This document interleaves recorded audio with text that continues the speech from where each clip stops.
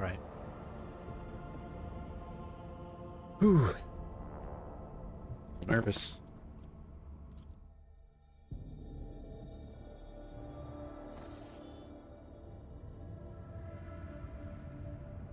Epitaph.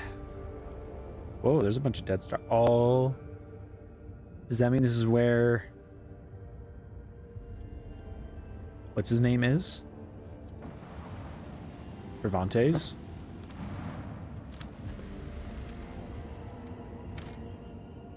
Dude, has Talcazar been working with Cervantes? Seems that all color has died from this world. Gray masses of rocks give way only to brownish sand and the black voids of gorges. The team barely notices a strange detail amid the drab landscape, an extensive area where the land is too smooth. As they approach, this area turns out to be a lake of moving metal, in the center of which burns green arc discharges. On its shores lie the ruins of pyramidal constructs. Through monoculars, it is determined that the remains of the pyramids are slowly melting, creating flows that dump new metal into the lake. The smoothness of the lake is lightly rippled by currents trying to extinguish the flames in the center.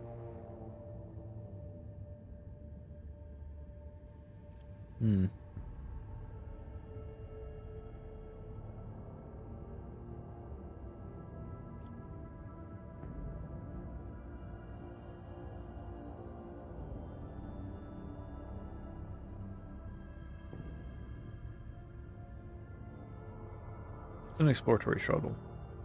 Specially equipped with servitors are the first to disembark on the shores of the metallic lake.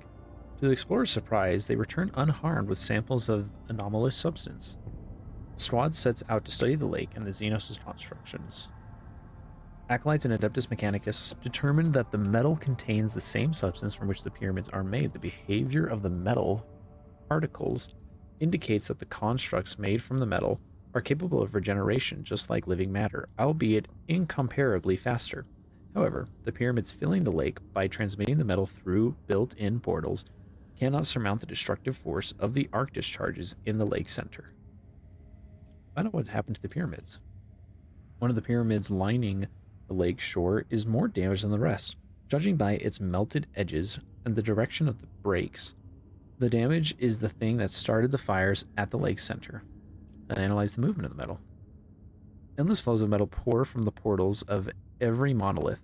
However, one of the flows is noticeably weaker than the rest. Looking closer, officers notice a small object blocking part of the portal. With the help of servitors, they are successful in removing it and bringing it to the Von Valaxius shuttle. Regains 3 charges of the hollow field at the start of combat. Whenever the wielder suffers damage, 1 charge of the hollow field is removed to prevent this damage. Whoa! Damage is not prevented, the wielder becomes staggered. Yay. That's cool. So you're immune to 3 instances of damage, but then after that you get staggered.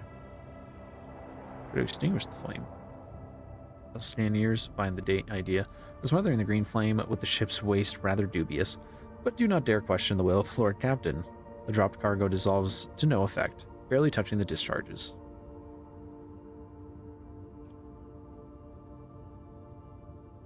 Attack the void ships. No constructs do not give under the first salvos, and from the portals flows of metal begin to fill the damaged parts. The lake slowly shrinks, but the rogue traders team quickly understands that it will take several days of bombardment to fully destroy this place. There's something wistful about this sight, an unhealing wound on the body of some mysterious technology. A dying star. Judging by the orbital trajectories, this is the parent star of the system. If Lumino reader is right, back in the day it used to be huge and angry with a bite to it. Not this half-dead firefly. What happened to it? I can't imagine what could have drained a deadly beast like that. Lumino reader swears that the rays of this star would have continued withering all life in the system for millions of years to come. Or for millions of years more.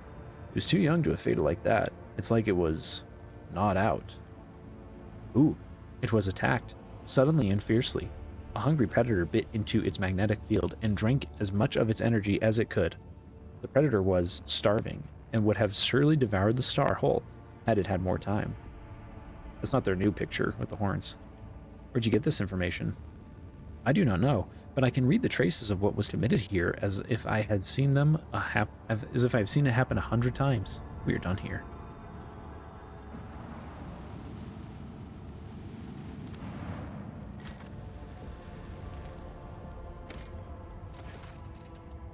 A shadow of Imperial make is detected among the rocky gorges of this planet, alongside two nearby Xenos objects, monolithic structures embedded into the landscape. When scanned, the objects distort the signal, but no signs of enemy activity nor signals from the shuttle are found. Send servitors to scout. Servitor signals disappear as soon as they approach the cliffs between which the shuttle was found. Not one of them returns, and no data is received. Disembark. Lazarus von Valaxius wishes to personally explore the enigmatic monoliths. Von Valaxius shuttle overcomes the turbulence zone with an alarming rumble, after which the connection to the void ship becomes tenuous. Despite a rough landing on rocky terrain, the flight ends successfully.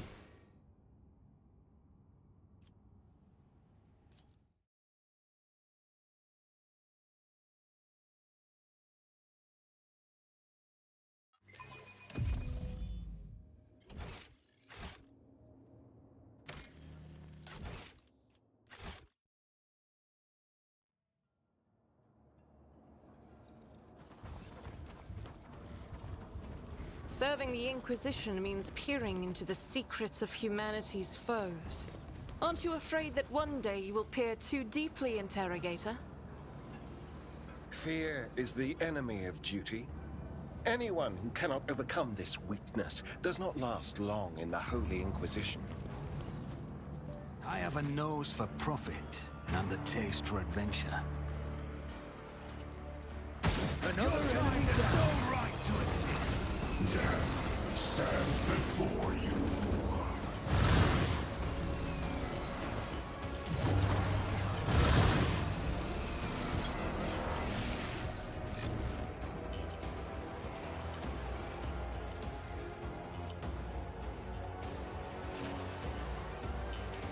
Do I have the range from here?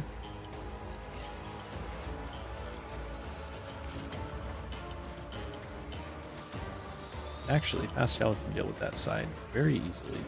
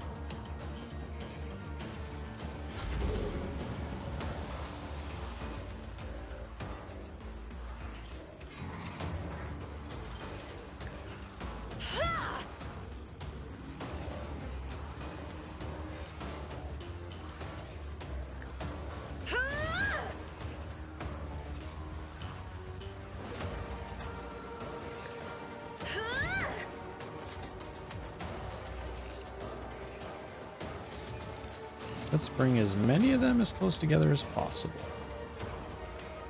Ooh, especially if we could bring them to an explosive barrel. Oh, Pascal, you're gonna have a grand old time.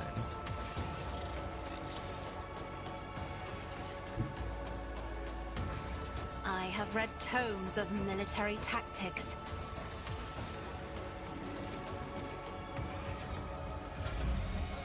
Oh no, I'm stupid. Oh, I'm so dumb. Oh no. All of you stay there. Don't move.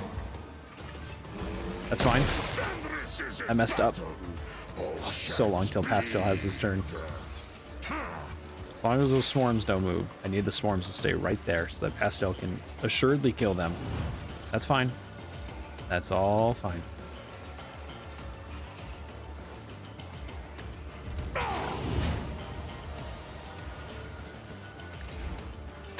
Carve runes out of your bones.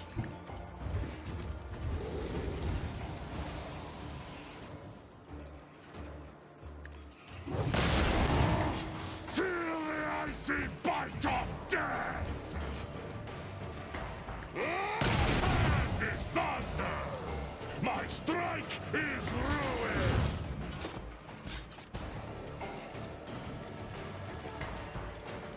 None can do this better than a warrior of the All-Father.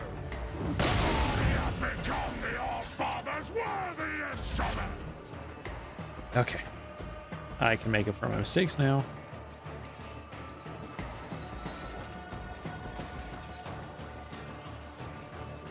I'll make it happen. Instead of doing what I usually Who if do, not me? I'm just going to immediately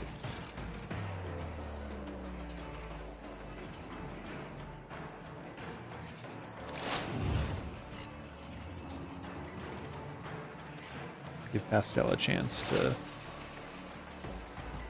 cause some chaos. What? What? But they're marked. My competencies are not that universal. I know the target's under the effect of hunt down the prey. Cogitation fails. Fine, we'll do it the old-fashioned way. I am a savant of destruction. In the memory of this righteous moment. The Omnissiah knows all, comprehends all. My vow is to serve. The scriptural prognosis is favorable. On it. Consider this a taste of what's to come. I keep forgetting that stupid Necrons. Y'all are annoying. My gut tells me it's a bad idea. Does that mean that it only works on the targets marked by their as their prey? So that way I can't like have multiple bounty hunters and mark up like everybody and have one dude just blast like 8 to 9 different targets. I'm assuming. It's as good as done. I'll see to it personally. Who, if not me? I'll see to it personally. You should feel honored to witness this! Significant. Yep, that is how it works.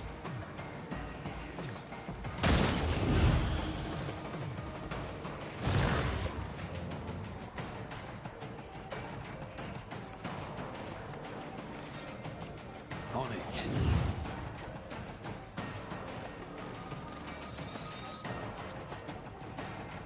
I'll make it happen.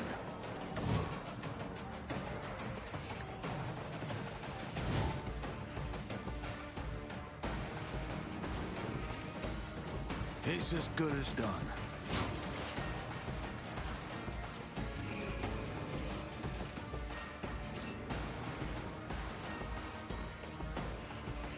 Request approved. It's an equation. Your life is a negligible variable.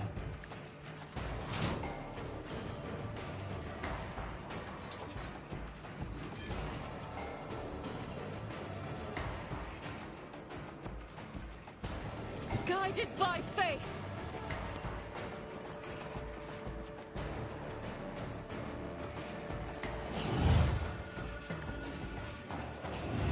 Doubt is for the weak.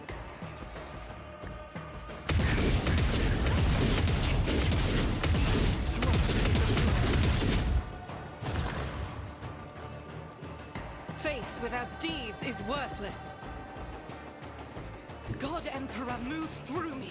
Be the fire in my heart.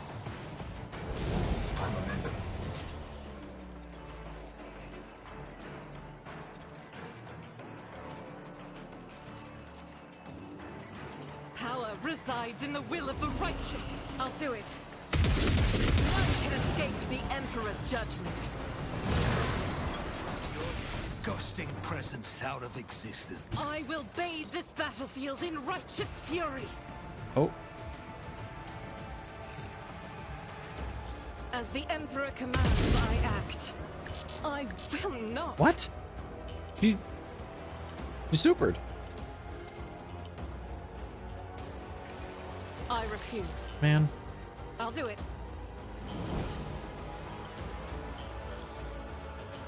Oh, it Doubts restarted for the combat, weak. it looked like.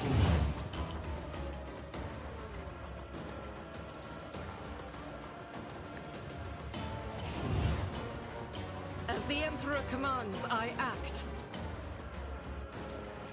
This is unacceptable.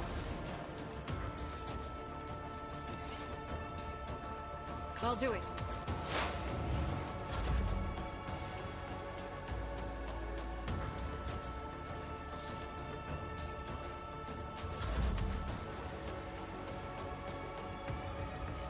I'll see to it personally.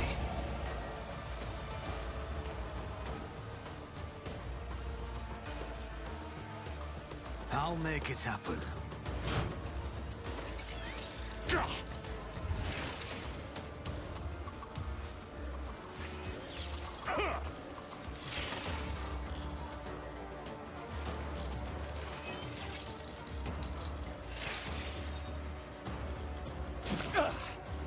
I won't go down easy.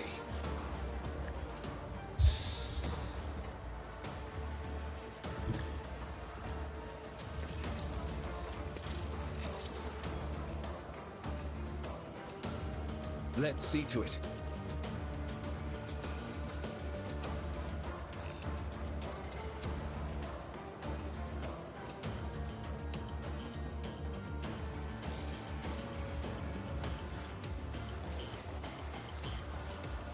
But of course, Lord Captain.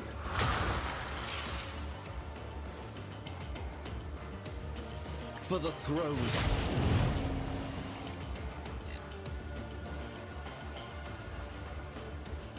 Naturally. Your reckoning is due. I won't object to it. I won't do that. But of course, Lord. I'm done with this one. Oh, that's the final level up.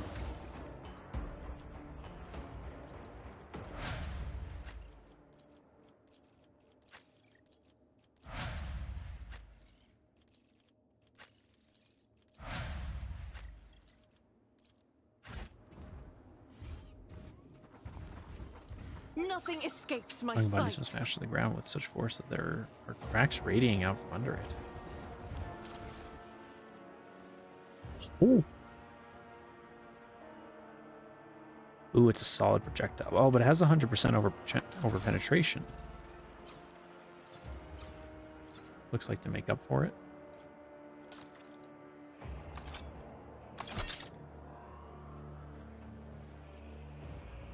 Oh, oh.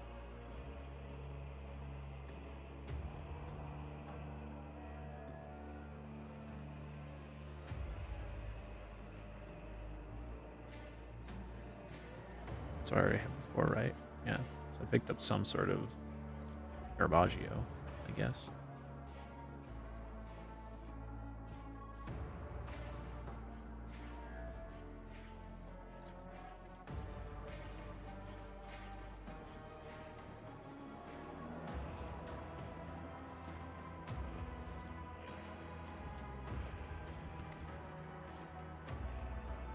Lose some of my hit chance, but lots more damage. We'll see. You still recognize the Von Galaxy's coat of arms in the half aberrated emblem on the side of the shuttle. Parts of the hull and equipment look as if something vaporized the ship's components, one layer after another.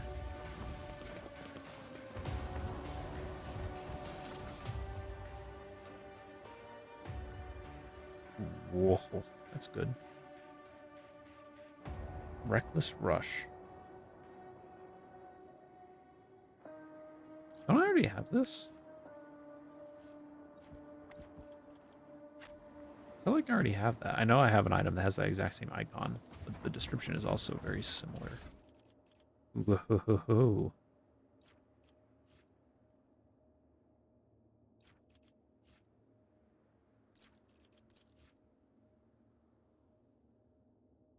Her ladyship. Oh, this is old.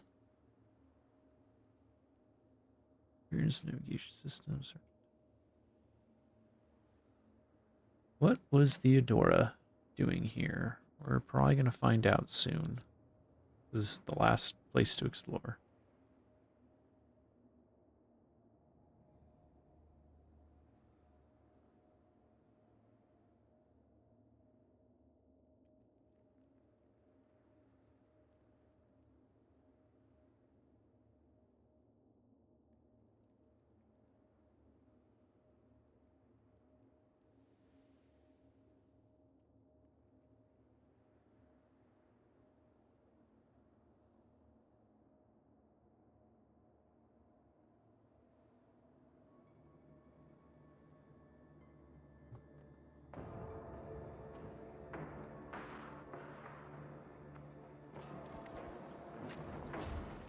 I think that's better.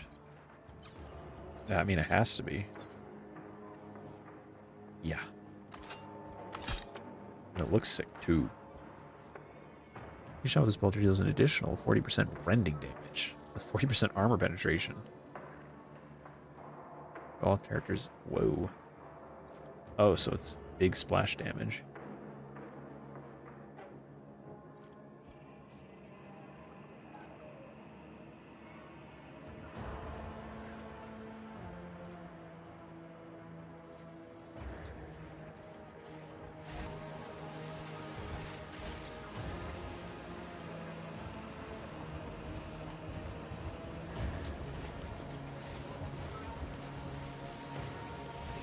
Always keep your eye on the prize.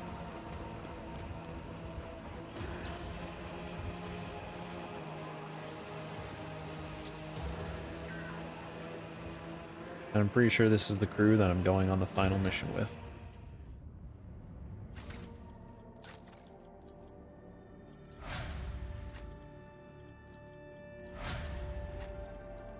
Actually, I'll see if there's a reason to be in Chorda. Though I kind of don't want to. It's more that I'm just hoping that there aren't any scenarios where it's like, well, you would have been screwed, but if you brought this one companion, it all would have been fine. I doubt that'll be the case, though. And just in case, we're gonna start making a few saves, just to be sure. A dead star. Those things.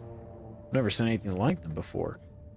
But the panel of the ship's tech priest lumino readers say they are star corpses. Not just corpses. They called them stellocide victims.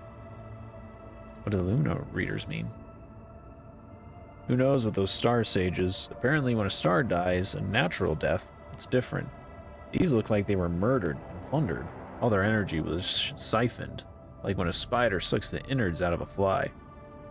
And witnessing these husks, if you don't mind me saying, scared the lumino readers so much that they wet their mental trousers. Don't you think we're observing far too many stars here? I agree, Lord Captain. The stellar trajectories also suggest that most of these stars didn't used to be here. Someone was hoarding them in this system. And I wouldn't like to have been here at that time. The gravitational currents would have been pure chaos. Who could have pulled off something like that? Was it Drukhari? Dragging stars around like they are their property is quite the character for those damn Xenos. Here's as all this may be, we still have a job to do. I think it's the final job. Lord Captain, the Xeno Squadron is on an intercept course. It's the same abominations as before. It's not them so riled up. I think they are guards. Ships took off from the surface of the planetoid as soon as we bathed in it with the eye of our augurs. I'm not an expert on Xenos mines, but I know my void maneuvers, and I can tell you this. They are angry. They are approaching on a direct and unambiguously aggressive trajectory. All decks prepare for battle. Orders received, Lord Captain. Glory to House Von Valaxius.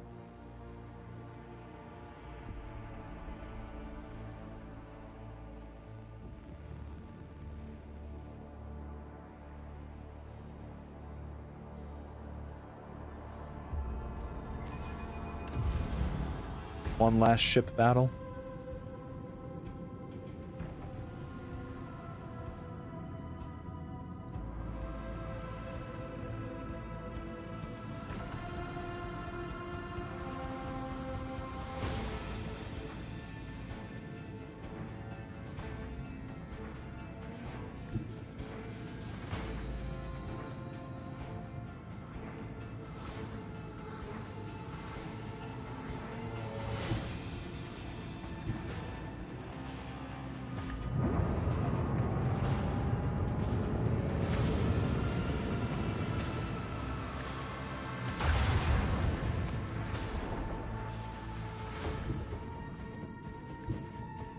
He's just saying that because I'm in this junk, but once I'm out of it, it'll extend. Right?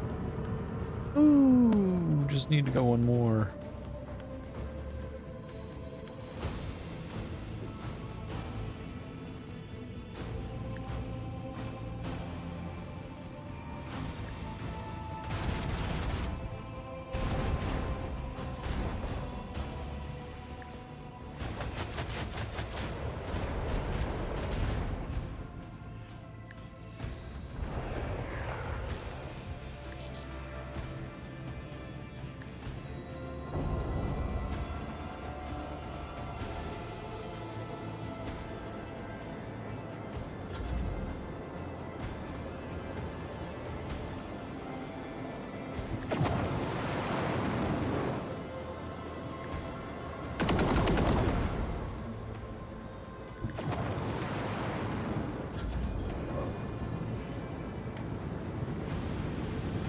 Yeah, can we see this main world we're going to?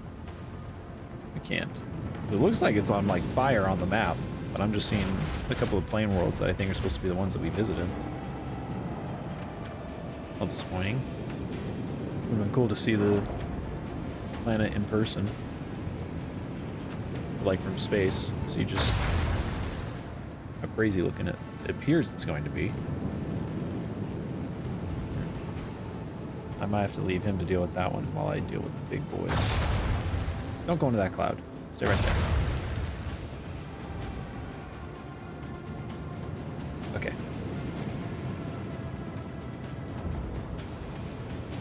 Ooh, my sword class ship though is gonna be having a bad time here in a sec though. Oh?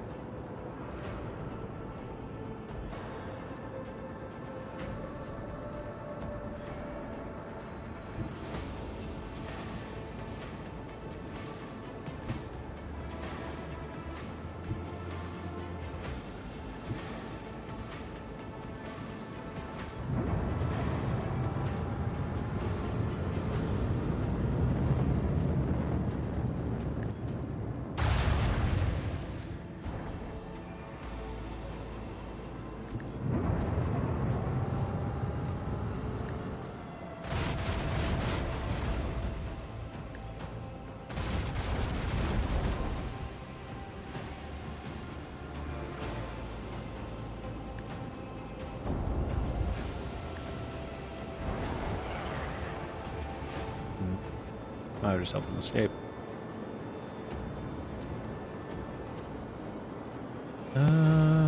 Where's it gonna register the shots from there? Maybe the front? Find out.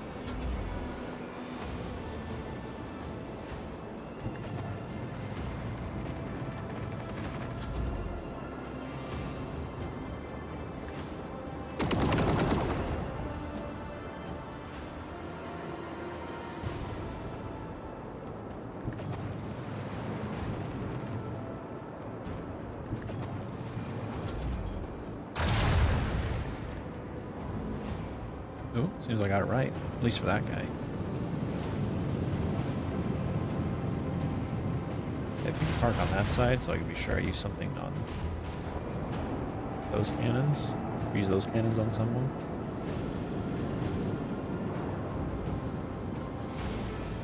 Oh, he's almost dead. Could try and count on the knock to finish the job, but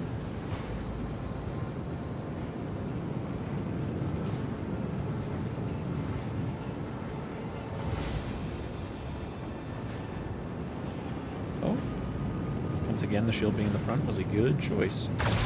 Oh, never mind. Oh, they break the shield. Ooh, they did.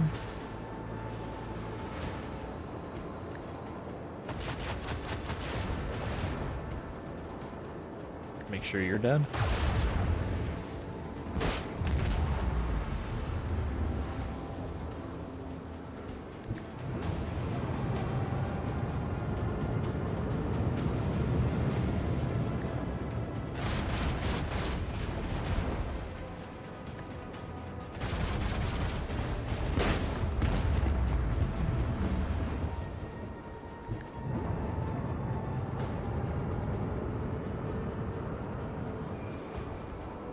Oh yeah.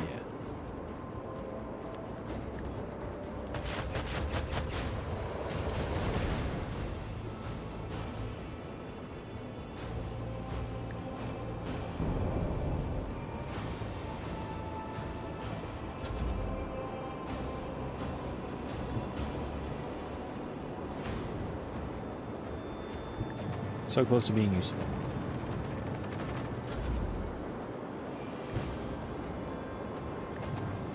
That's in range, right? Yeah.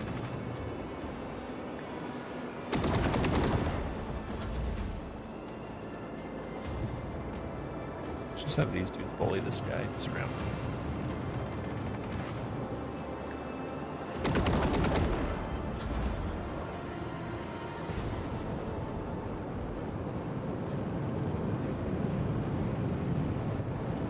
That's the side.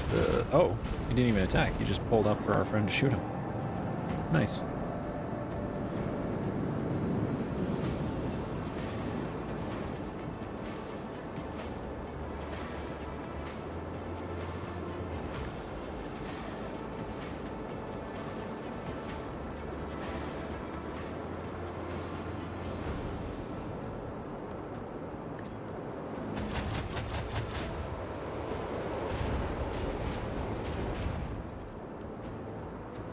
Oh, is it only for one attack? That's lame.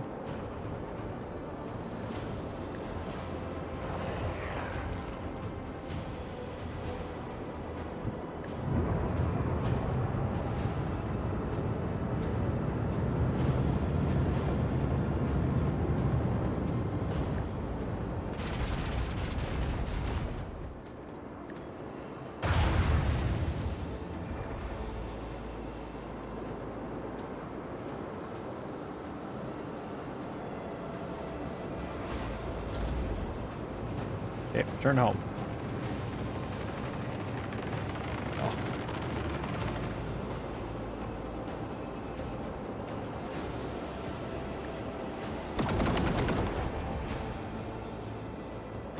At least you, yeah. You, I'm able to return home.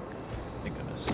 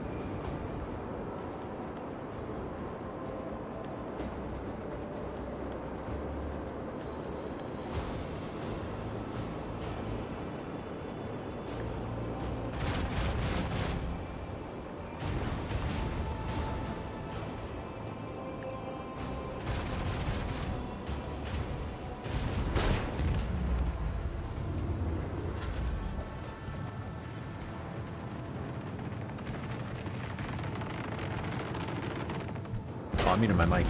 Oh well.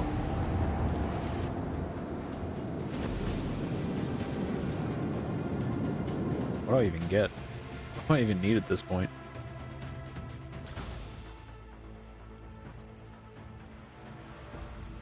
I guess I have those in case I get into another ship battle, but I don't think I will. I think that's the last of them. Something epic is happening on this place. Just a chunk of... Lord Count, we spawned a planetoid with an unidentified xenostructure. Something tells me this is the place we've been looking for. Augur clerics detect a field of void mines on our trajectory toward the planetoid. Transmit the deactivation code we found in the outpost of the Lord Inquisitor's men. Beginning transmission. Receiving return signal. 5% of mines report a transition to sleep mode. Receiving coordinates of an area designated as main landing site. We have a safe channel of approach toward Epitaph and coordinates for landing. Or coordinates. Any traces of Calcazar? Plenty. We're picking up the remaining Vox echoes of conversations. Standard signals belonging to Augur observation systems. The gas thermal trails of shuttles preparing to land. Man, I can't read. I'm too excited. You know, Lord Captain, it seems to me that this place is about to fall apart. Augurs detect a multitude of signs pointing to structural damage in the tomb located on the planetoid, and they are very fresh. Commence preparations for the landing party. Are you certain, Lord Captain? Beg your pardon for such audacity, but this old void wolf's gut tells him that this tomb is very likely to become ours. I have this bad feeling as if... Forgive me, your lordship. I've completely lost my senses, giving out advice like that. I'm ready to face whatever lies in wait. We make the landing. Be careful, your lordship. Wait as long as it takes for your retrieval signal, even if every Xeno fleet in the world appears to swat us from orbit. Oh, we're on the bridge.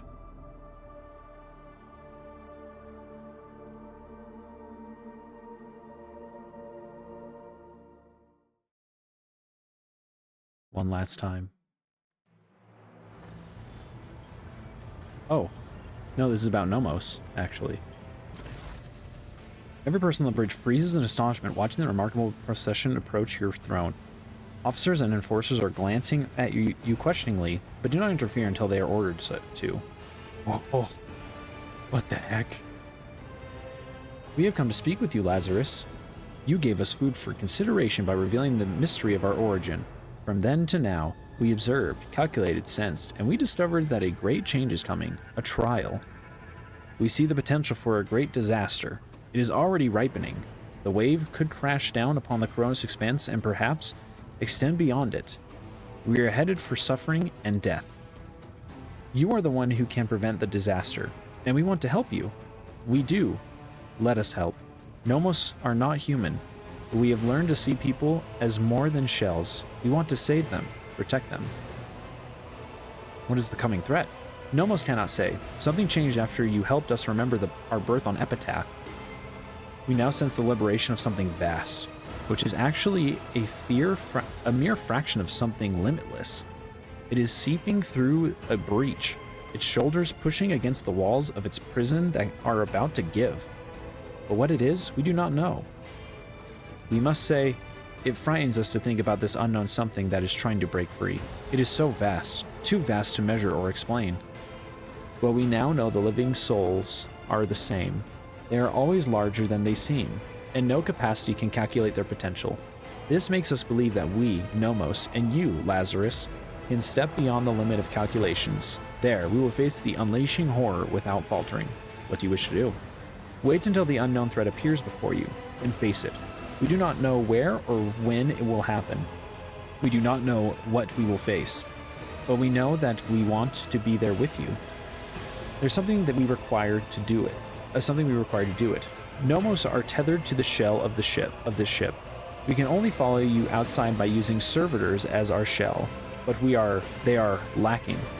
Only a modicum of us can enter such a primitive vessel, and our power is likewise limited.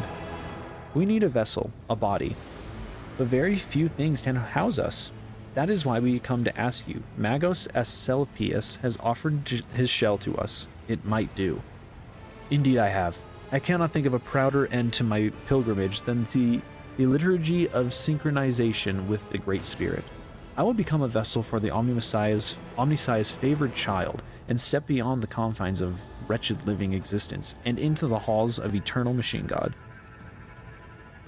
You would sacrifice yourself, Asclepius. I desire it more than anything. We asked him many times because we did not want to hurt him. Nomos would not have proposed it if this human was against it. I've heard you made your decision. We wait your word, master of the ship. Please, give us freedom, and we will stand with you in the hour of great need. You can take Asclepius's body.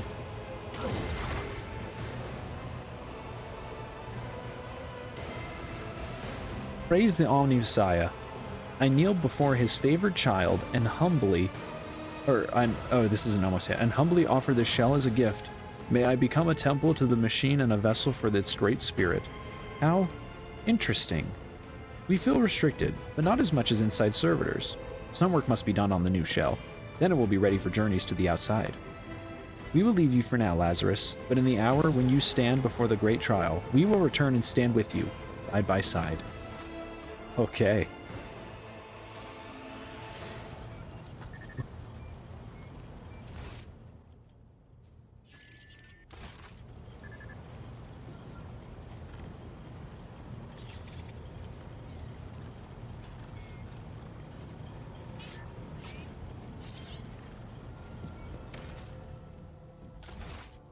I'm going to be saving a lot.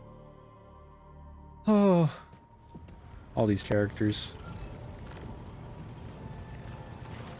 Lordship, the shuttle is ready for landing. We have the exact coordinates for a secure landing site. Will you authorize the start of the expedition? I need time to say my goodbyes. Oh, my love. Cassia brushes the invisible weight off your shoulders with a light movement, and your heart feels a little calmer.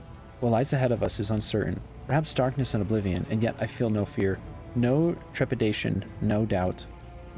Cassia's palm gently rests on your cheek. To be here with you, to share the last moments of peace before the inevitable. If either of us should die in the coming battle, know that I will look for you in the next life, until I find you again. I'd rather not have to wait several lives. Let us find our blessing in this one. Cassia shakes her head, laughing softly. It would be wonderful, my love. But will the stars let us?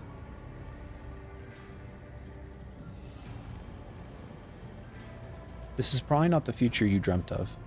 But if it all ends in victory for us, what do you intend to do next? Until duty calls me, I would like to spend the best moments of my life with you, Lord Captain, and only the stars know what will happen next. Steel yourself, Lady Cassia. The hour of battle is at hand. My heart is fluttering, Lord Captain, but not because of fear or doubt. I am ready to face what is coming. I wish these were voiced. Argenta's face, which has grown haggard as of late, looks like the face of someone stricken with fever. At last, the final battle approaches, rogue traitor. My heart awaits it eagerly. May we fulfill our duty together, she half whispers. Make the sign.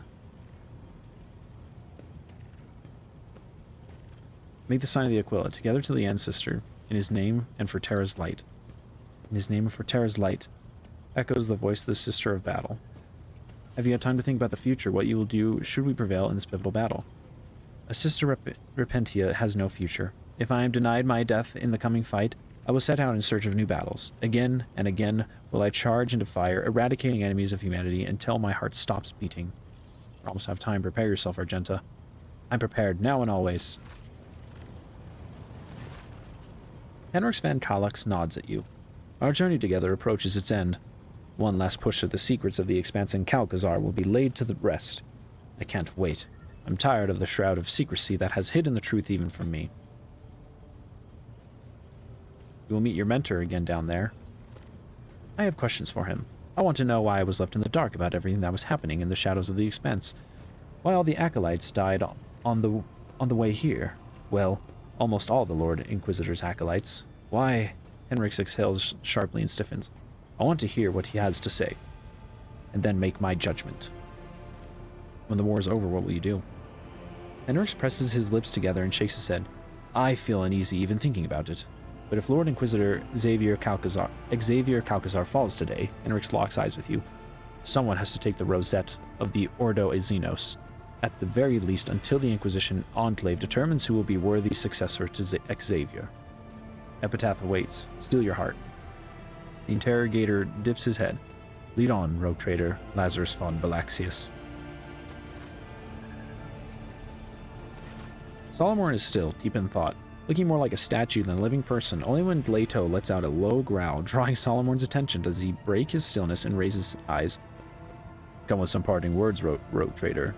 Now is the time. There may not be another opportunity. I'm glad our paths crossed. Solomorn presses his fist to his chest, looking you straight in the eye.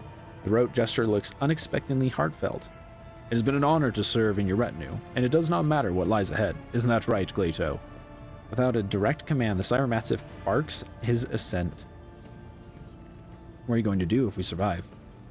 You have entrusted me with the leadership of the Adeptus Arbites in the Expanse. Whether I become the next Marshal or not, I will have to leave your retinue and devote myself entirely to my new post.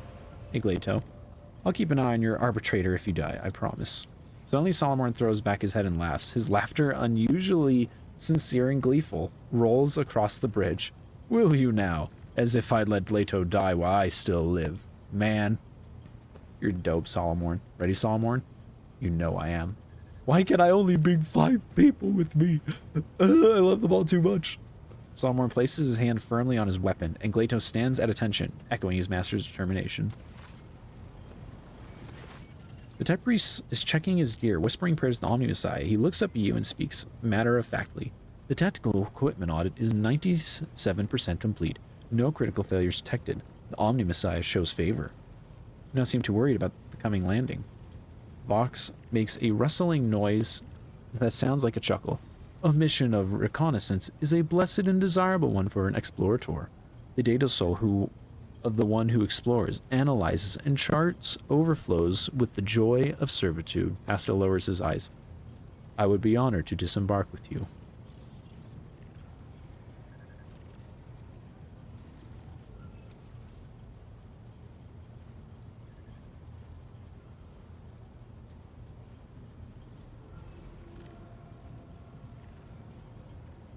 Ah, you stupid, silly robot man. Took good care of my ship and equipment. The dynasty will not forget it. When the iron flowers of the Omnissiah bloom, there must also be his passionate gardeners. Thank you for honoring this unit by letting it serve the formidable spirit of the Von Valaxius dynasty's flagship, your lordship. When the campaign comes to an end, will you stay on duty or return to your fellow tech priests? It has been a joy to serve such a distinguished person, but duty calls the Amarnock Collective to a different mission. The message of change must be proclaimed. The believers must be separated from the doubters. Pastel, no, Amarnock looks at you curiously. The experience of our comradeship has taught this unit much. The trials and battles we have gone through have produced trust, sincerity, mutual understanding. Amarnock will lead his flock through the flames and forge the sect into a religion. May we have good fortune. There is no such thing as good fortune. May the statistical probability be predictably positive.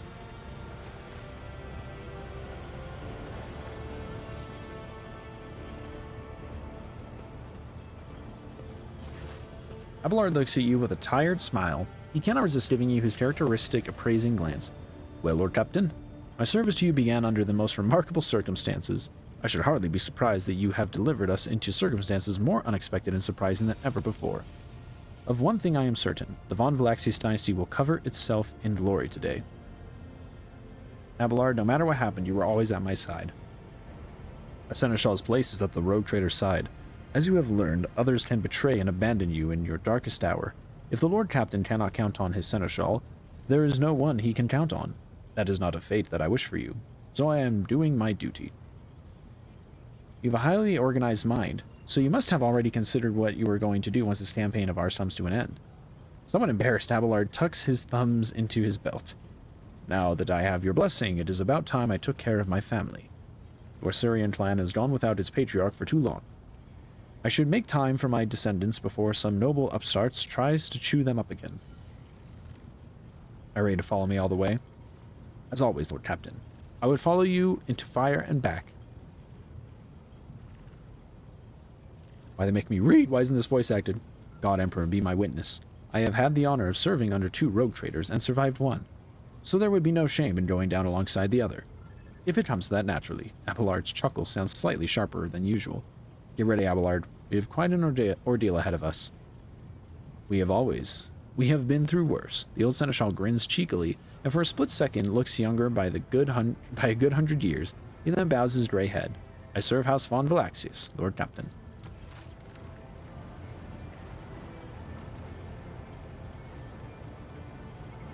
Aw, Cabella's all the way in the back. I am not a priest, of course, and the spirits do not always speak clearly to me, but I did cast the runes. You have a great challenge ahead of you, Otvater. Be very careful, or better yet, take me with you. There's no better way to guard your safety. I'm glad the Emperor brought our paths together. This only proves that we will not lose, Otvater. Go into the foulest hole in the universe, where only low-born and wretched inhumans crawl. Fall into darkness and then try out. Who here believes in the Allfather, sisters and brothers? And even there, in the world's most rotten pit, you will hear an answer. And if you reach toward that voice, you will find a worthy companion. Everyone who believes in him and follows in his footsteps is given the chance to become someone greater and more worthy. Xavier Calcazar is waiting for me down there. Should I give him your regards? I would rather talk to him myself. My anger and vengeful heart tells me that only he knows how and why the baleful Howl Pack died. It also tells me that I will not forgive myself if that puffed-up arsehole Calcazar somehow dies before I rip the answers from his leering mouth. You found your pack on your own, and our campaign is nearing its end. What are you going to do next? I will return to my brothers and sing the saga of the baleful Howl Pack. I will carry it all the way to Fenris and pour its ringing verses into the ears of the Jarl and the Great Wolf himself. Its burning words will warn us during the fierce Hellwinter. Ulfar grins, and the brothers at the table will nudge each other and point their fingers at me and say, "It was he who crafted such a beautiful saga." How generous the Allfather has been to him. Fenris Yota, all black. Fenris Yota, Otvater. Ulfar bows his head solemnly and respectively, an untold honor granted to a mortal who has impressed the Emperor's angel with his deeds. Dira, you were the one person I'd never brought along for stuff, and I'm sorry. Dira looks up at you with reddened eyes. Despite the tired look on her face, she smiles broadly. Either you or something behind you. Well, Lord Captain, my little whispers have grown quiet. It's like they know the long thread we've been following is finally at an end. It's now or never, isn't it? Thank you for everything either way, Lord Captain. How about that, Adira? How about it, Adira? Grant me one last prediction for the road. You think the little whispers are going to play nice? Ha! They weren't that useful before, and now they're more likely to mess us around than save our bacon. Adira laughs ruefully. Lord Captain, your fate is in your hands alone. Do not let the words of a deranged psyker confuse you. You're not meant to listen to the grumbling beyond the veil. I'm glad you have been at my side all this time. Adira sobs your words. I thank you, Lord Captain. I can't imagine why you've shown so much kindness. After everything we have been through, you were the only reason I'm still alive. There were so many ways I could have died. I know I've been harping on all this time about Lady Theodora this and Lady Theodora that. You know, you may never become who she was, but she can never have been who you are either. I'm glad it was you who replaced her, and that life threw me together with you, and not with someone else. So there. Now let's change the subject before I get all sentimental, alright? Yeah, too late, homegirl. What do you think awaits us in this last skirmish? Well, I have no doubt about you. Everything's going to come up roses for you. As for me, Adira catches herself. You know, maybe I won't live long, but it'll be a good life. I'll leave behind so many tales to tell. Let them remember my name over a mug of something foamy, and laugh at the stories of of our exploits. Give her a hug. Adira sobs fearfully, but in the next moment hugs you back. There. You really have lost it, haven't you? She is silent for a few seconds and mutters something before letting go. Thanks. Pull yourself together, Adira. We have a tough battle ahead of us. If it were an easy battle, who would ever bother to tell tales about it? Nobody, that's who. Let's show him, Lord Captain. The Exalted One once wove our destinies into the glittering tapestry of this world, with gold and silver thread shouting. And today the pattern of our lives will either be completed, Jaya snaps her metal fingers deliberately loudly, or the tapestry will be torn asunder. Personally, I prefer to place my hope in the first option. Are you afraid of what is to come? The battle against the enemy? Pain? Oblivion? Jaya smiles and shakes her head. Oh no, Shireen. My only fear is that after these tribulations, we will never be the same again. And I do so enjoy being me. After a pregnant pause, what does that mean? Jaya continues in her usual playful manner. So, what brings you to me, Shireen? Not parting words, I hope, because I despise goodbyes. I feel as though they rob me of my future. You never want to hear goodbye, after all, but only ever see you again under the same stars. Just want to say I'm glad of your company, especially now. Once our alliance is like a miraculous oasis blooming in the fierce desert heat. I am glad to be your partner and friend and ally in the fight against the enemy. Curious what you will do when this is all over. You mean if it's ever over, and if the Azi don't play their evil tricks on us? Jaya raises an eyebrow and shrugs. I don't know, Shireen. Being drunk on unbridled freedom sounds nice. It's so close. I could reach out and grab it like the trail of a comet, and leave the Caspilla Commission behind. Start doing things on my own without having to rely on your good favor. Limitless possibilities lie ahead. I just have to survive the coming darkness. Get a grip, Jay. We have a hard battle ahead of us. Rest assured, Shireen. When it comes to matters of being an oblivion, Jaya Hadardi has the coldest mind and the bravest heart. Juliet looks at you, her emerald eyes shining with quiet determination. When the path my lost soul was following crumbled beneath my feet, shattered, plunged me into doubt, you were always there, Alantok. Despite how much you hated my kind, despite what my kin were doing, it is time for me to repay you in kind. Our journey together has not been an easy one, but I'm glad that both of us are here today.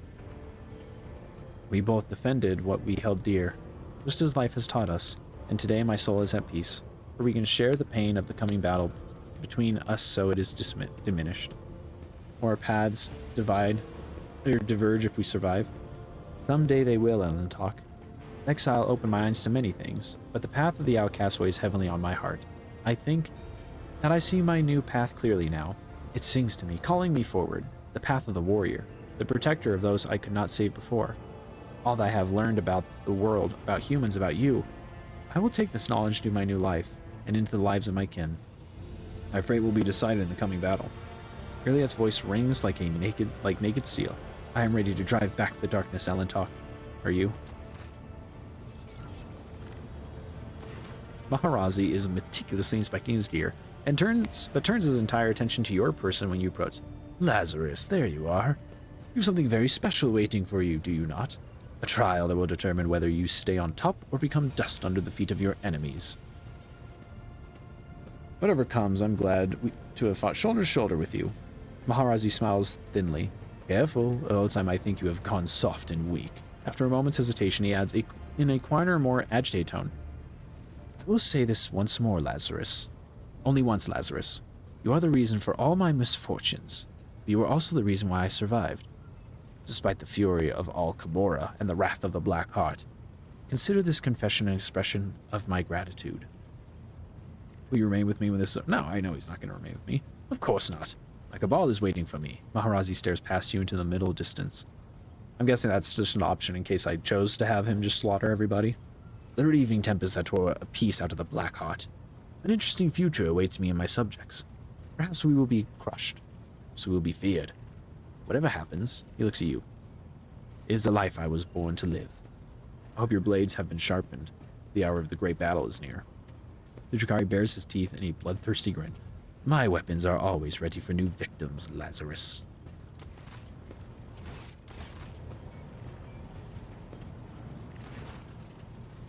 Bella stands motionless, deep in trance, but returns to reality the moment you approach. Your every breath and heartbeat has been an anticipation of this moment, Domin Lazarus. Do not hesitate. Step into the darkness and allow your shield and shadow to walk with you. I thank the Emperor for having met you. Such was his design. In the pattern of the blood-spun web, my thread stretched out to yours, Domin Lazarus, to shield you, to serve you. She touches a wound that has barely begun to heal, And every night, I praise him for the honor of letting me twine around your path.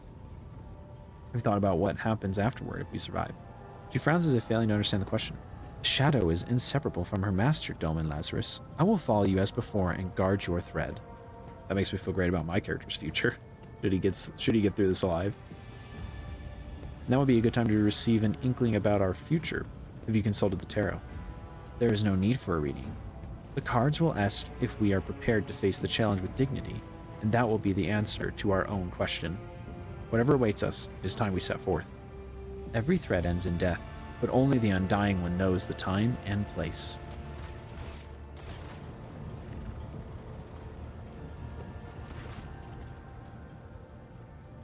Oh, I don't have anything to... I don't have a final goodbye with my officers. I guess that makes sense. Oh, there's Chorda. Do you have anything? Probably not. Yeah. I'm here in hand. Say the word. That makes sense.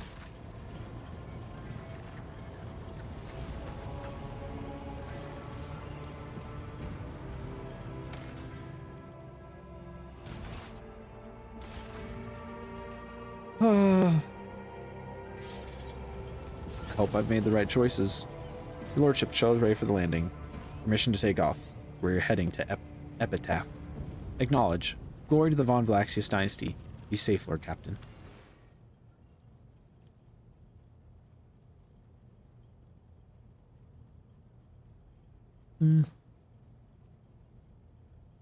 I could swap out Pastel for someone else, but... eh.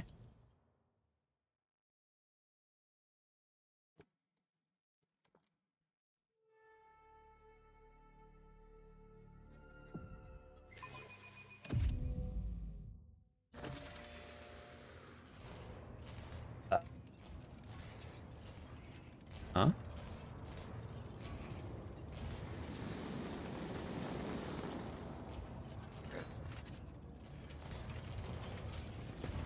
Even the wicked Xenos were no match for the scourge that has befallen them. How pitiful their empty shells look. So the battle's already over?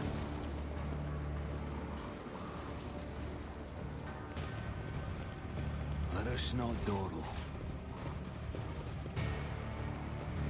I guess it Cast appears your eye that way. there.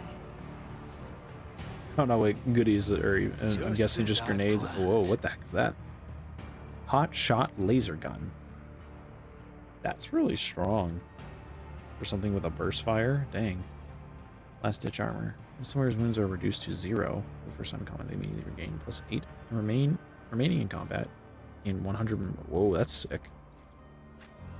I guess I'll keep that in my back pocket if Keep somehow the your last wits fight's too about tough. you. Someone keeps going down. Change signs of regression, simply staring ahead. There is an odd disoriented quality to its movements.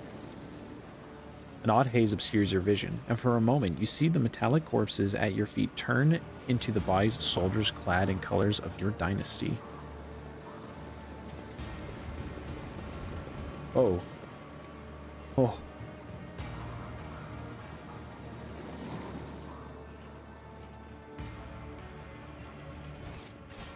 I always keep my options open.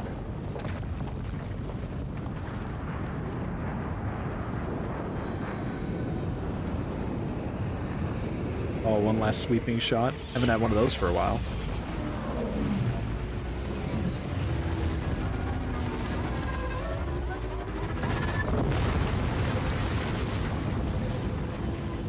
Have they been like EMP'd? Alcazar has done something to separate them from...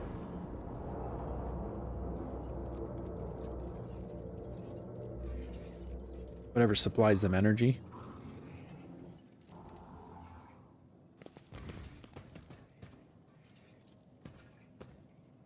Out of the corner of your eye, inside the glowing green orb mounted on the contraption, you can see the reflections of people who are not here. They are looking at you curiously and fearfully. Anakia. That name's familiar, but I don't remember who it was. I always have a backup plan. The Xenos is making the same rhythmic sound over and over, as if trying to say something, but losing its train of thought and starting anew every time. Every few moments, the metal particles lose their color and become translucent. You can see something dark and formless behind the metal, yearning to be born, but unable to do so yet.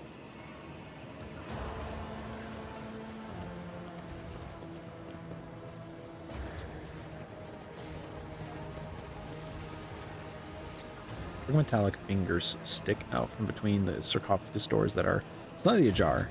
It wriggles weakly.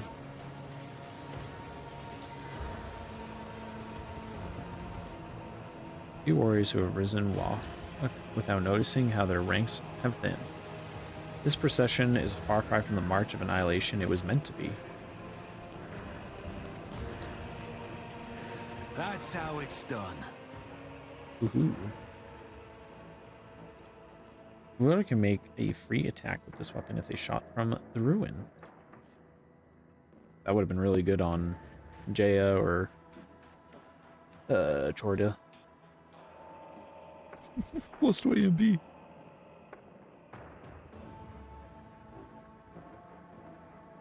Dang. Thick boots. I don't think anyone really wants them right now.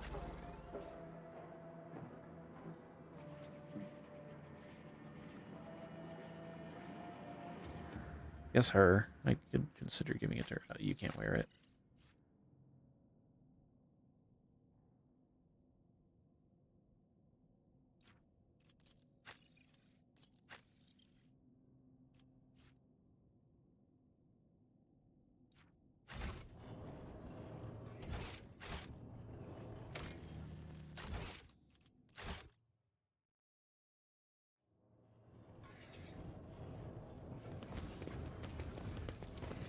Oh.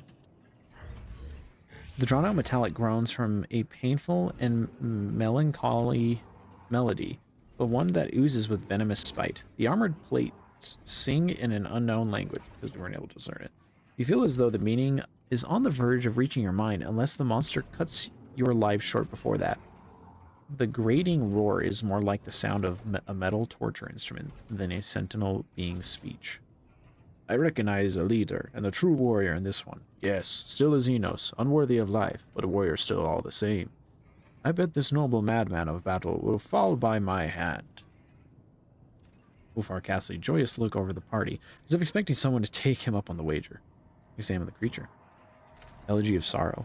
The Xenos' entire skeletal body is made of an unknown metal interlaced with greenish energy channels aglow with currents. Below its waist, the flares of a grav pad are humming and rattling. Its upper limbs fuse into a formidably heavy cannon. Not a single part of the monster's body betrays vulnerability. Without a doubt, this is a technologically superb machine design to annihilate all life. Disabling it will not be easy.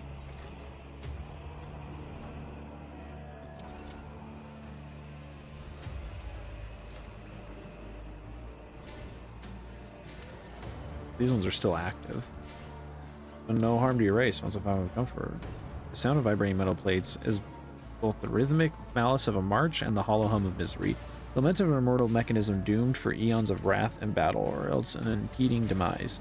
The salvo from the monstrous cannon is an infernal orchestral chord that makes the very fabric of space tremble. Your kind has no right to exist.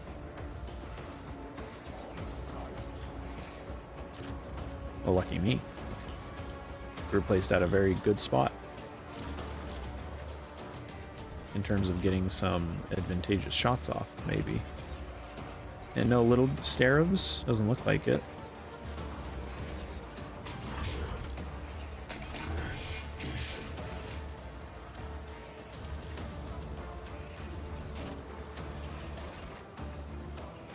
Look, over there. What'd you see?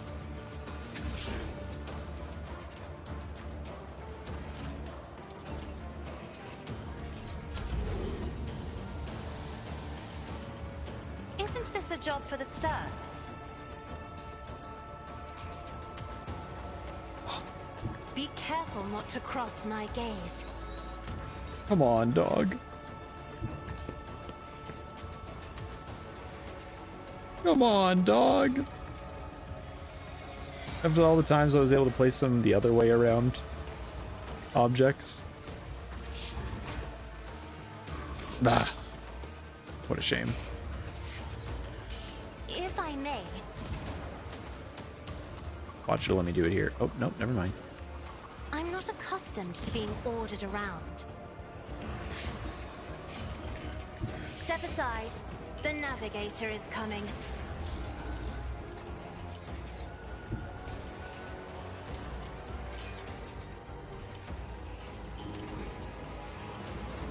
Battlefields are always drowned in scarlet.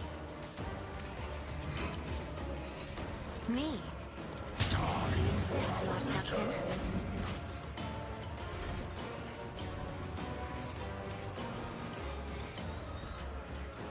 I have read tomes of military tactics. Oh, I Isn't did this make a little job mistake. He doesn't have any themselves? line of sight on Pascal or Argenta, so I can't have them. Or actually, though, that's fine, because I need to have Henrix run around behind this dude when I give him an action. But I won't compromise my principles. no line of sight to the target.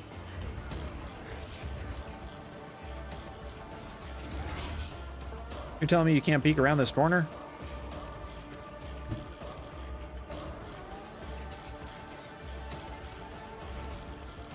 That's awesome.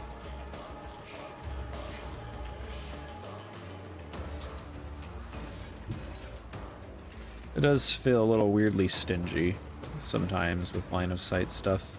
Not the biggest fan of it. On it. Understand it can't just be perfect all the time, but still.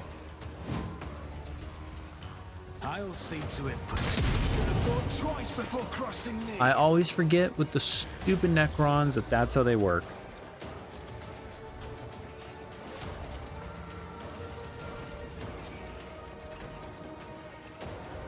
I'll make it happen. Who, if not me? Someone's death wish is mine to grant. I won't object to it. For the throne's glory. Naturally. Momentum. Let's see to it.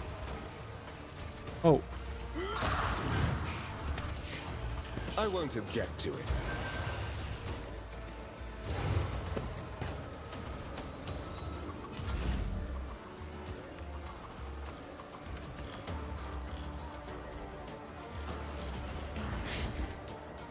huh? What?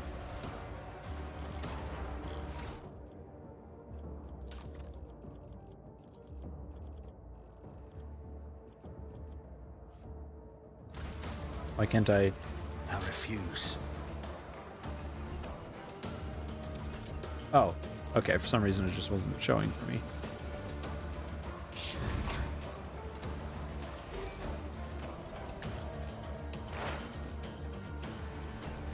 I'll make it happen.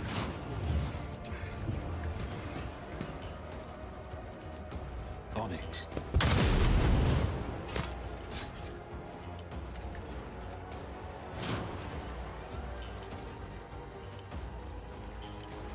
If I may,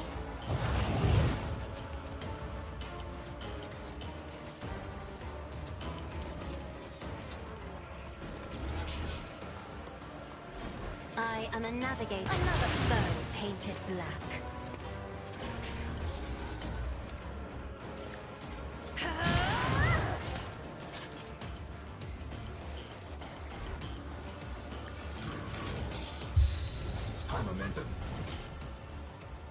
In the name of House Orselio, I shall prevail.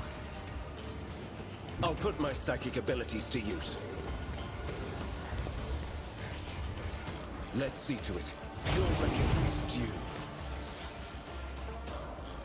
For the throne's glory. Everyone, step aside. I won't object to it. Let's see to it. Naturally.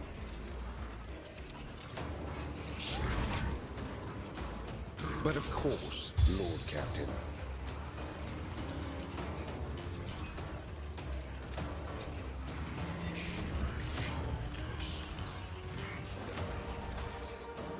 I won't object. The Inquisition sends their regards. This does more damage. This does more For the damage. throne's holy terror, smite your enemies. Let's see to it. The Inquisition sends their regards. I won't object to it. I'm done with this one.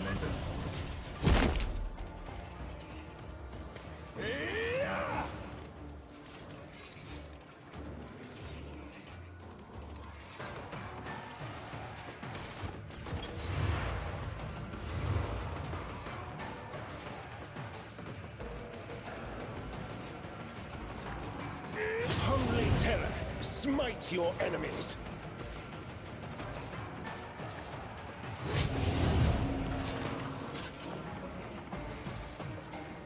Naturally. Your awakening cannot be stopped. The Emperor is on our side.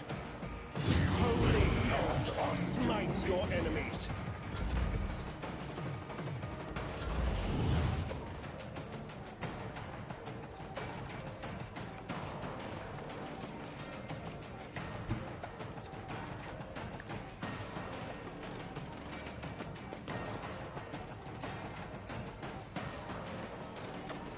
I'll make it happen. No, I forgot to mark him as prey first. Oh, I didn't even have a stack. Oh, then I super messed up. That dude's the only prey I have marked. Who, if not me? The best defense is a good offense. It's as good as done.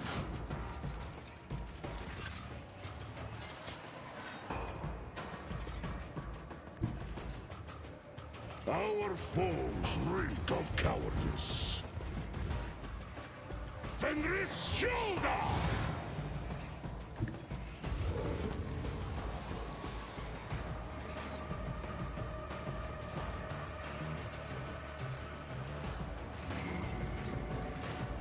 See how... Feel the icy bite of death! I hunger for battle. Oh, you're one of those losers.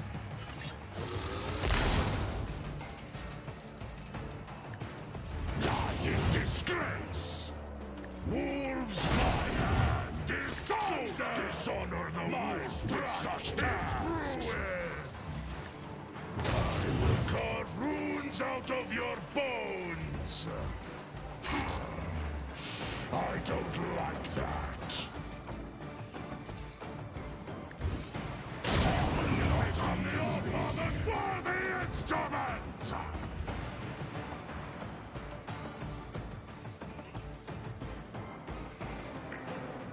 Cubs play! Feel the icy bite of death! My hand is thunder! My strike is ruin!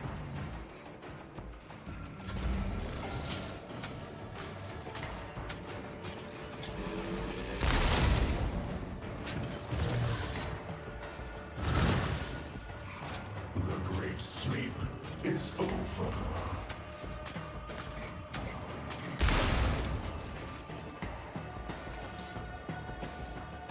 Rejoice in battle!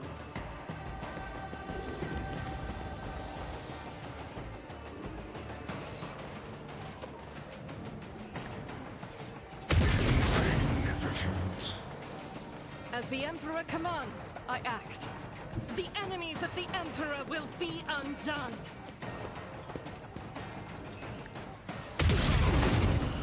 Vengeance will be swift.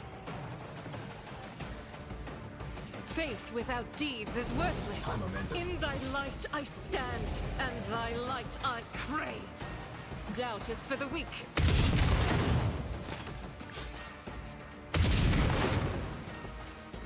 What? Why are you so tanky? I'll do it. As the Emperor commands, I act.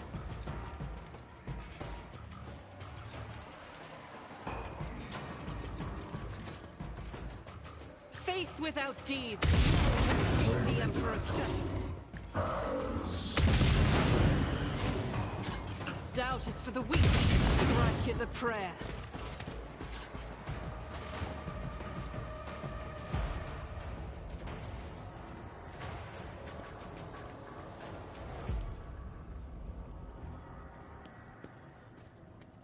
I'm trying to distort yourself.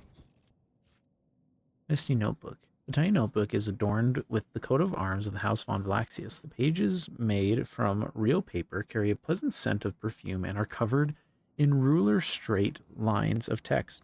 Their meaning is locked behind an intricate cipher, but you do not need to know the contents to identify the author. You know this perfect calligraphic handwriting all too well.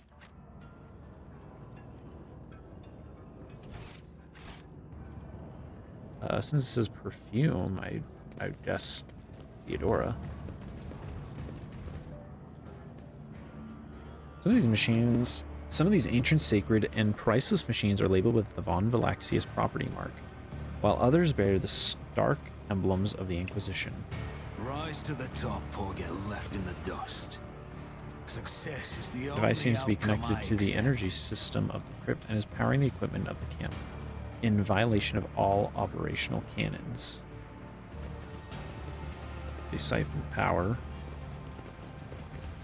from the Necrons. Oh. Tanakia. The maimed creature at your feet is still alive, as evident by its heavy breathing. It was a woman once, sporting close cropped hair and equipped for battle, but now her skin is shredded by the metal sticking out of her body in a dozen places. Examine the woman. While it does not appear to have any external injuries, it has been maimed from the inside out, as it is as if her flesh was transmuted into metallic shapes, and then burst out of her skin and turned her internal organs into a bloody sea. Some of her exposed bones have a metallic gleam to them, while others still look natural. Can you hear me?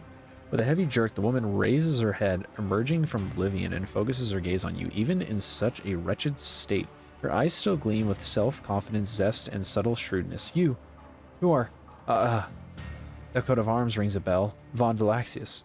I'm not surprised to see you as you may think. Who are you?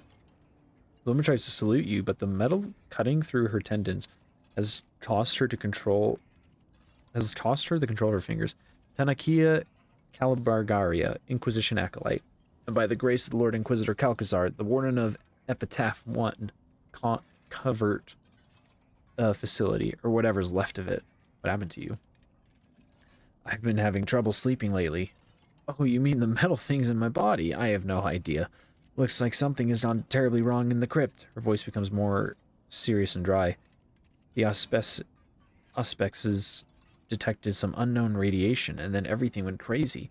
The Xenos didn't feel like sleeping in their coffins anymore, so they started thrashing the place, and the pylon I was standing next to suddenly grew a dozen tendrils, and one of them grazed me. I blacked out, and when I came to, I looked like I'd tried to give birth to a shuttle. I'm looking for Calcazar. Where is he? At the facility in the crypt, making preparations for the emergency launch of the operation's final stage. At least I hope so, or else he's already dead. Now I think about it, there are enough reasons to assume the latter. What facility? What operation? I guess you're still young if you don't know that in this world, whatever the big boys and girls say, the word facility, that almost always means a colossal secret weapon capable of destroying worlds. And that's all you're going to get. It would be very disrespectful of me to spill a secret that so many have given their lives to protect. I see. Have I sated your curiosity? Then I'd like my favor returned. There's a pack of Lyo in my breast pocket. Give me one, and you can keep the rest. I'm feeling generous today. Tell me, why does my coat of arms look familiar to you? Oh, I should know. It was on the uniform my agents wore. The ones I sent when Calcazar took an interest in her ladyship. Theodora's retinue. They didn't wear them for long, though. When I presented Theodora with Calcazar's ultimatum, she purged her retinue of our operatives. I'm fairly certain Theodora would have preferred to have my head as well, but the Lord Inquisitor recalled me here to guard his treasure cave, just in case Theodora decided to return for what she thought was hers, or the Drukhari started causing trouble. How did your people infiltrate Theodora's retinue? A feint, a deception, a game of double and triple crosses. When they told her they intended to take revenge on Calcazar, she believed them. She was just too eager to get back at the Lord Inquisitor for taking her clever Arch-Magos advisor, Amernot. Do you know Kunrad Votkvir? Not sure if he's still alive, but back then he was Theodora's master of whispers. In theory, he should have been the one out of my operatives as spies. But instead, he thought that they were his chance to pull off a brilliant plot and prove to his mummy how great an heir he would become. It's true what they say about blondes. Everyone is as thick as mints. What was the ultimatum you gave Theodora? Merely a message saying that her dirty secret was now our dirty secret. She was the first to visit Epitaph, and she found something here. Something too good even for someone of her exalted status. Rogue traders are not allowed to have such toys, and I relayed the most exact coordinates down to the last digit after the decimal point to the Lord Inquisitor. The Drukhari have come to this world. Why? A Xenofreak. The Xenofreaks, my favorite partners. They had a crucial role to play in the operation that you mustn't know anything about. Their visits to Epitaph have left me with so many unforgettable memories, or moments. We were ordered not to fire on them first, but to split them into atoms if their skinny arses deviated so much as a single degree from their approved flight paths. I swear, it was as if those fools were trying to get shot at with their half-witted provocations. They even had a nickname for me, the Almost Switch. A compliment, I guess. I am Lazarus von Valaxius, Theodora's heir. You'll have to excuse me for not looking surprised. My facial nerves seem to be partially paralyzed. But I gathered as much. I'd hardly mistake you for our spectacular voyage she-wolf after all. And if she were alive, she definitely would have come here in person. So you're the heir. Well, at least it's not Kunrad. Why does no one from Theodora's retinue remember visiting this system? I can give you two versions of the truth, the sugar-coated one and the honest one. The sugar-coated version is that once Theodora realized just what she had in her hands, she deemed it a matter of the utmost secrecy and mind-locked the memories of all members of her crew. The honest version is that she mind-locked the important people and disposed of the rest. Theodora depressurized compartments by entire blocks, casting any unwanted witnesses out into the void. She needed to free up space in her holds for the spoils anyway. Oh, you've never heard of such a technology, but it would not be a stretch to assume that the Inquisition does have something of the sort at their disposal. Now I know enough. Here you do. Take out the eye out of the woman's jacket. Good. You're old enough to know what these are for, aren't you? Stick one end up the tube between my teeth and light up the other.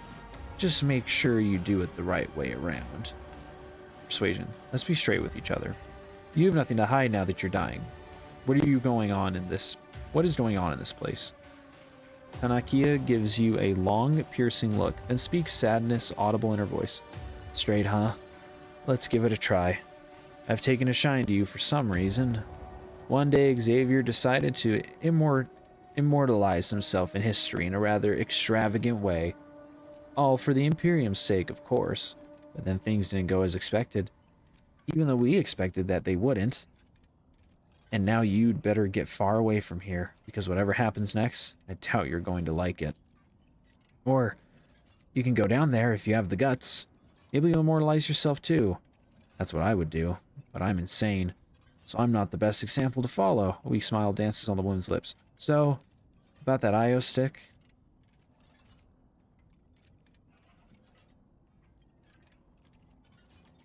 You were saying something about the operation?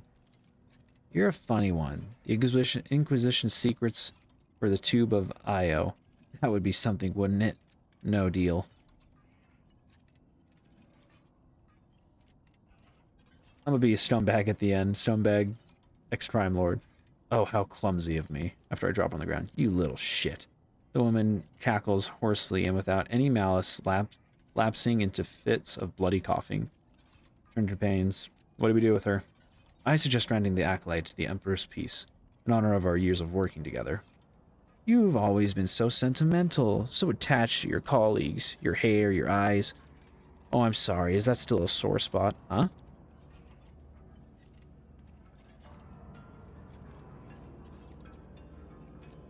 What? Your hair, your eyes?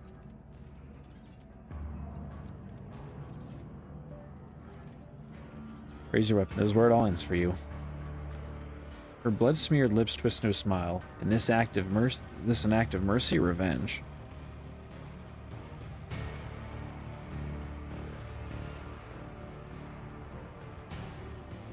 Do you fear death? Does it look like I have anything to lose? The way I see it. You are doing me a favor here. So which one is it? Mercy or revenge? And her suffering without replying. Oh jeez, I two-tapped her. What the heck? How tough is this woman? It takes more than a few strikes to end the life of the already half-dead woman. The metal skull screeches under the pressure, but does not break, and her heart keeps pumping blood through her shredded veins. Finally, her agony comes to an end. Oh, it's because of the metal bones she was given. Box filled with cast metal insignia, like the ones worn by Theodore's bodyguards. Some of them have splatters of dried blood on them. Always keep your eye on the prize. I passed the Xeno lore check now. It doesn't matter as much Get the when job it's designed done. for the opposite passage. Leads to the tomb of intended for Xenos of higher status. I'm assuming that that must be the way to... forget what they're called. The higher up Necrons that have like somewhat of a personality still. And lead the See? others. Right there. Human metal, not as eagerly. Oh, the tech blight. Is that what's being used here?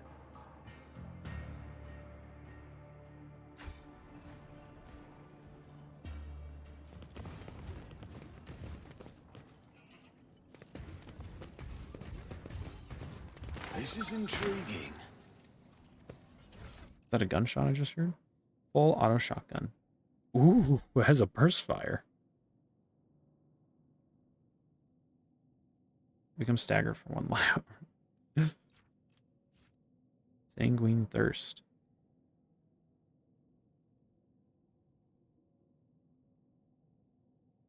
Ooh, the attack has no cooldown. Whenever the warrior kills an enemy with a melee attack, their attack limit is removed until the end of their turn. But every one of their attacks also deals 10% of the warrior's maximum wounds. Yeah, no thanks. I learned my lesson the last time I tried using gear like that. Better than the current one. Yes. I got you an even better axe. It does look cool. The shotgun interests me, though. It'd be really funny to give that to Argenta and have her do the blast. None of your system leading to the deeper sections of the crypt was installed a long time ago. It seems every bolt is stamped with your dynastic coat of arms.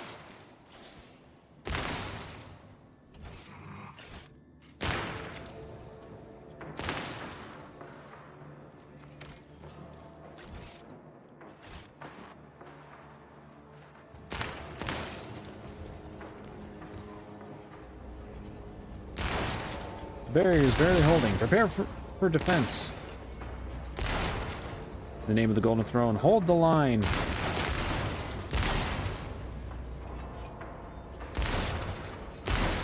That's a big boy. Zeus Knight lets out a clanging howl, portending immediate death, or imminent death.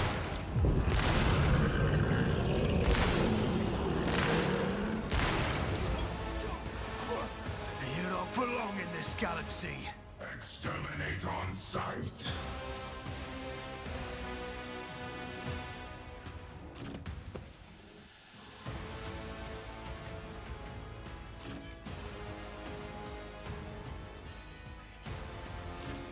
Just saying, I just have Pascal whack this dude.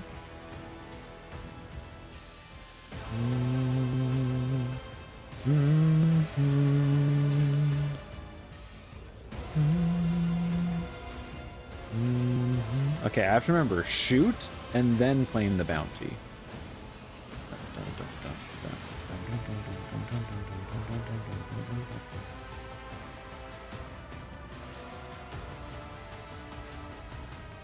Fortunately, these two are going to be a little far away.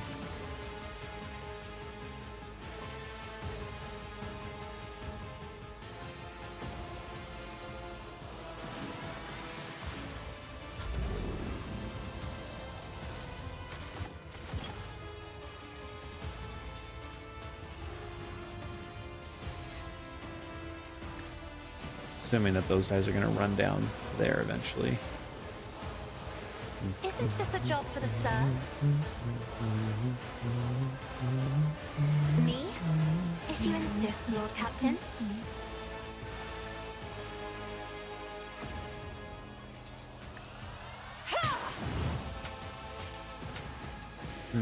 Close, but not close enough. Oh well.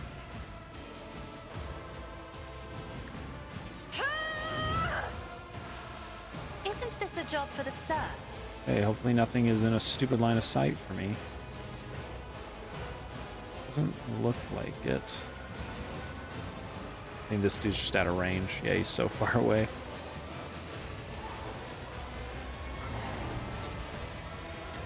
On it.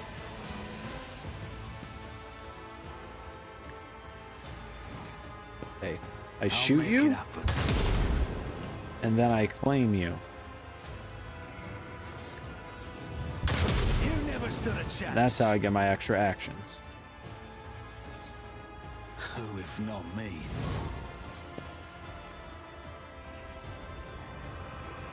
It's as good as done. Oh, actually, I should have marked that dude to deal some damage to him. On it.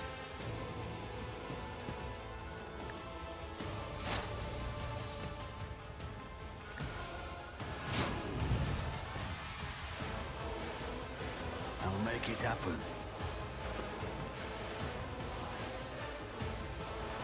Who if not me? Here's my perfect moment.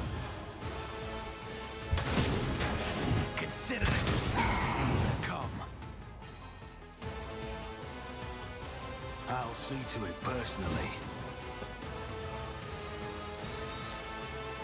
On it.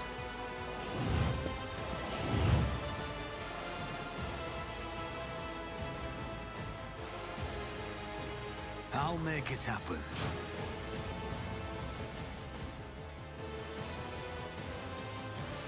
Me?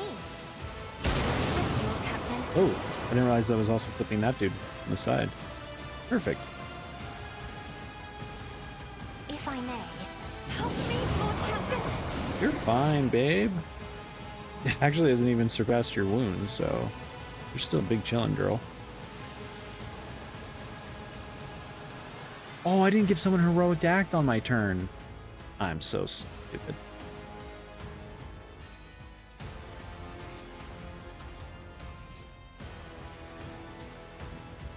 I'll paint your death in colors. That was also very stupid of me. Man, he has so much Get me ground he needs to touched. cover to get to that big dude. For the throne's glory. I won't object to it.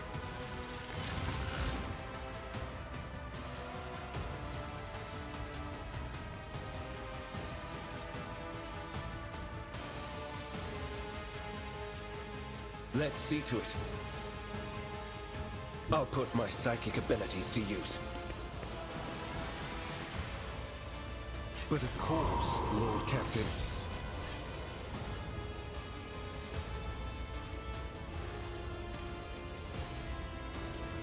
I won't object to it. For the Let's see about throne's that. glory. Let's see to it.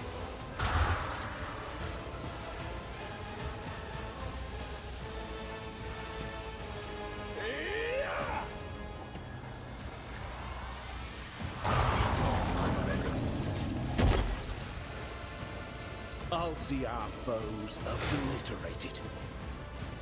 Naturally. Your reckoning is due.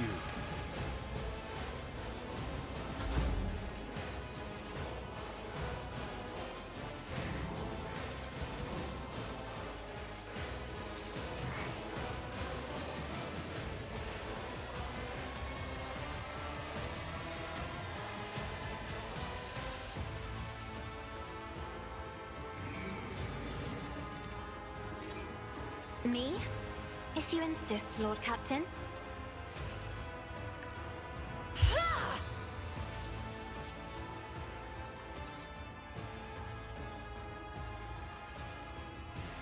Isn't this a job for the serfs?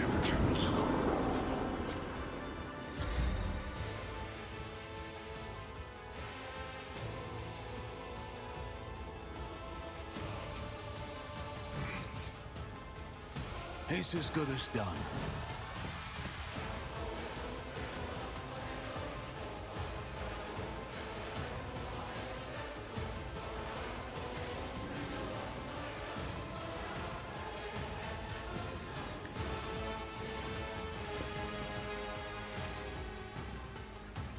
All right, he can't move. Damn it! I keep forgetting how everything works.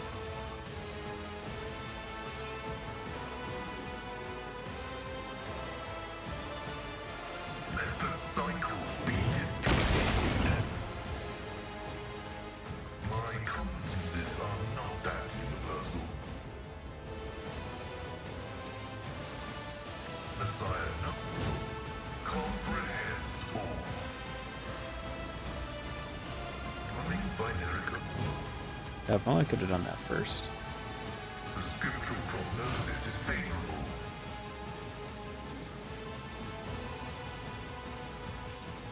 Who, if not me?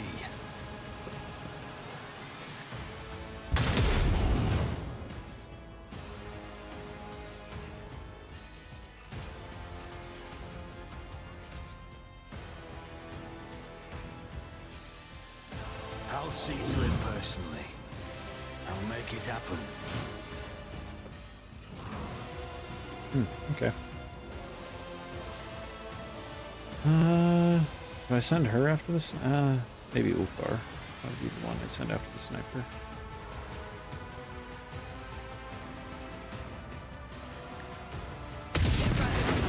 Awakening cannot be. That's why I was chosen! As the Emperor commands, I act. I didn't bother to look at that damage calculation. I probably should have I'll do it. used a bit more shit on it. Faith without deeds. Oh, almost.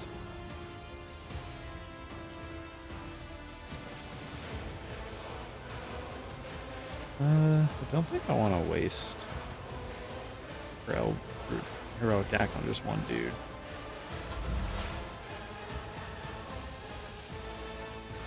Oh, there's a ladder here.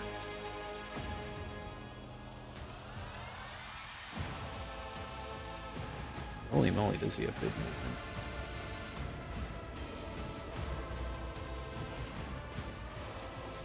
Explorers know one route. Forward.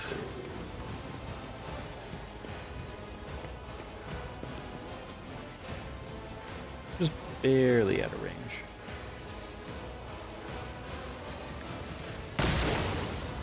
Oh, I could have claimed the bounty on him. I forgot I marked that guy.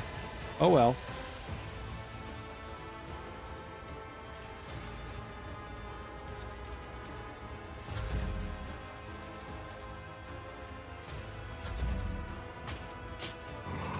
Put that down.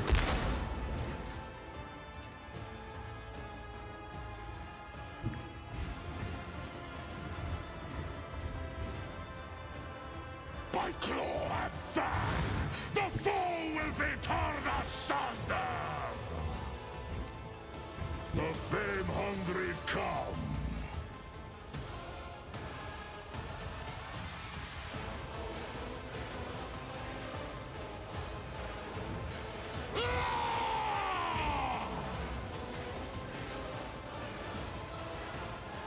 So it shall be. I challenge you, Damget. Wolves ready! Not until the icy bite of death! None can do it.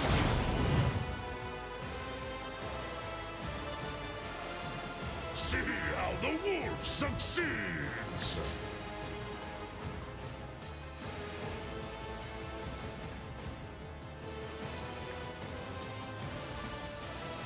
He's gonna teleport the moment. Oh! Is thunder! My strike is ruin! It seems like that bypasses it. That's cool. Wolves! Oh. Colossal Warrior's formidable underframe can no longer bear his weight. With armor plates clanging, his great bulk slumps. A deep sound full of rage and tragic despair is born in his chest. You notice the convulsions in the Xenos' limbs. The light is flickering in his eyes. Perhaps something went wrong during the monster's awakening from stasis, damaging his engrams and plunging him into madness. What are you? Xenos' limbs shiver at the sound of your voice. He emits a deep hum full of dour pride. You are unable to decipher it, but you can sense his disdainful rage and stern resolve to kill you. This is neither the dispassion of a prowling beast nor the blinding rage of insanity, but the instinct of a warrior. Grant him an honorable death. Your watch is over. Whoa. Xenos dies with a piercing howl of wrath. There is no fear in these sounds, only the stubbornness of a true warrior with a touch of regret at his defeat. The terrible rumble comes from somewhere deep inside the crypt as soon as the green fire goes out of the fallen warrior's eyes. The glow from the glyphs upon the walls becomes chaotic and disarrayed. Something just broke irreparably in this crypt.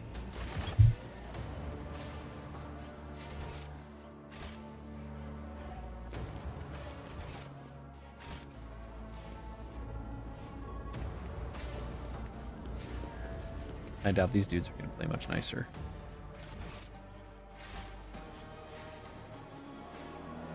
Maybe I can convince them. Activate the shield. The Lord Inquisitor is expecting the rogue trader below. What? Really?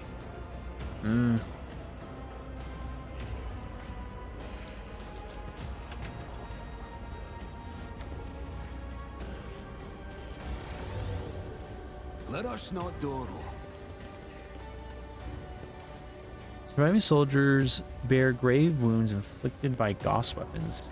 Even the most skilled Kyurgin would likely be powerless to heal them. Volga device whose machine spirit is continuously weaving a protective force field. This must be what is holding the Xenos at bay, but looking at its unsteady flickering, one cannot help but wonder how long this barrier will last.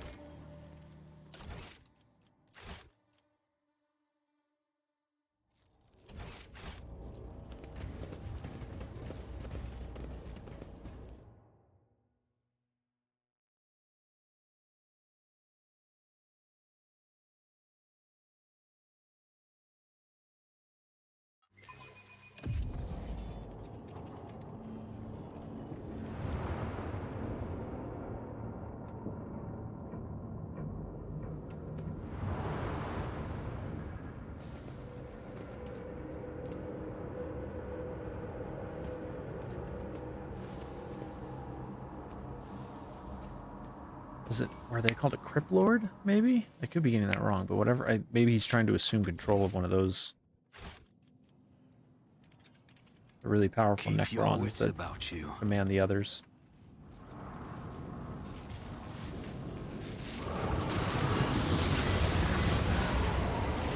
What the?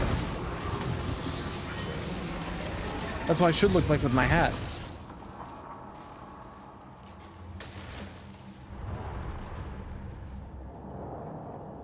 Funny how they're Dreamy and Argenta. Reality bubbles before you and bursts with an agonizing shriek. A few silhouettes now stand in your way. 3 of them seem to have your face, and yet the differences are striking. Each has been marked by the other accomplishments and different experiences, making you feel like the protagonist of a tale about a pair of twins separated at birth. Righteous reflection. Emperor, bestow strength upon me to smite yet another obstacle as I carry out your will. First reflection. My master. Changer of ways. Is this your making? No. I can feel it is not. You are not playing tricks on me. You are sending me prey for a great sacrifice. Glorious reflection. Is there some ironic lesson that is going on?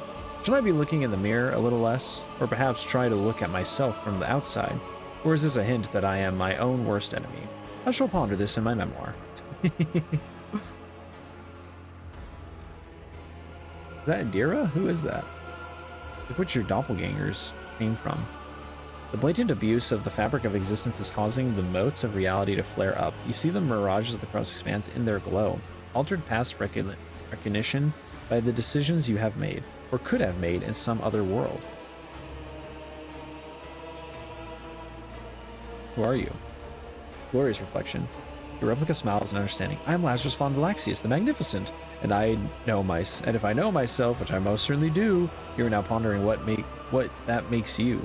The answer is simple. You are my reflection from a less glorious reality, a product of the malign influence of the treasure that I seek.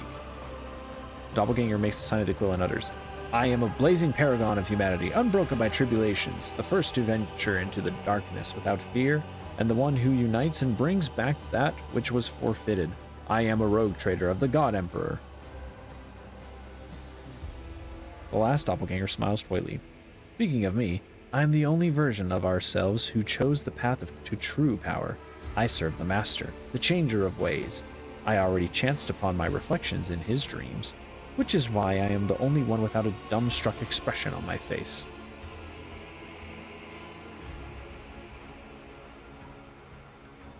Army? Truth stems from the Emperor. You are lacking it, which means that you are not the true Von Valaxius, but a flawed replica born out of a flawed reality. So it seems the Inquisitor is trying to make a replacement me.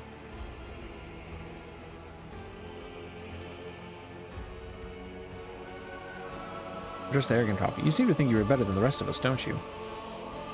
And yet, I was the only one clever enough to become the master of my own fate and not be reduced to someone else's plaything or a slave to dogma. So this is iconoclast, heretical, and dogmatic. Why do you seek to enter the crypt? I came to claim the treasure. Whatever it is, Theodora found it, which makes it mine. Xavier will regret trying to steal from my dynasty, the doppelganger smirks. Medicine failed. And I become very principled and vengeful when my treasure hoard is concerned. I wonder how you acquired such an ego. A lack of pointless advice, I presume? On the day Kunrad killed Theodora, all of her officers died with her, including Mort, Abelard, Idira, Ravar, Vigdis. When I came into my inheritance, there was no one to teach me how to be a rogue trader. I handled everything myself and found out who Theodora von Valaxius really was. A narcissistic, unscrupulous, self-serving bitch who lied to everyone. I admit I regretted not getting the chance to know her better. I embraced her principles and realized that literally everyone in the Cross Expanse was out to take advantage of me. The Drusurians and the Pirates, the Adeptus Mechanicus and the Caspilica, Calcazar and Uralon. And so the puppet pulled us at the strings and made its masters dance. I dare say things turned out well for me. Ah, Tisiphone, my sworn friend and most overbearing shrew in all the Expanse. Wait, what? Of course you're here as well. The copy nods meaningfully at Cassia. Nice to see you in the thick of things as usual. The mention of the former Navitor in the house makes Cassia flinch. What? I think you mistake me for someone else. Indeed, in this rancid reality, you are some kind of pathetic parody of yourself. I will kill you. Have you achieved much without loyal allies? Indeed I have. I am the most influential figure in the entire Expanse. Caligos was slain by the Xenos, and his successor, Yvain, became my puppet. Idira Insidia chases pirates, not realizing it is me who is raiding her colonies. I was able to make a pact with the Cabal of the Reaving Tempest against Calcazar, forcing him to flee. I undertook a dozen expeditions into the unknown, moved the dynasty capital to Footfall, named Vladidam my governor, and made Hieronymus a cardinal. Not too bad for a novice, wouldn't you say?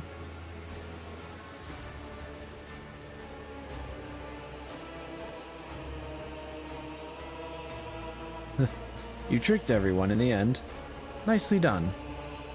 If you're not singing your own praises, who will? Never has that been more true. Emperor, what an insufferably smug, arrogant, and childishly insolent creature. How can a single rogue trader embody everything they are loathing for? Address the cursed copy. Or now, I'll talk to the pious one first. Your faith seems to be stronger than that of us all combined. I remember in whose name the sacred warrant was granted. I remember by whose hand I was ordained to exist. I believe, and my faith is a bright light driving back the darkness. But your faith is cold embers, and when I look at you, I feel ashamed of myself. Did you come here to help, Calcazar? The future is not known to me. The Lord Inquisitor did not give me the full details of Operation Precious Sentinel, but he mentioned its importance to the entire Imperium. I have come to lend him my aid, or to stop him if his plans go against the will of the God Emperor. Awareness. Your doppelganger vigorously chops the air with his hand, and you notice some stiffness in the movement, as well as a subtle grimace of pain. As you look closer, you realize that lurking under your replica's clothes are chains of pennants and jagged hooks digging into his flesh. Such instruments of humanity are only worn by the most fervent believers. Cassia covers her eyes with her hand and shakes her head sorrowfully. The heat of your hues is blinding, Lord Captain. Scarlet and gold shroud your very essence in overpowering radiance, but deep inside, I see a palpitating smudge of sable blue, which you have banished, which you loathe, and which ruins the perfection of the image. Are you afraid of a misstep? Of loneliness? Of the Emperor turning away from you? Do not dare lay your accursed eye on me. I'll kill you too. The copy's roar is deafeningly loud. How did you even survive the cleansing of Urak 5, monster of House Orselio? I will kill you. Fellic and I crushed your mad followers and purged the Navigator House of Corruption. Oh my gosh, he fell for Fellic. Did your heretical powers enthrall my copy's weak spirit in this reality? How ignoble. How disgraceful. Where does this piety come from? It filled me on the day that Sister Argenta and I executed Theodora for heresy. I saw all her wickedness and depravity, and felt unclean, sated by her blood, so I swore to redeem the name of the dynasty. The Lord Inquisitor from your reality must be pleased with you. And how many feats of faith have you accomplished? Not enough yet. I struck down Caligos Winterstale, a champion of Corn, in the ruins of Dargonus. I joined forces with the benevolent Incendia Chorda to purge the cult of the Final Dawn when they incited a rebellion and used Footfall to summon a greater demon named the Edge of Daybreak. The unclean spirit is now sealed within the station that I have proclaimed forsaken forever. Ulfar shifts an approving glance from your double to you, then mutters quietly into his beard, I'll be. He's your Otvater still. Changing sides would be... No. Jeez. Come on, Ulfar. After the purging of Janus, the Xenos of Kudarak and the Cabal of the Reaving Tempest forged a profane alliance against my protectorate. But with the noble Space Wolves, I defeated their combined forces and banished them from the Expanse. Ulfar rumbles heartily. Ah! That must have been a glorious hunt. But maybe it will come to pass in our world too. Such strong faith commands respect. I'm ready to acknowledge your repentance and dispense justice. So one of my versions chose to serve the arch-enemy. I do not serve, I reign. You grovel, but I dominate and rise ever higher. Lord Warp, you notice that your replica is sporting elaborate makeup. Under a layer of powder, the doppelganger's face looks strange, his skin covered in wrinkles. Somehow they remind you of closed eyelids. Ooh. Dira opens her mouth, and you see the blackness between her teeth is in place of her tongue. 100 otherworldly warp voices speak instead of her voice. The master requests a sacrifice, a living sacrifice. Toss them into the warp. Their paths will be unraveled and woven into yours. Why did you come to Epitaph? My master, the changer of ways, directed me here and revealed my destiny. This is where I will cut short the life of the corpse emperor's champion and claim the great trophy. This is where I am fated to become one with the warp. I wonder at one point your soul was tainted by heresy. Happened on the day Kunrad Votfir wounded me with that cursed blade. From then on, I started hearing voices. Thankfully for me, I think I stopped hearing them when I noticed, I think it was when I tossed away the handle. The sword. When we killed what we thought was the first version of, Nova? Was that their name? I think that's when the voices stopped. Fortunately, my companion Nadira taught me how to avoid going insane, and I began to listen to and heed their wisdom. They revealed secrets to me and whispered the dark rituals. I raided the Von Valaxius crypt, made a dark offering of Theodora's skull, and enslaved her spirit. I learned all of her dirty secrets, all of her lies. I saw the full picture and realized that only the strongest survive in the Expanse, and any strength is good enough to survive. In short, you've gone from being a rogue trader to being a piece of crack and shit. This is very interesting. But shut up. Ulfar shifts his gaze to you. I have just realized I have not given your spiritual fortitude the credit it deserves, Outvader. Yeah, so don't go to this loser. Have you achieved much on your profane path? Oh, I have. My empire is no paltry protectorate. It stretches across Winterstell's domain and the worlds of Chorda. With my brother Kunrad as regent, together we rule many planets. I deceived Uralon the Fool and banished him from the Expanse after subverting his cult. I taught the brazen Drukhari a lesson by sending the Orselio navigators into Gamora to cause the most powerful disjunction in history. On Quetzal Temur, I struck down the furious Caligos, a rival for the favor of the Dark Gods, and used his blood to make a pact with the Edge of Daybreak, my illustrious teacher. Emperor, why do you so rarely send me heretics who are this eager to confess? My job would be so much easier. House Orselio would never swear alliance to someone like you. We follow his light, and you are twisted chaos incarnate.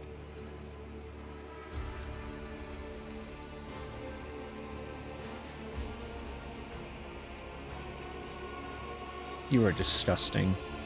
You won't believe how little I care about what you think. The situation has become complicated. How are we going to resolve it? We shall fight. I sense your soul's greedy interest. I'm surprised Argenta didn't say anything. Interest in what is hidden in this crypt, and I will not allow you to take possession of this blasphemous thing. But I see that we are outnumbered compared to you, doppelganger. I think it would be wise to join forces, topple you first, and then resolve the conflict between those who have survived. I concur. We will finish off the one with the biggest retinue first and then decide who is worthy of the prize. However, I already know who it's going to be.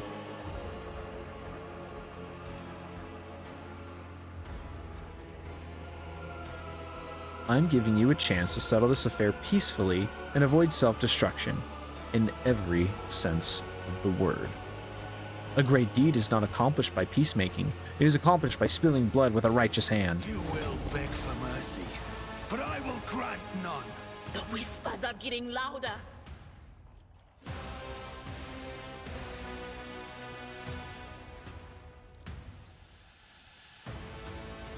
You got that weak thing? Oh, are they just using gear that's in my arsenal? It looks like it, like in my inventory right now.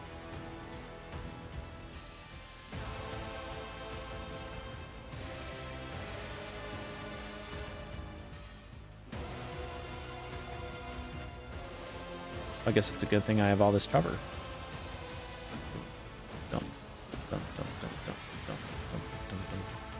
That is not what I was doing. So help me.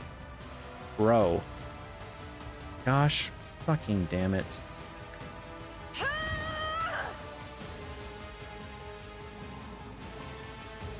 Why? Why can't the game just... Emperor, give Not me for once. strength. Every once in a while the game... I love this game, but it's like... Bro? Really? Me. Yes, Lord Captain. Be the fire in my heart. I'll show you a fire in your heart.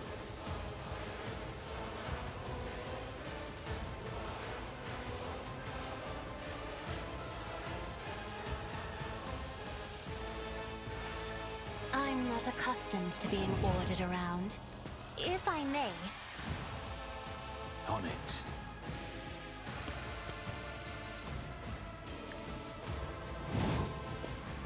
Yeah, no getting extra AP. At least not this round. It's as good as done.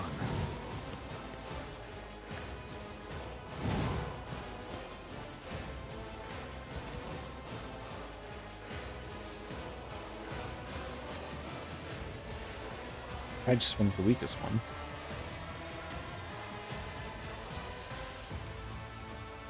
It's all my same shit. Oh, but it has these perks.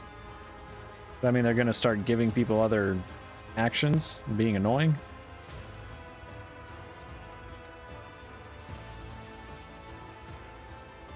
I'll see to it personally. Who if not me? I'll make it happen. On it.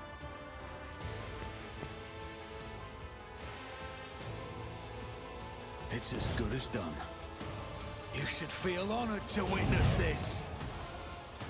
This is a good offense. thought twice before crossing me.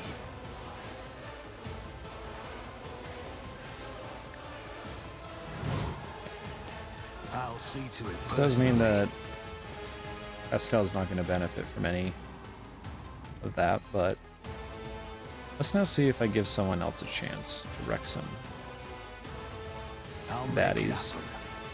It gives me a chance. I am his will made manifest.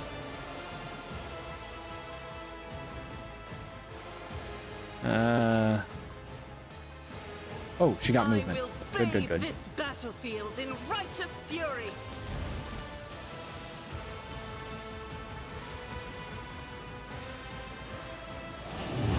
As the Emperor commands, I act. Doubt is for the weak. As the Emperor commands, I act with pain like this. Trust is a prayer.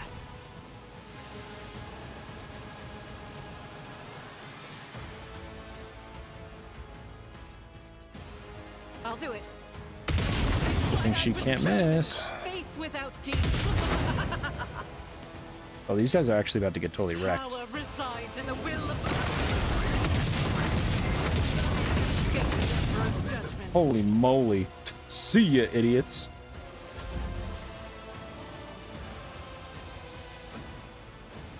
Oh, and that turned around and counted as... Oh no, this is the kill that I was saving. For the attack. I'll see to it personally.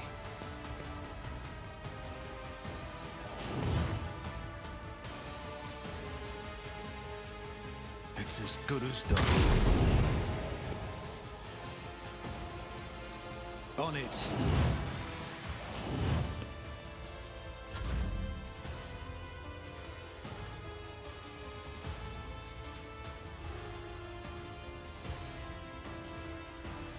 In the name of House Orselio, I shall prevail.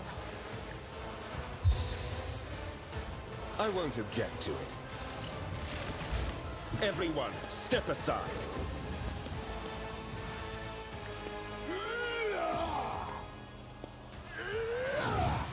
But of course, Lord Captain.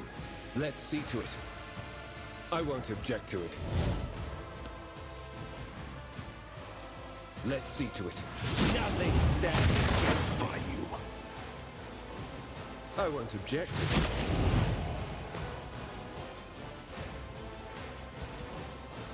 Let's see to it. What the heck? But of course, only tell you to smite your enemies. Be gone.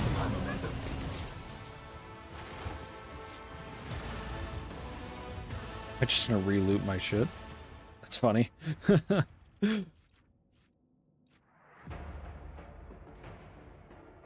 This was the 1-star?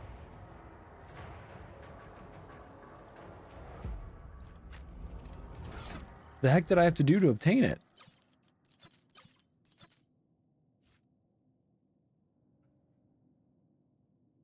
After using a heroic act, the wearer immediately uses... Oh... That is really sick. Dang, Argenta. Maybe I should have looked up how to complete that quest of yours the right way. Demon World Origin. Shit. Half of shock and awe.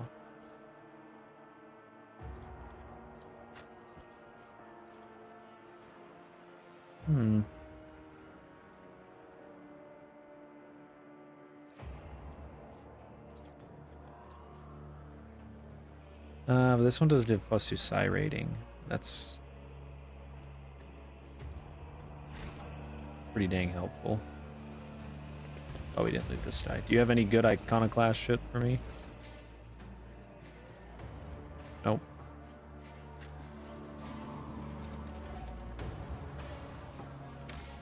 So yeah. Seems that Calcazar's plan is to make copies and replace people. Ooh. Oh! Grants 25% hit chance if the wielder has at least Iconoclast Zealot. Damage is increased by 30% of current momentum. Oh. That is my endgame weapon. technically a little bit weaker than the other one, but additional hit chance. What? What does that mean? That, like, it'll shoot again or I get another shot?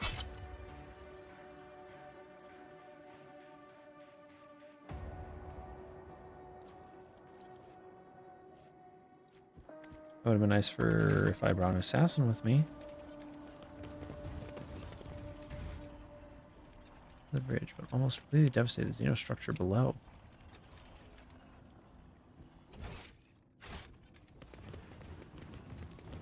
Is there money to be made?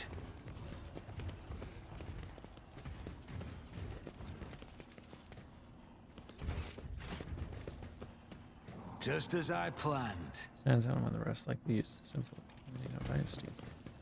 Success is the only outcome I accept. Eliminate.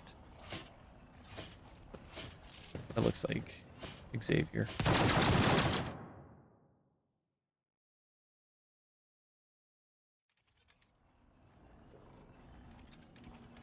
That's all.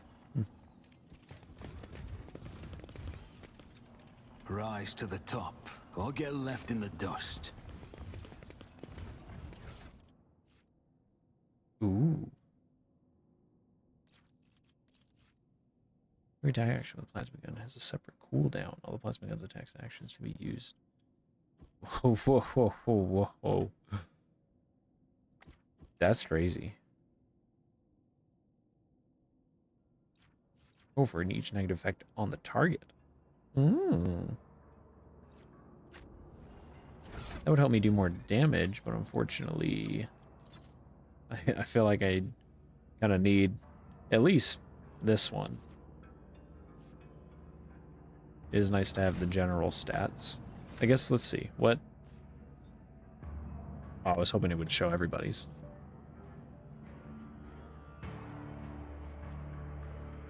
Like there. Alright, now Henrik carries athletics. Awareness is me, so that's one stat me. If I took it off, then I'd be tied with Argenta, so a loss of 10. Rose. Henrik's the heavyweight. Coercion. I think that one might be me. Yep. So that's 2 that I'm best in. Commerce, I know it's not me. Demolition, I know that one's not me. Logic, that one is me. That's my strongest suit. Lure Imperium. Unfortunately, I think that I am the best in that one. So that's 3 I'm best in. Lore Warp, I already know I'm best in that. Lore Xenos, I know I'm best in that. Medicae. Does Pastel beat me? Pastel barely beats me. Persuasion. Or Cassia beats me. In tech use. Okay, so that, yeah, there are a lot I'm still best in, and I don't know what stats there are. I mean, if I ever reach a point where I know for sure the fight's coming, and I can switch gear, and I guess that's what I'll have to do. Always keep your eye on the prize.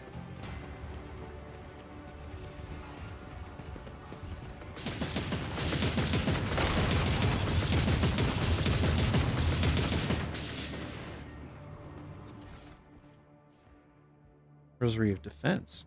The wearer gains number of unyielding beacon stacks.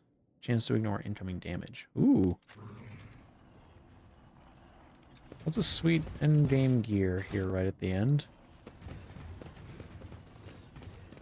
Connect to memory core. I always get the job done.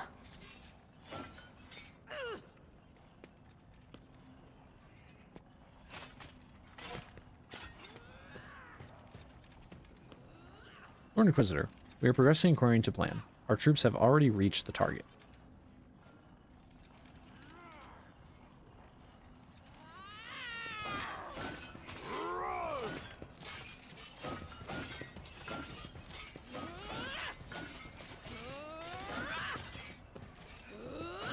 That one glitched out and stood back up.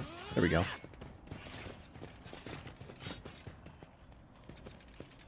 Sent in a lot of troops.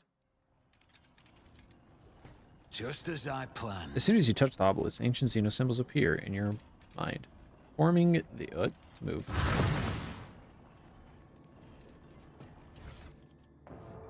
Ooh. As by this axe deal additional damage equal to 5% of the target's maximum wounds. This bonus is applied to each enemy only once per round. Whenever the wearer uses following. Okay, we're not doing that. Ally deals more damage. Yeah. Whenever the wearer uses a psychic power, they can trigger one of the following. 50% chance to reduce the AP cost and decrease Veil Degradation by 2. 25% chance to perform the psychic power as usual. 25% chance to increase Veil Degradation by 3 and reset the cooldown of their attack. If Veil Degradation is increased to 15 or beyond, this effect triggers Perils of the Warp even when using minor psychic powers. A bit risky. It's kind of fun though to see like what gear I can tell obviously is like they're giving it to us here at the end because this is it. One of those big dudes.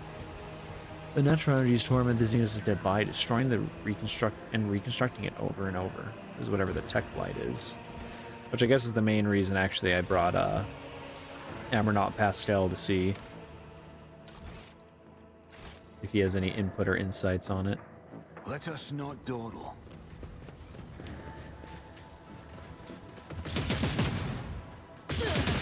Never doubt me. I woke up with a feeling of wonder, as if a field of flowers was blossoming nearby. A child was saved from death. I'll survive. I'll Be always strong. survive. Greater trials lie ahead. A wound. I didn't notice. Blessed be the hand of the healer. Let me tend to your wounds. We function as one. Be strong. Go Greater on. trials lie ahead. Integrity factor. The pain will subside. Odd.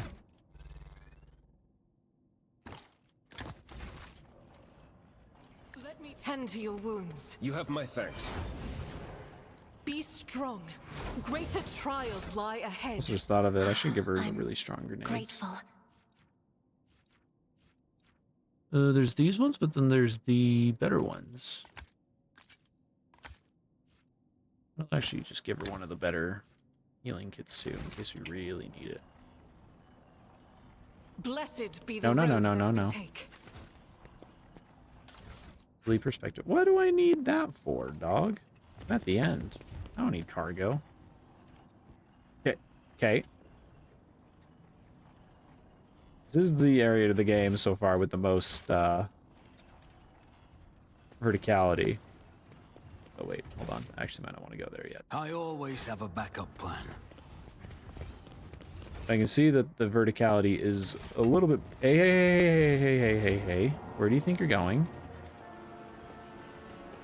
I don't want to go that way and trigger something when if I'm not ready for it. I won't go down easy. Oh, geez, you track us? Okay, maybe I do. Sins hidden in the heart turn all to I needed that.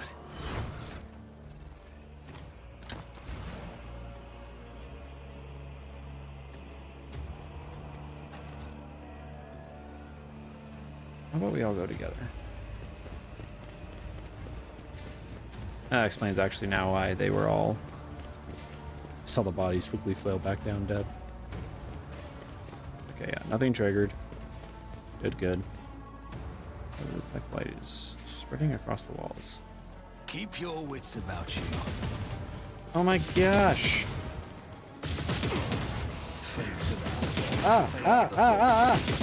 Give me an action! Oh my gosh.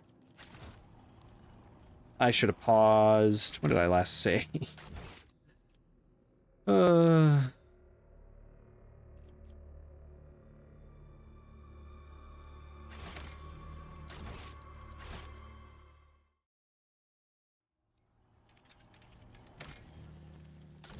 I'm not going into the final battle with like 2 people missing AP and debuffed. Pascal, I maybe could tolerate and deal with, but no, just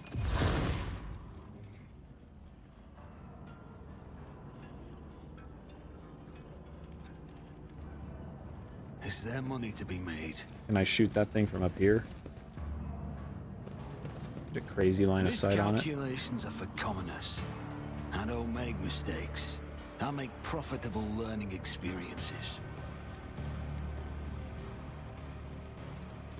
I think we just gotta go fast. I just need to pause. I know how to take risks. Mere pain won't stop me. Shoot, shoot, shoot! Stop taking 1 billion years. I'm Jeez. restless. Let me tend to your wounds. I was assuming that he was just going to immediately return the favor one day. stop that movement and focus on taking the shot. Holy moly. Be strong. Greater trials lie ahead. House I won't It would be forget nice. this. Like, you can pause the game, but it would be nice if you could send it into, like, turn-based mode that Baldur's Gate has. That way you could The actually, Emperor like, favors me actually today. pace things. Always keep your eye on the prize.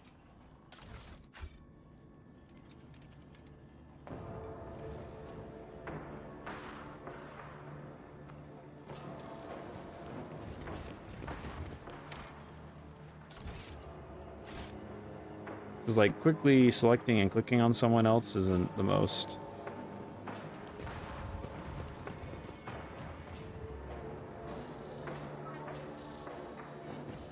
Fate and fortune favor the bold.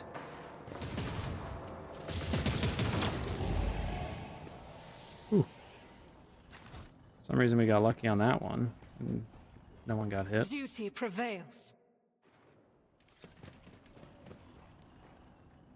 Rise to the top or get left in the dust. That looks like something that would normally get, like, an awareness or perception check to be looted, but I guess not.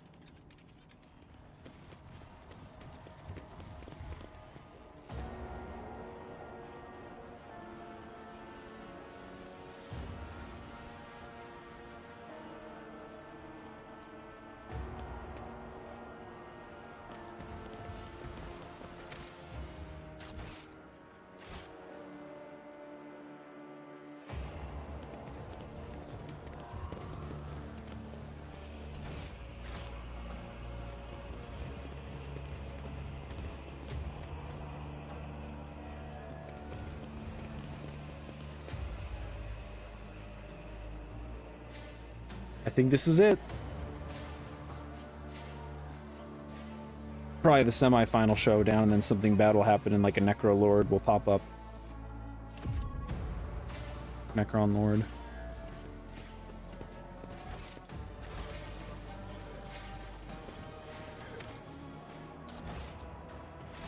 And if they turn on us, we're just gonna be totally surrounded by 1 billion dudes.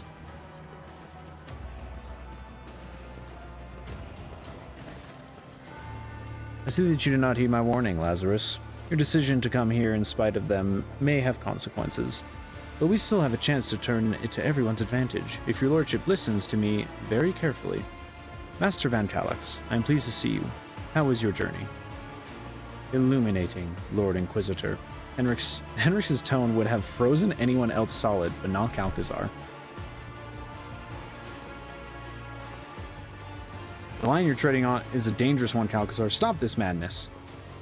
You are the one who's attempting something mad and dangerous by acting with insolence toward me. By the Emperor, Lazarus, I am in no mood to squabble with a rogue trader, not even with your recently installed lordship. One of the Zeno construct. Is that what you were here for? What is it? It is called a shard. We call it a shard, and yes, as you have noted, quite aptly, it is the reason I am here. This construct contains an ancient, or rather, pre-ancient being of cosmic power. They were called the Catan. There's a Catan. The entity is currently trying to escape, and I'm here to collar it. Calcazar nods at the giant device, whose design clearly points to it having been brought into the crypt from outside. What is this Catan shard? What is it doing here? a specimen of an ancient predator race, devourers of pulsars who feasted on the star systems, reality itself bent to their power. But many millennia ago, an ancient Xenos race managed to defeat them, shatter them into pieces, and lock them away in prisons like this one you see before you. And you think you stand a chance against such power? Do you mean to say that a human is not capable of such a feat? But I am not just a human. I am an instrument of the Emperor's will, one of many, and the Imperium is omnipotent. If I were to fail, another would follow in my footsteps. That is how humanity makes the impossible possible. With the hands of particular people in particular circumstances, your skepticism is unwarranted. How will taming this creature save the Imperium? Over my years of service, I have come to realize that the main problem that humanity faces in this war is the imbalance of power. Our opponents are not races or nations, but incomprehensible monsters, and it is high time we acquired one of our own. My yoke will bind this creature and make it a chained guard serving the Emperor. That is not the full extent of my vision. There are other shards similar to this one, scattered across the galaxy. I plan on seeking them out and confining them all inside the yoke. Each conquered monstrously will bolster our defenses. So, questions for you. Given the circumstances of our meeting, I do not see why I should hide anything. I seriously doubt you will share this information with anyone else for one reason or another. How did this thing end up in your possession? Thanks to your predecessor. I arrived in the Expanse at the call of the Explorator fleet to deal with the Archmagos Armornaut's heresy, but I quickly came to the realization that the Kronos Expanse's problems ran much deeper than tech heresy. Unprecedented piracy running wild, blatant smuggling of Xenos artifacts, willful and impetuous rogue traders, and the growing threat of the ruinous powers, all this in a region that the Drukhari considered their domain. Frankly, I considered purging the entire Expanse. It would have been much easier to burn down this whole tangle of threats and corruption. But the web of spies that I had woven presented me with much more interesting and radical solutions. While investigating Amornaut's connections, I turned my eye to Theodora von Valaxius, who ultimately gave me the shard. How was Theodora involved in all this? Theodora's instincts were uncanny. She spent decades hunting for a key that could open the dimensional gate, as if she knew that there was something incredible waiting for her on the other side. Her ladyship was lucky enough to discover the shard during one of her expeditions, a trophy that was too much for her to handle. Archmagos Amornaut studied it on Theodora's behalf, creating weapons in exchange for access to the dangerous relic. But their research was too primitive and unambitious compared to the true power contained inside the shard. I had one of my own acolytes, Tanakia, send her spies to Theodora. They infiltrated the rogue trader's retinue, earned their trust, and reported to me about this magnificent object. The rest was trivial. I seized Epitaph and laid down the conditions for our further coexistence. She was wise enough to concede defeat with dignity. I commenced Operation Precious Sentinel. I left a garrison on Epitaph, took the key to the dimensional gate from Theodora, sealed the gate, and started to create the yoke. I kept Theodora and her heirs in my sights, just in case. Not long before her death, I assigned Henrix to her and ordered her to rendezvous with him on Rykid Minoris, but your lordship inherited him instead. I admit I wasn't aware of you. Theodora managed to keep her secret heir up her sleeve. Henrix's lips curls. It is unfortunate that I was not privy to all the details of this plan.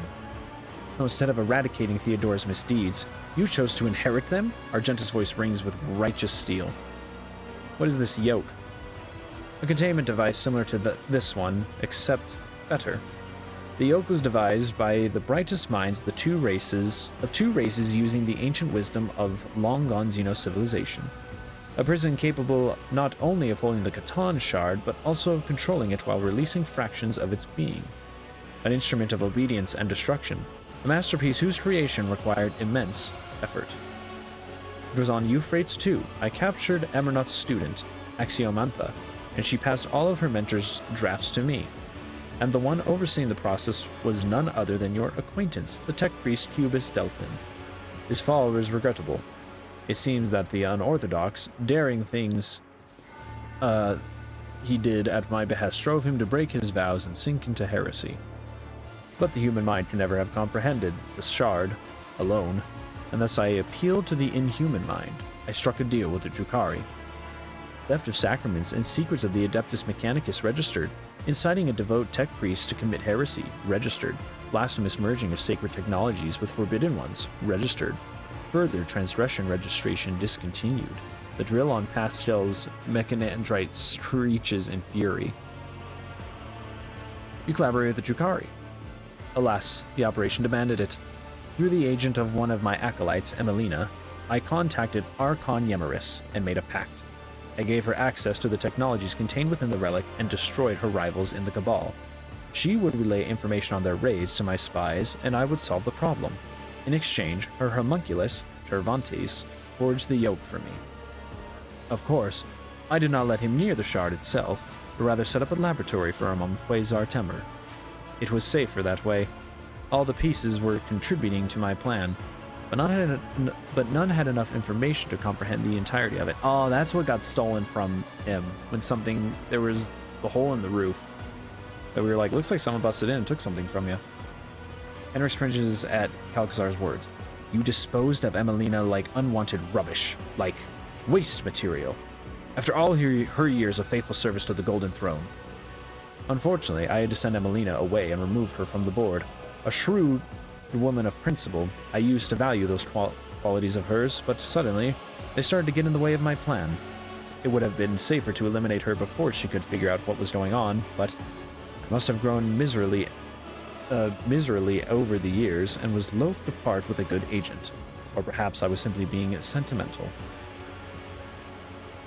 Why did Drukhari want the shard? It is one of the most complicated and perfect creations of a race much older than the Drukhari. It is no mere object, but a treasure trove of technology. A wise master could uncover many secrets simply by observing it. Sound strategy. Trust me, your lordship. The threat of the alien pales in comparison to that posed by the ruinous powers. Yemeris could plunder 1,000 worlds, but she is no Uralon the Cruel. She was as great a danger to her own kin as she was to the Imperium. The disruption she caused among the Drukhari was only to our benefit. She intended to trigger a powerful disjunction in Gamora, thereby destroying her rivals and elevating her own cabal in the process. Knowing full well how precarious her grand plan was, I made no attempt to talk her out of it. With a little luck, we wouldn't have need to worry about Gamora's influence.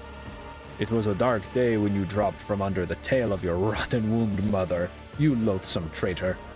While we were fighting to exterminate the Xenos, you were busy carousing with them. Had I known sooner, I would have ripped your pitch-black hearts right out of your chest. I readily believe that. Since we are being so candid, I must note that you proved to be a much less convenient tool than I had anticipated. This new information about a pact combined with the astro observation data collected in this star system resolves the inconsistencies identified earlier, until Xavier Calcazar stands accused of stealing the astrographic records of the Cognizance fleet. I'm amazed by your analytical prowess. Yes, I need the stars to feed the shard. The Cabal of the Reaving Tempest could steal them and bring them here, but it was imperative to preserve the exact energy parameters so not to trigger the object's premature detonation. I procured the necessary information on suitable stars from the Explorator Fleet's data scriptorium, registering a Category 1 blasphemy. Unit Xavier Calcazar is hereby sentenced to intravital dissection and study. Upon the cessation of vital functions, the unit's remains must be disposed of in disgrace.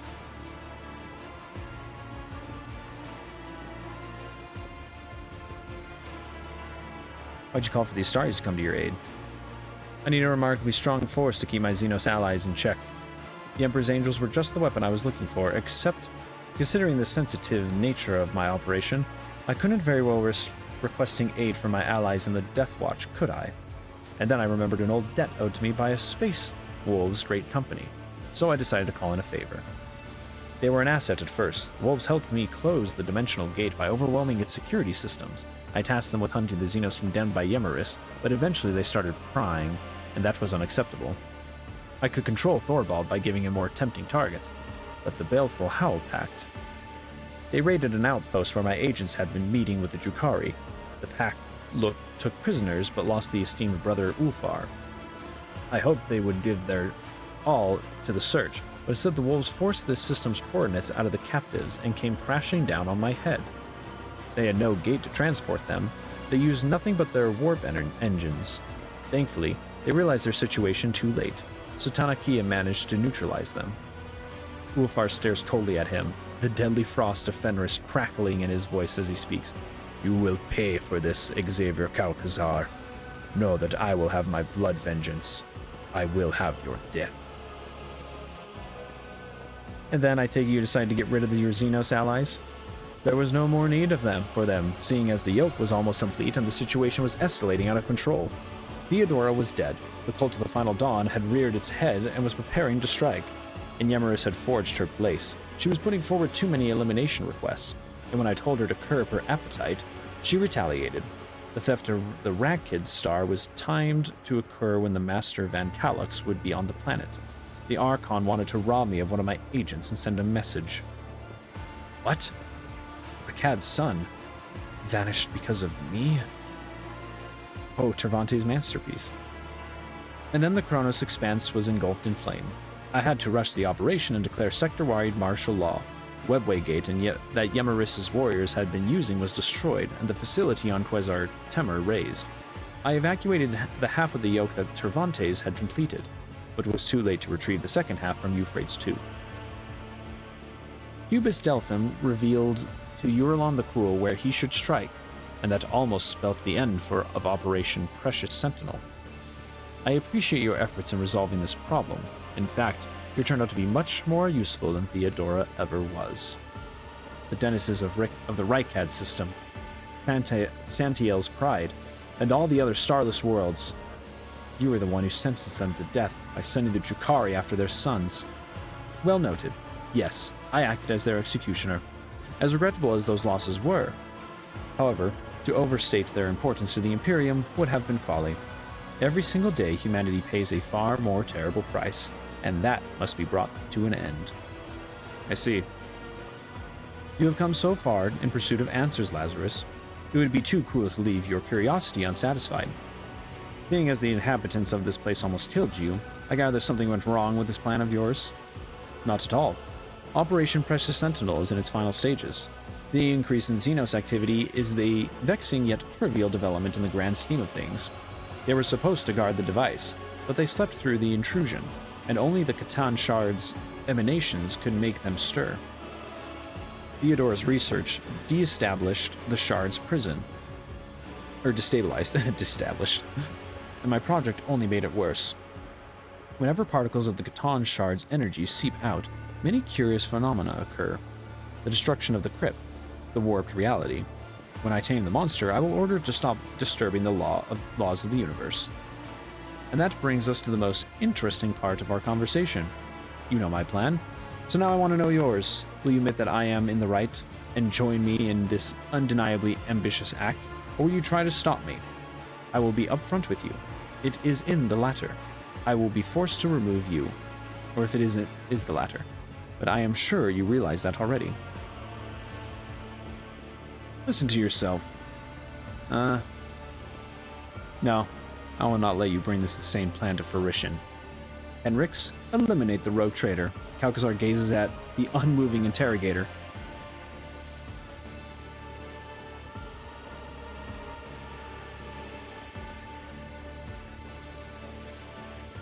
I will say nothing. After a brief pause, Henrix nods and responds gravely. I no longer recognize your authority, Lord Inquisitor. My apologies. In that case, Henrix Van Calux, in the name of the Emperor, I hereby revoke your inquisitional privileges and declare you excommunicate Traitoris. The punishment of your heresy is death. I bid you farewell. The Inquisitor nods calmly. There is not a shred of hatred or disappointment on his face. Farewell, then. I am glad to have made your acquaintance, Lazarus, despite everything. He glances at his retinue. Eliminate the rogue traitor. I'll make an example out of you! I will take You have a lot of HP! I'm just gonna scoot back over here. New song.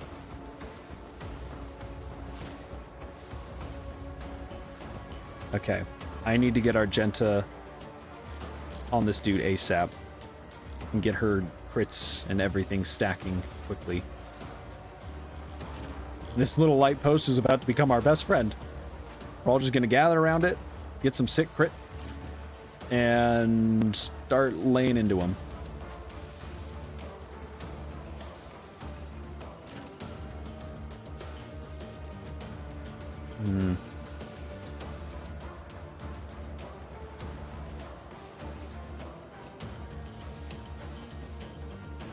Yeah, and he is perked out the wazoo. He's an assassin warrior.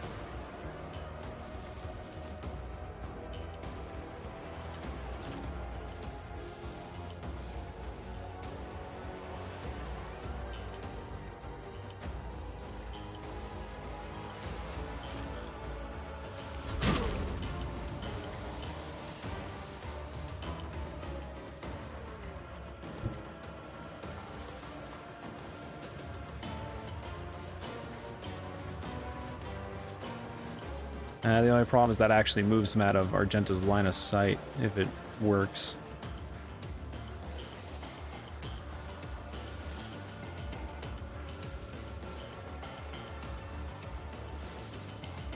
This doesn't. I am a navigator, not a servitor. Of course, the test fails, as to be expected.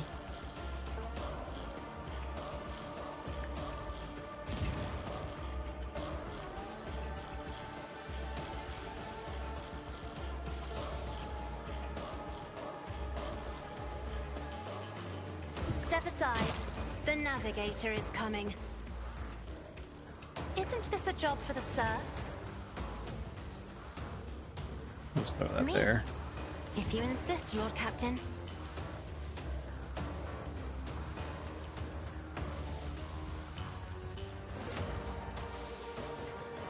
If I may.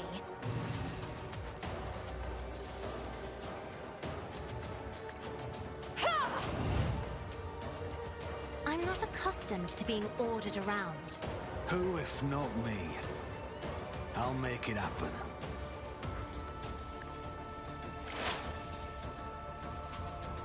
I'll see to it personally.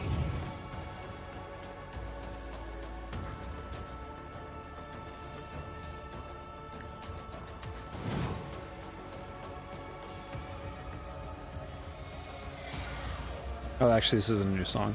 That little sting made me realize it isn't new. I'll make it happen.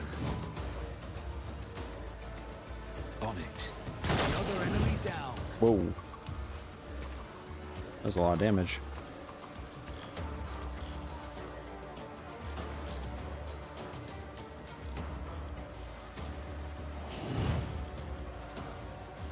Who if not me? All right, Argenta. I'll make Do a it lot of happen. damage. In thy light I stand, and thy light I crave. Doubt is for the weak. I'll do it. First off, Power resides Lay in the into him. will of the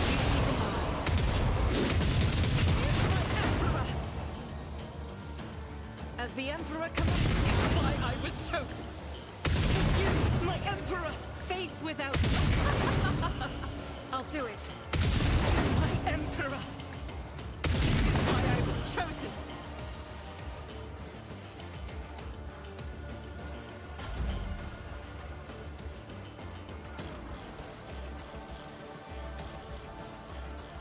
It's as good as done. I'll see to it personally. Accept your lot. The best defense is a good offense. hey, stay there. Dodged. There's a taste of what's to come. Dodged. Unfortunately, it means I can't shoot again. I am in a bit of a pickle.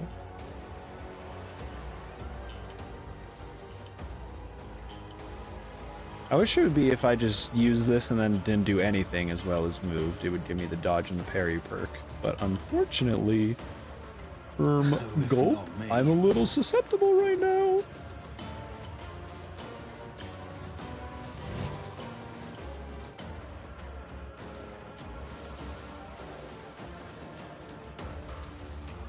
I'll see to it personally.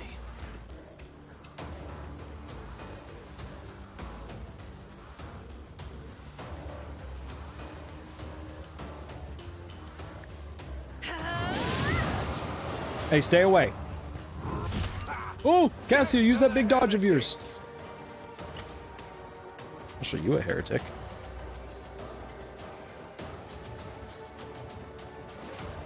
Why is it showing no damage? I am a navigator, not a servitor. There's that big dodge we want to see. Good job, Cassio. Now, unfortunately,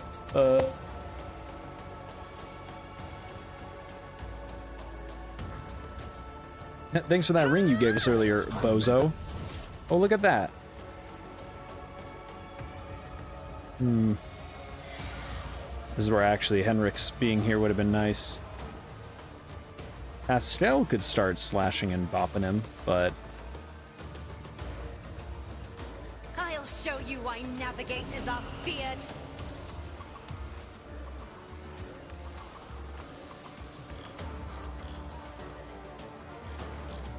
As the Emperor commands, I act.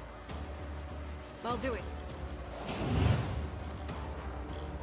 Doubt is for the weak. I'll do it. Faith without deeds is worthless. goodbye, I'll do it. Xavier. Oh! AoE damage! Guess you know! Hey, wait, where's he going? You're fine, babe. Oh, and it was willpower and perception too.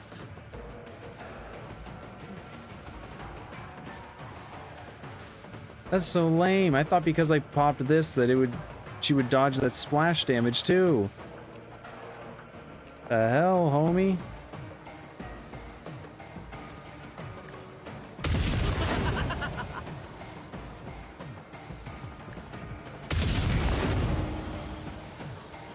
Doubt is for the weak. Strike is a prayer. As the Emperor commands, I act. I'll do it. Oh, because he didn't die, my character didn't get his other turn. Oh, well, look at that. Faith without deeds is Speaking of another worthless. turn.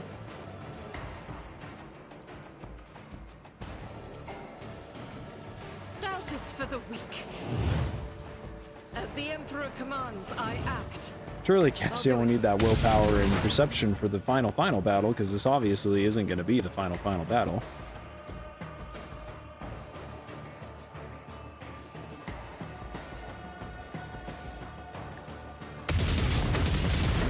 Escape the Emperor's judgment.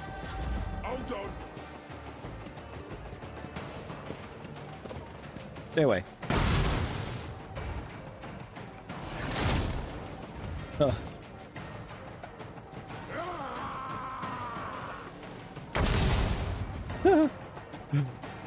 He's unfazed. Here we go.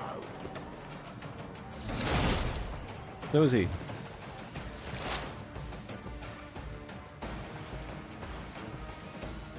My vow is to serve.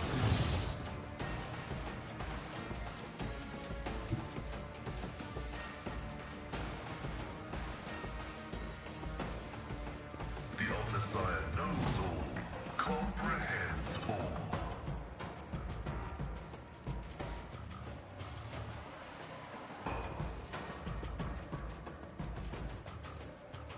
Running by Nerrick override. Oh, I never got that. The scriptural prognosis is favorable.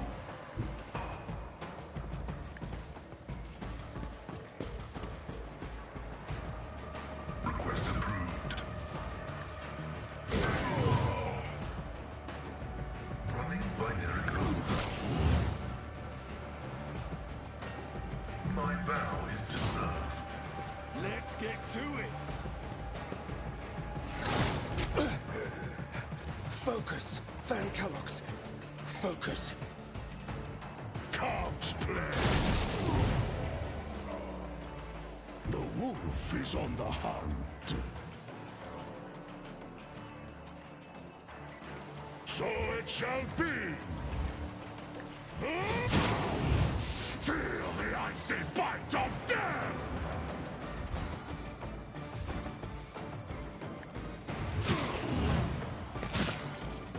Our foes reek of cowardice. Wolves run. See how the wolf succeeds.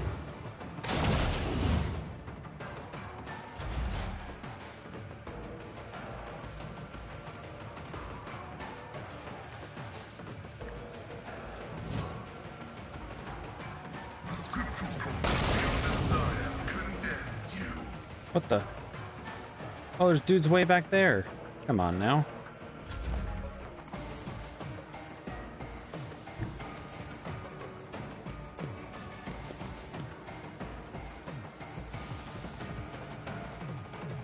On it. You never stood a chance.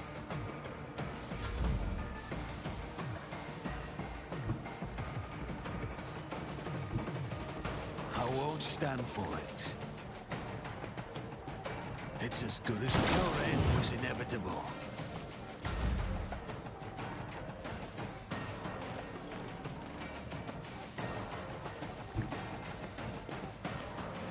More trouble than it's worth.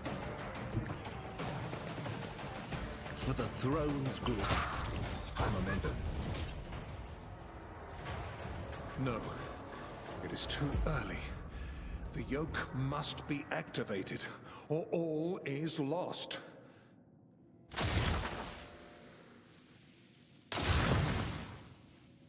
Oh, Nomos. An invisible yet clearly tangible aura of power envelops the figure clad in the robes of the tech priest. It is all the more baffling to hear a youthfully excited voice from under the hood. That is it! The place of our origin. Nomos' days is trained upon the Catan shard. It was our strike. It was your strike, and your wish to escape your prison that begot us.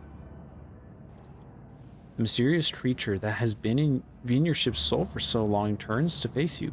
But it is you, Lazarus, who truly ushered us into this world. So let us meet our abominable precursor together, for it is ready to break free. Greetings, Nomos. We are out of time. Now, it escapes now.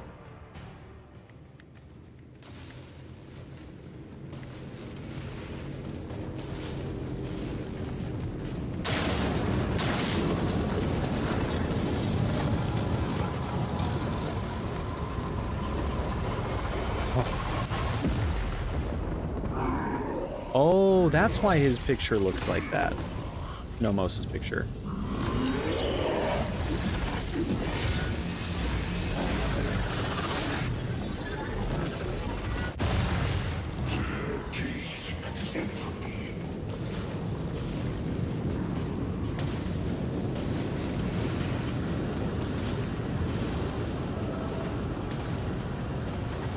Huh.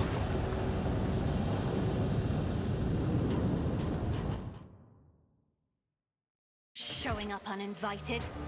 How improper. So what's Nomos gonna do? Nomos just here to help fight? Oh, baby.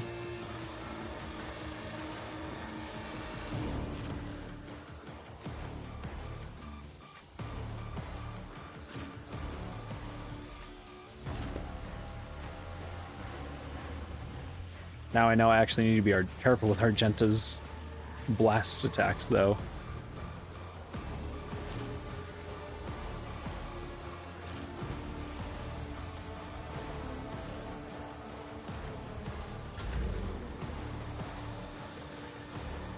Me? If you insist, Lord Captain. Isn't this a job for the serfs? I'm not accustomed to being ordered around. Isn't this a job for the serfs?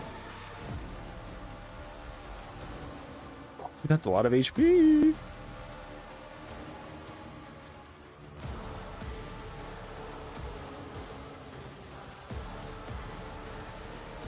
Me?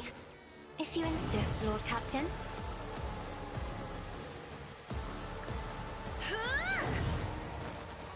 If I may. I'll make it happen. Wish I picked up that perk that makes me just do big damage on a single target, because this is where it matters. Alas, I did not. Unfortunately. I'll see to it personally.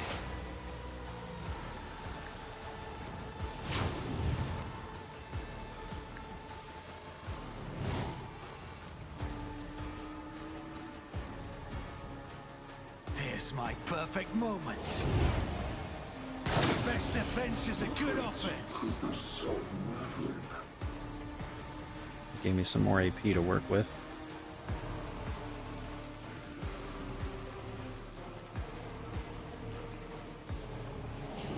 I think I'm better off buffing my friends.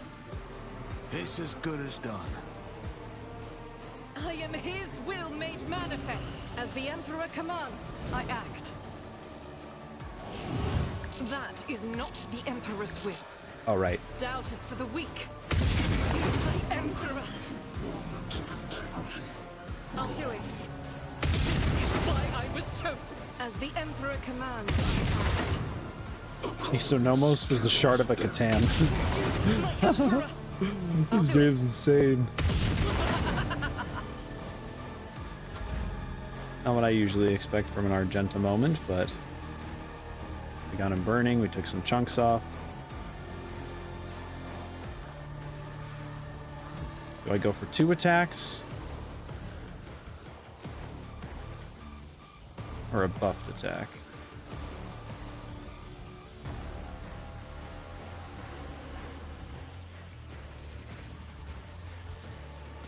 I'll make it happen. On it. Consider this a taste of what's to come. Oh, I forgot to...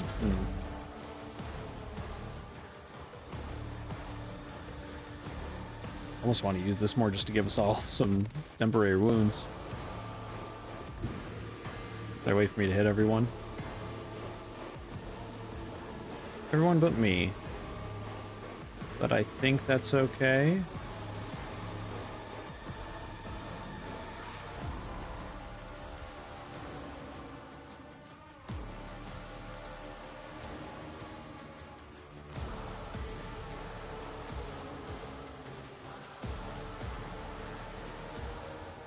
Be careful not to cross my gaze.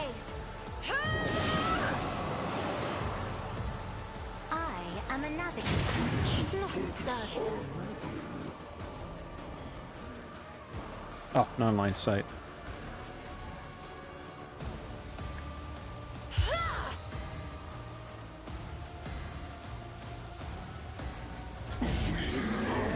Don't do that. Whatever you're doing. Oh, what the? Oh, that's super cool of you to do. Move us all around. Make copies. Very nice. You're very cool. Oh,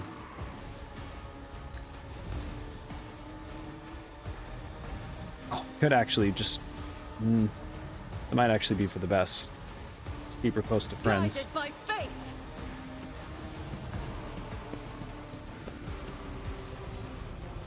But Doubt is for not the too weak. close.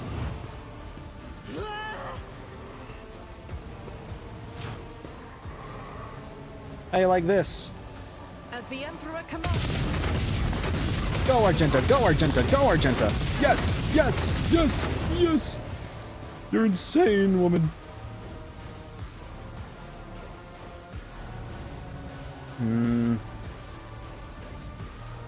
Oh, I can still get one more attack on you. Right? I'll do You it. have the range? As the Emperor commands. Whoa, that did a lot of damage. What's that? What's that mean? The yoke.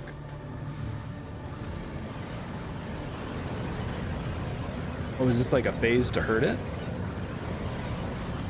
Yoke amplifier. Work in the combined technologies has created a capability of subjecting the ancient deadly creature. Offers deflection.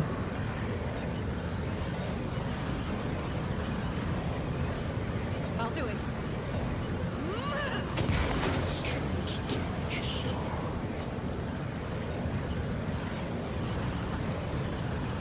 I was hoping it would let me use that. Faith without deeds is worthless. Stay over there. Don't do anything. Silly. Oh? What was that he's doing? Or trying to do? Here he comes, baby!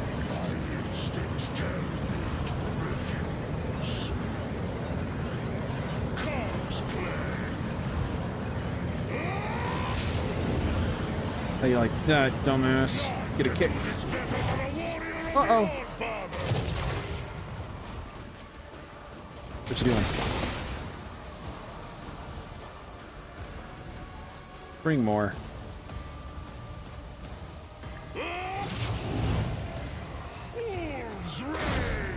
You missed at that range? See how the wolf succeeds. Oh no, I should have done that with the flamer.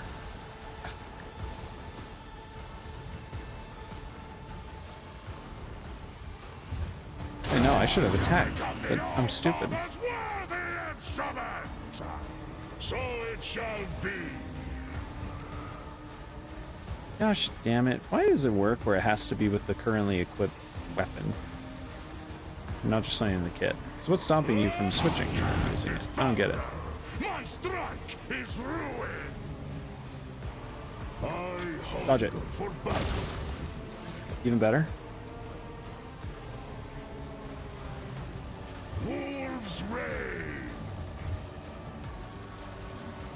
Give this task to What do you mean someone path is lesser. blocked? Okay, that was stupid. So I moved away for no reason. Lost in truth is faster than light. He hit the big guy.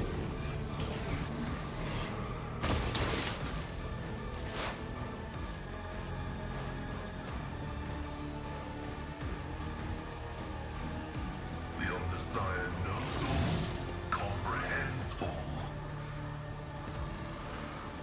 Running binaric override. My vow is to serve.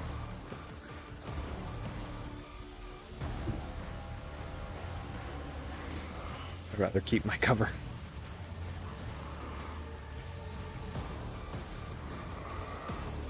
Running binaric override. A fleeting moment of the undesired knows all, comprehends all. That is an equation. Your life is a negligible. Good job, Pascal.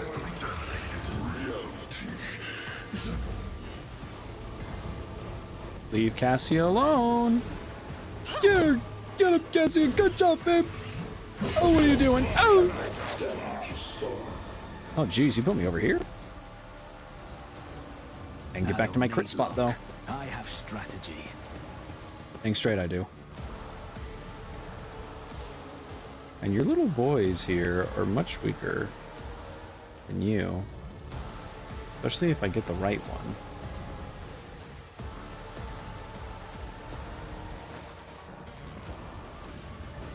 Almost like they have random HP values. I'll make it happen.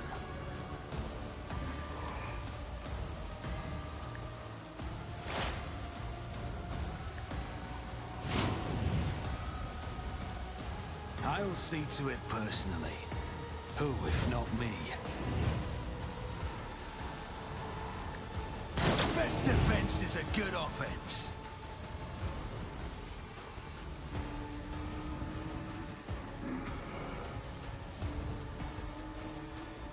Oh, should have used this before I moved. It's as good as thought twice before crossing me. I'll see to it personally. On it. I won't go down easy. Let's see to it. The Emperor is on our side.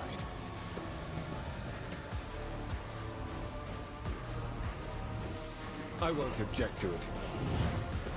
Let's just But make of extra course, sure. your reward is due.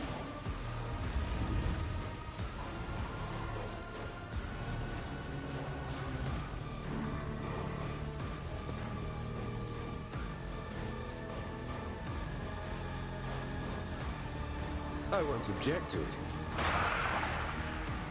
Let's see to it.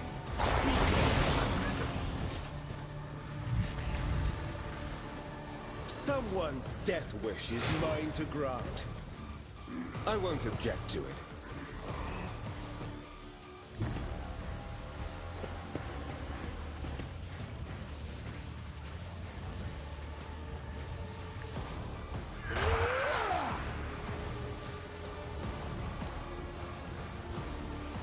Naturally.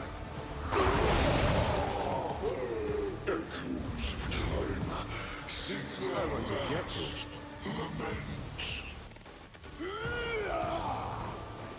Let's see to it.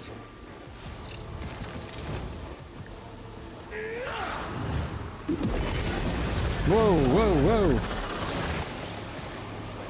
Fractured echoes beckon. Take victim's place. I don't know if I want to do that. I think Vangelis is one of the best people to tank that. What are you doing?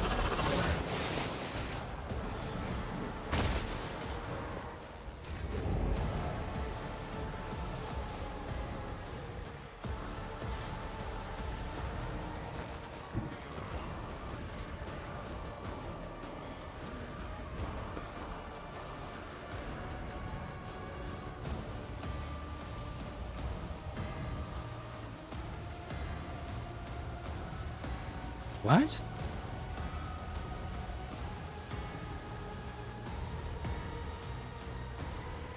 Like, no matter what, they're doomed to die?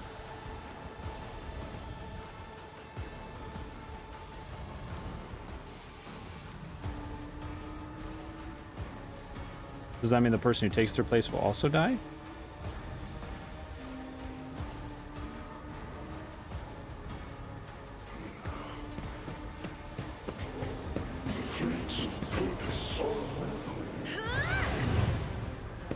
None of that.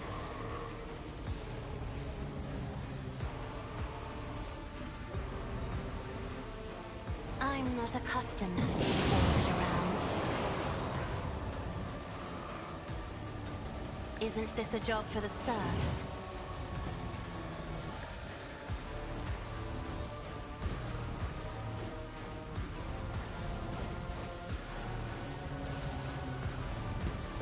Oh.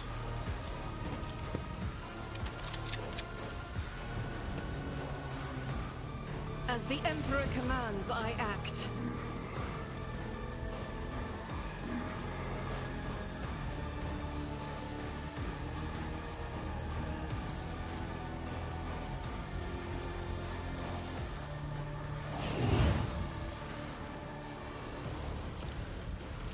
Oh.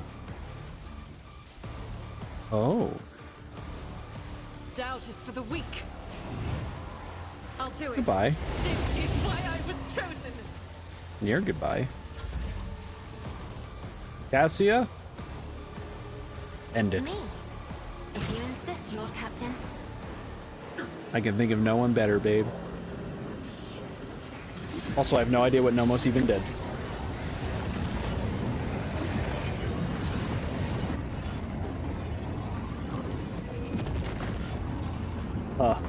I think you're a little off center.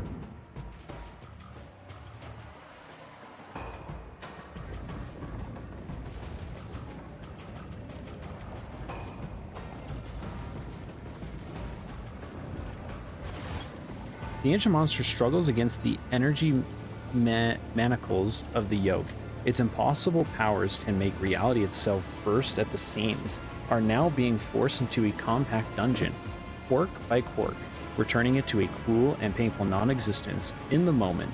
It could struggle harder, but something is hindering it. You are the cause of these hindrances. Only now does the Catan Shard turn its focus to you. For the battle was nothing more than the reflexive resistance of an alien mind absorbed in a completely different range of thoughts and responses. But now it is thinking about you. And its thoughts are so corporeal that you can sense them and know them. It seeks an end to the confrontation. It is capable of resolving it in a way that would benefit all. More and more tears appear all over the shard's form. As the yoke absorbs its power, it becomes increasingly harder for the shard to maintain its physical structure. Each imperfection you inflict brings the Star Predator closer to imprisonment. Do not bow your head before our abominable precursor. It was begotten by the dark abyss of the past. It is a fragment of that which devoured stars and erased civilizations. It knows no benefit other than its own. Allow us to stand against it. This is our time, our impossible chance. Oh, we don't even get the chance to say yes or no. Nomos is just gonna... What? As yet another layer of reality cracks, a figure appears before you. Her. After giving you a probing and appraising look, Theodora permits herself a slight smile.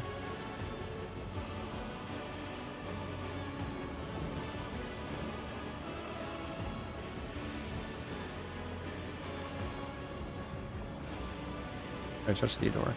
Particles of reality around you begin to boil, trying to heal the wound upon existence and preventing her from entering your version of reality. You and she can exchange words, thoughts, glances, but a physical connection is an impossibility. You are merely fleeting phantoms that could scatter at any moment. She is silent, her gaze still trained on you, as if she is trying to commit your every feature to memory. I'm sorry for your death. She simply shrugs. Our dynasty's warrant is signed in the Emperor's blood and written in ours, the blood of the Von Valaxius rogue traders. This has always been so.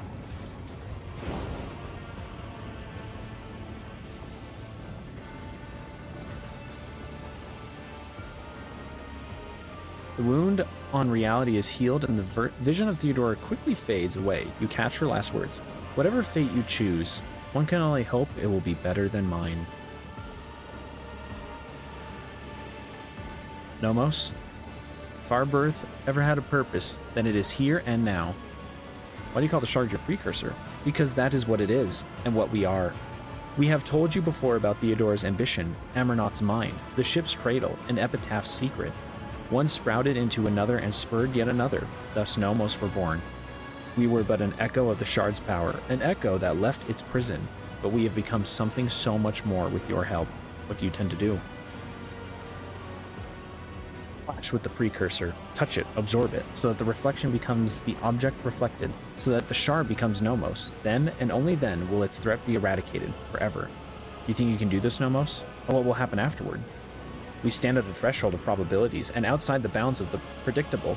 It is beyond possibility to know whether we can or cannot, but we believe that we can, and that it is what drives us to try. And if we succeed, we will obtain power beyond compare. We will become a shield against any threat, in whatever form it may manifest itself. I've made my decision. You can sense the shard's reaction, observation, analysis, and an almost intangible anxiety.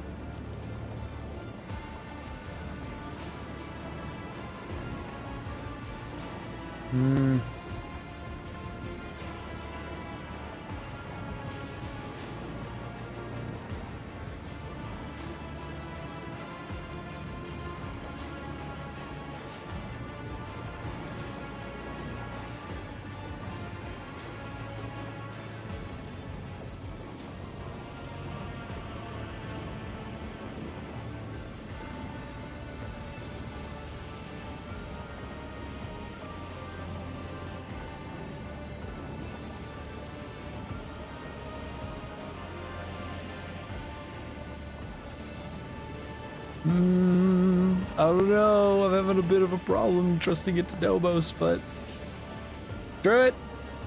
Act now, my child. We are ready for the most important battle of our life. Wish us luck. Nomos steps toward the shard. The whole world explodes into a terrifying whirlwind. You can hear the colors and see the touches. Ice burns your hands while fire leaves you freezing. And in the midst of this madness, you can clearly sense a battle raging, a clash of two beings, one endlessly ancient and the other endlessly young.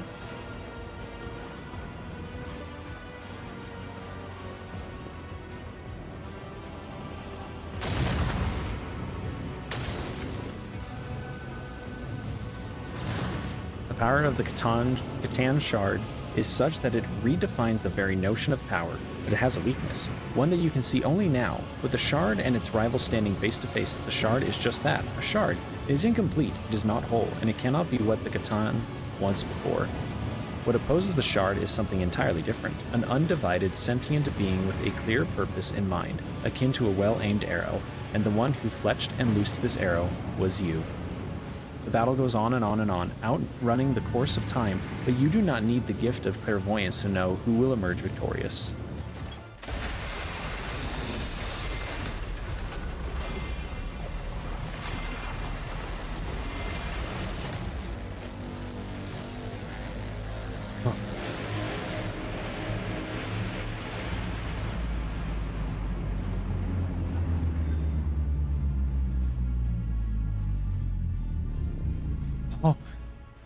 The Catan Shard was transmuted to a new form, and their name was Nomos. Possessing the power of an ancient being and nurtured by the Rogue Trader, the young Star God watched over the Chronos Expanse, their new domain, Curiosity.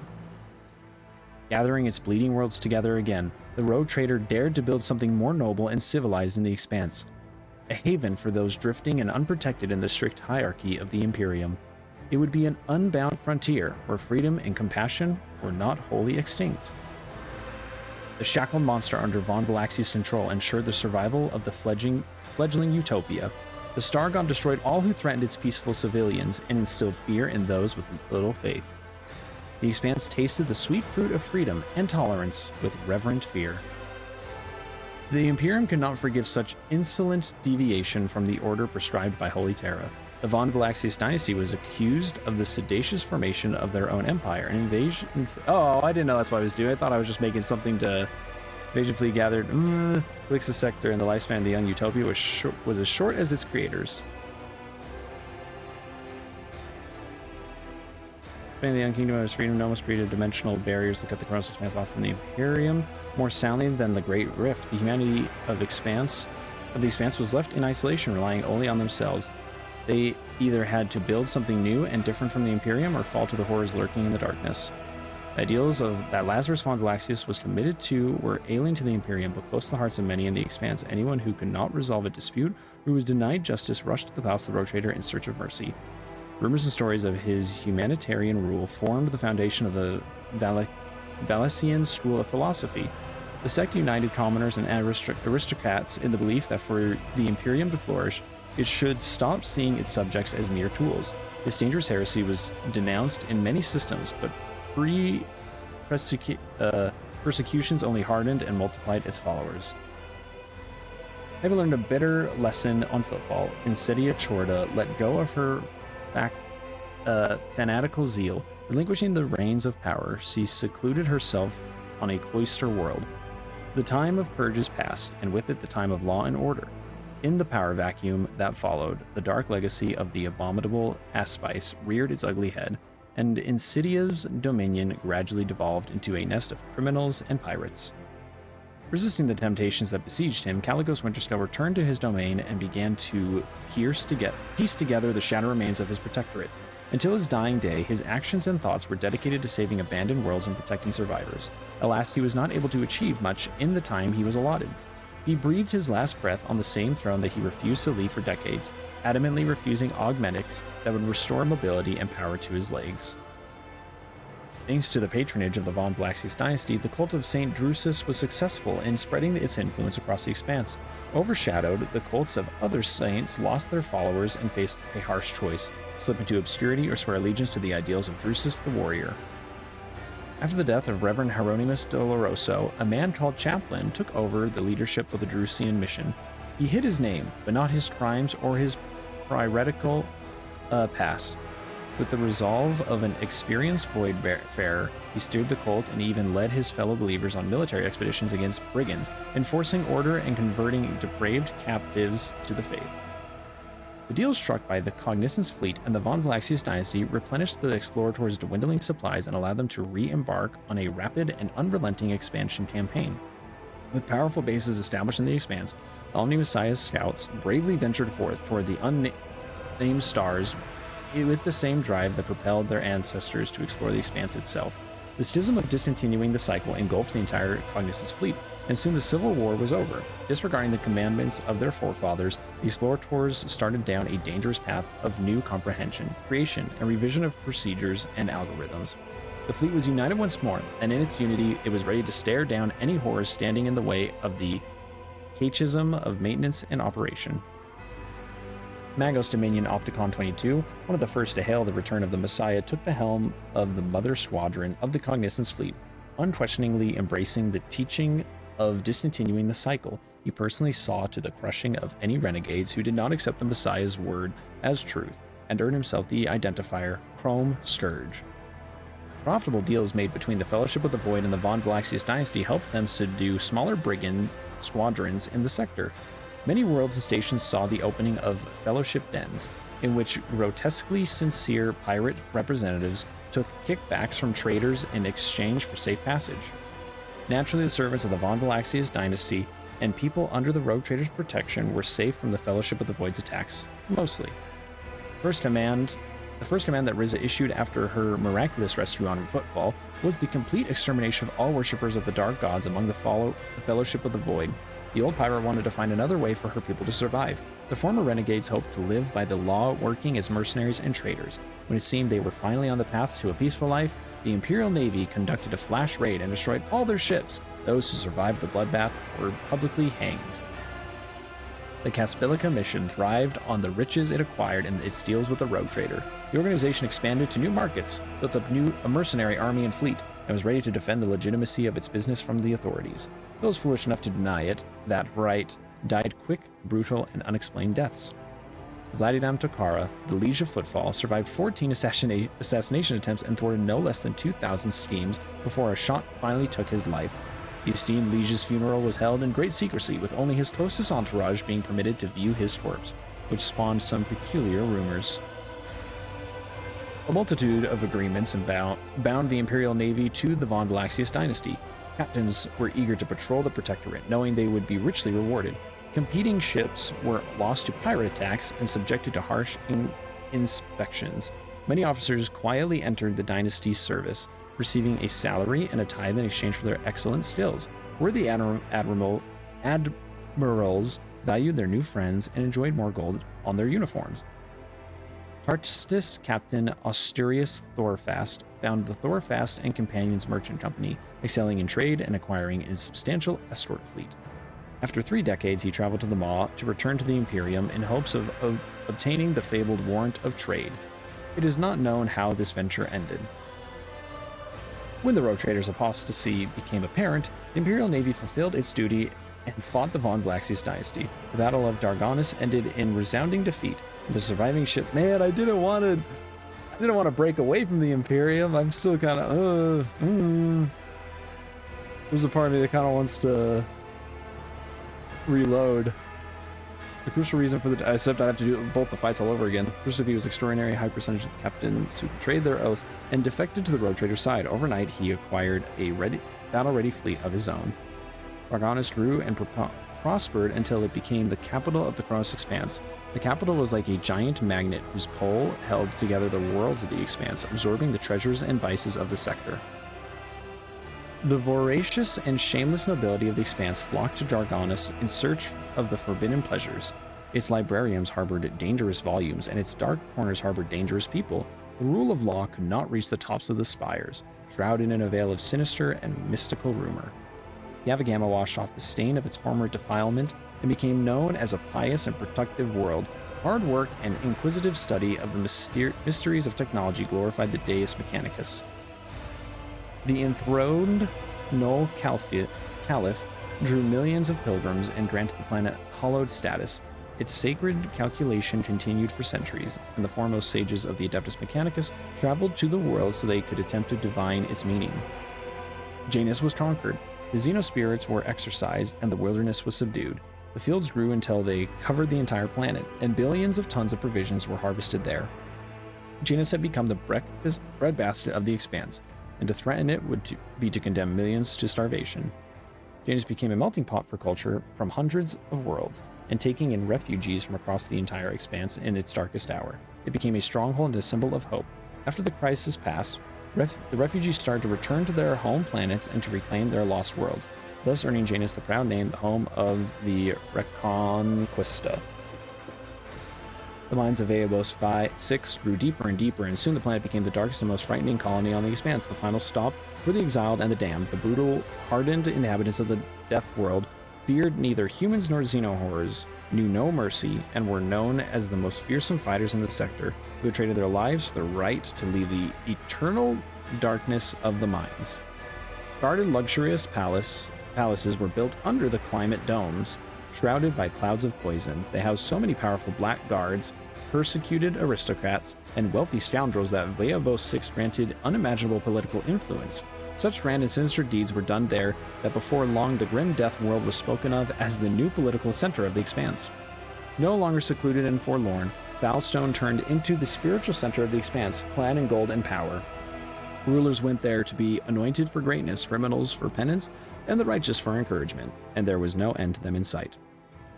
Converted into a comet shrine, Valstone's moon spread the word of Saint Cognatius throughout the Expanse. Protecting worlds from attacks by the enemies of humanity, its servants asked for neither money nor power, but only the relics left by their blessed patron.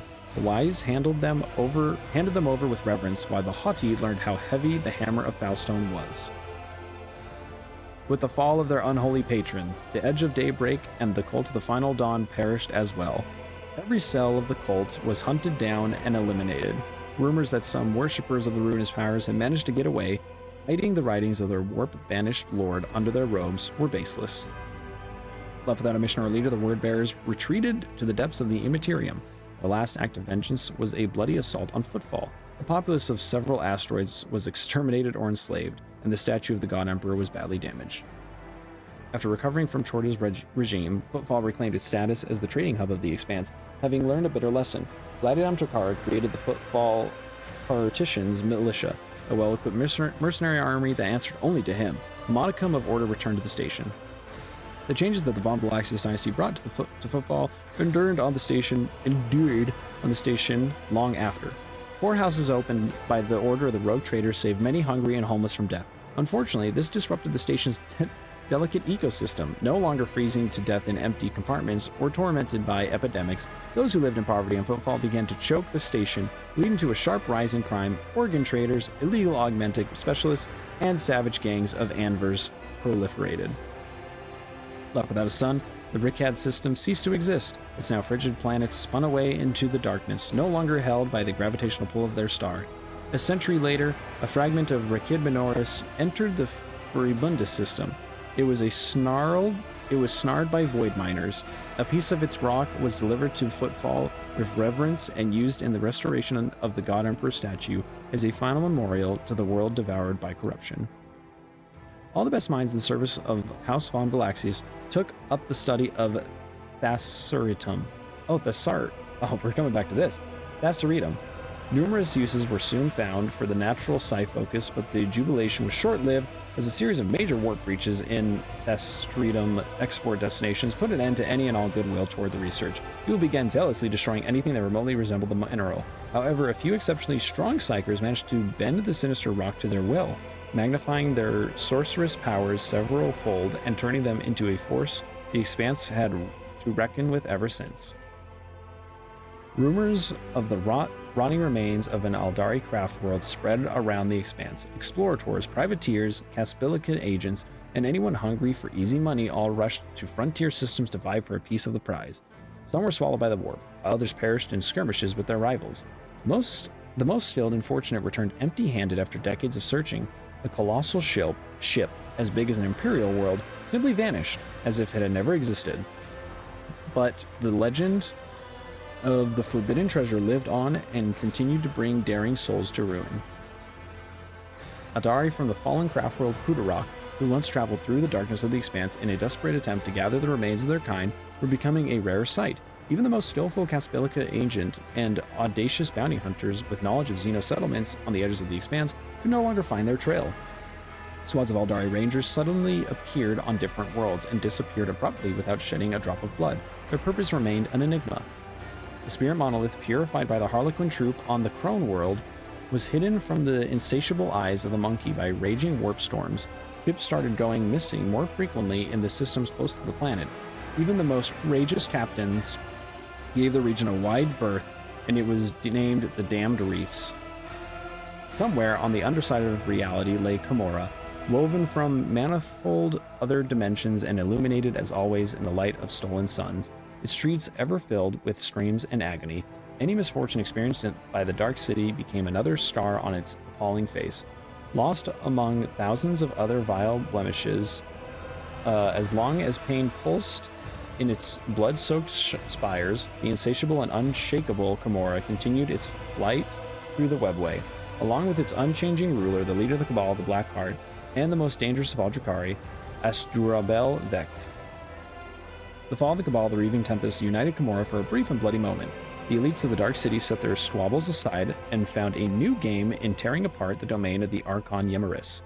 The fate of the Reaving Tempest reminded the other Cabals that nothing lasts forever in the Dark City, save the city itself. However, the participants of the cannibalistic feasting soon came to regret their rapacity. After rallying around Maharazi Azrahesh, the surviving warriors of the Reaving Tempest delivered a surprise counterattack. Many of the plundering Cabals lost so many fighters that they in turn became tempting prey for vultures. By throwing this bloody carrion to the scavengers, the Reaving Tempest seized its chance to survive and return to its former strength. As they were leaving the Necron systems, Nomos destroyed every tomb world of the ancient Xenos. Some eternal strife had awakened within the young deity, demanding that the planets of the undead be obliterated. Following the destruction of Lethis, Rogue Trader Von Valaxius directed part of its tithe toward restoring Coronis Expanse worlds that had suffered from Xenos heretics and horrors of the void. Many of them only survived thanks to that aid, although the broad gesture was met with scant understanding by aristocrats. Some years later, the worlds to which the tithe had been distributed were struck by a ghastly disease that came to be known as the Lethis Curse. Whether it was truly was related to the tithe or a mere attempt to slander the Expanse's protector forever remained a mystery. The voice of Vox Master Vigdis Suri Oda of the Ptoleman dynasty has long resounded in the Expanse, bringing hope and trumpeting the arrival of the merciful Rogue Trader. Known for her wisdom and acute understanding of the ship systems, over her long life she taught many generations of future Vox Masters from the Ptoleman dynasty. Her body was built into the bridge itself, and in times of need her voice flowed through the Vox, dispelling delusions and despair. After years of dedicated service, Master Helmsman Raver was granted, despite his objections, the privilege of rest. The wise servants of the Omni Messiah implanted an augment into his brain that restored his ability to sleep. Soon afterwards, something unprecedented happened aboard the ship.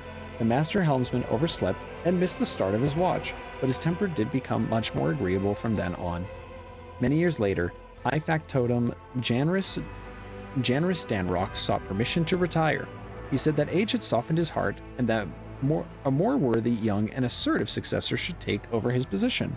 There was no shortage of candidates. Under all that fat, Danrock had a sentimental heart. He spared nothing for the orphans of those who had died serving the Rogue Trader. The children were given an excellent education and were eager to serve the Von Valaxius dynasty. Jocasta Sauerbach served as master-at-arms for years, but eventually her zeal faded. It appeared that, having tried every form of violence in existence, she no longer derived out of any of them the joy it had once held. Jocasta humbly submitted her resignation and went back to her home on the Capital World. She took up the position of the warden of one of the Capital World's hives and reconciled with her cousin Macarius, albeit only after a while. The reconciliation was, at any rate, easy to overlook during gatherings of Capital World nobility, where Jocasta and Macarius would waste no opportunity to have a ferocious row. After many years, Zachary Wise mustered the courage to take personal apprentices again. He searched throughout the Expanse for astropaths whose masters were harsh and cruel to them, and recruited them into his choir. He gathered a cast of talented men and women by his side, and was their guardian and mentor. Wise died defending his wards from cursed words spewed by the Immaterium. Sealing the sound of those words in his mind, he preferred an horrible death to a repetition of his shameful past mistakes. High Overseer Gregorus Stotches of Veabos 6 rendered his duties with a zeal unfathomable to the common mind. Under his leadership, the penal world became a paragon of order and a place of incarceration that criminals feared more than death. Stratches spent his final years in a small, damp room disturbingly reminiscent of a jail cell. He declined every award and honor for his assiduous service, and preferred solitude to any kind of company. The only exception was Solomon Anthar, who visited his former superior whenever he had the chance. The contents of their long conversations are unknown, but their outcome was the same every time, a gloomy and unmistakable mark of regret on each of the two dour men's faces. Urban Drivestem cared more about preserving the influence of his line than the well-being of the Protectorate.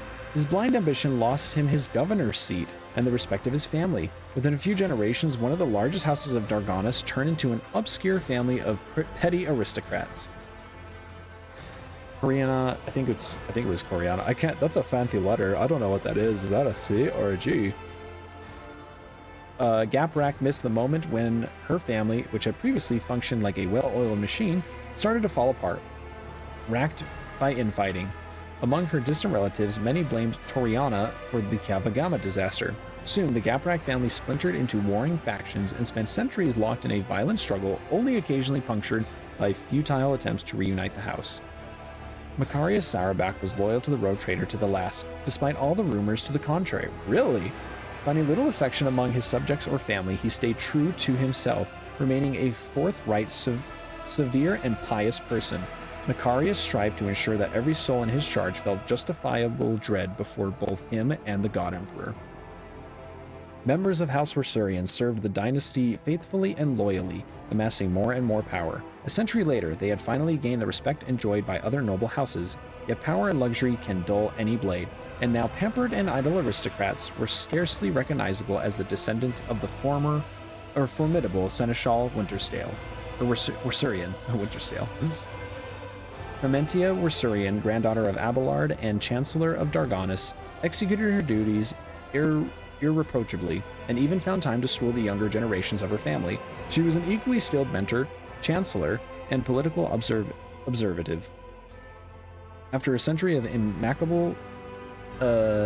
immaculate service, she surprised everyone by leaving her position and becoming the first mate on a trade ship. She would later admit, like a true Wersurian, that she had always had a passion for ships and voidfaring. Branches of House Gaprak and Wersurian became intertwined for a time after the marriage of Astaria and Vincent. To the great sadness of the couple and the great amusement of the spiteful Darkonis nobility, their marriage produced no children.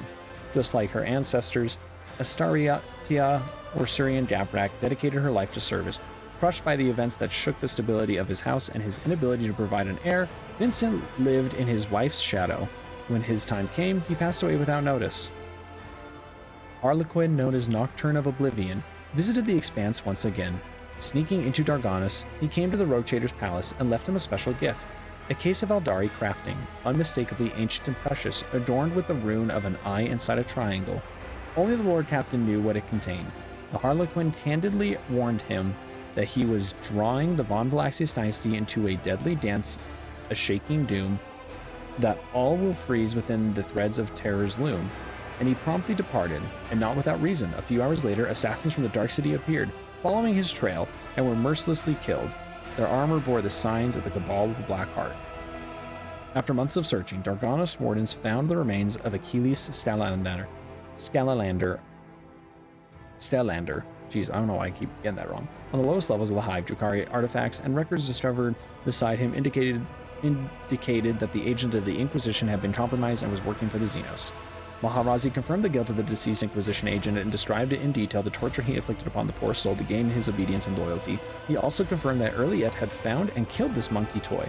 Yet few chose to believe the words of the cursed Xenos, and thus the secret of the death of Achilles Stellander was never publicly known.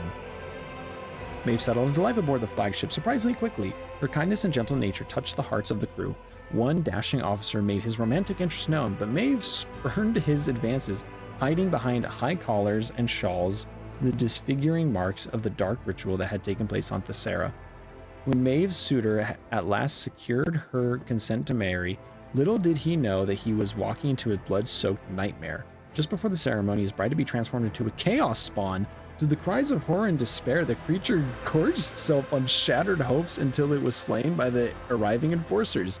It is said that the creature lay bleeding. It tried to sing a surprisingly tender tune and called out to someone named Dane. What the fuck?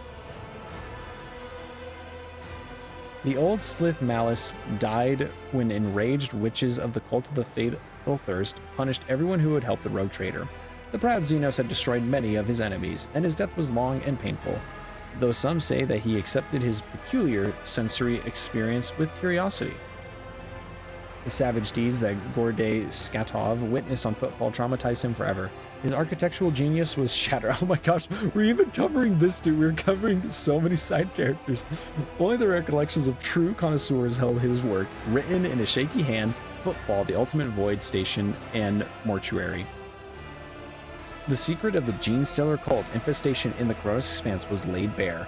A wave of purges rolled across many worlds, with enraged rabble and planetary guards massacring thousands of those whose appearance diverged from true human form. Most of them were, of course, ordinary, abject, genetic misfits and luckless rejects, but their lives were a small price for the sector's purity. Having completed his last journey with the Lord Captain, Abelard Wersurian, with the gracious permission of the rogue trader, left his post as seneschal and took over the helm of his large family. House Wersurian rose above its rivals and was never again the target of persecution, even after their esteemed patriarch died decades later in his bed surrounded by his grieving loved ones. Abelard's shining memory was blighted only by rumors of a creeping madness in the twilight of his life. Many say they had seen the esteemed seneschal talking to someone unseen, in a voice filled with unusual tenderness and sorrow. After the battle on Epitaph, Argenta was firmly set on the path of the sister Repentia. Her former fervor and zeal gave way to grim, cold resignation. She longed for death, yet death seemed to flee before the former companion of the Lord Captain, or perhaps she just could not find a worthy opponent. So things carried on, until one day, while fighting heretics on an uncharted world, Argenta threw herself into a massive inferno to strike down a horrendous warp spawn. Her comrades saw only shadows in the fire and heard the beast's dying bellow. The flames burned for several days. When they finally subsided, Argenta's body was found among the charred rubble, lifeless, but untouched by the fire. In one hand she held her chainsword, in the other, a shard of the golden Aquila she had always kept close ever since arriving in the Expanse.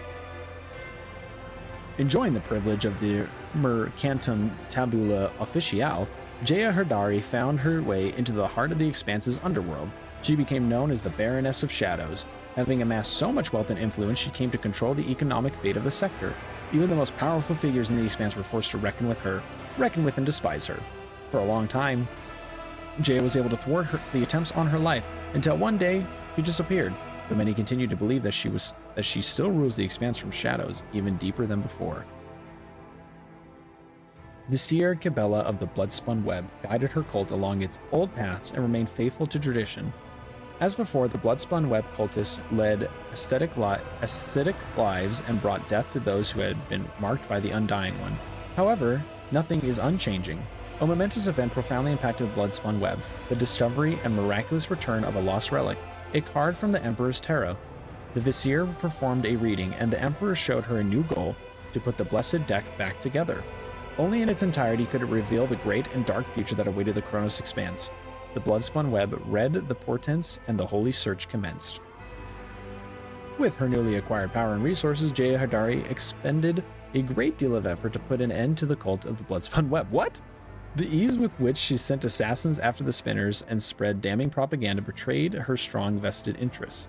Many thought her actions reckless and expected a retaliatory strike to be delivered before long, but it never came.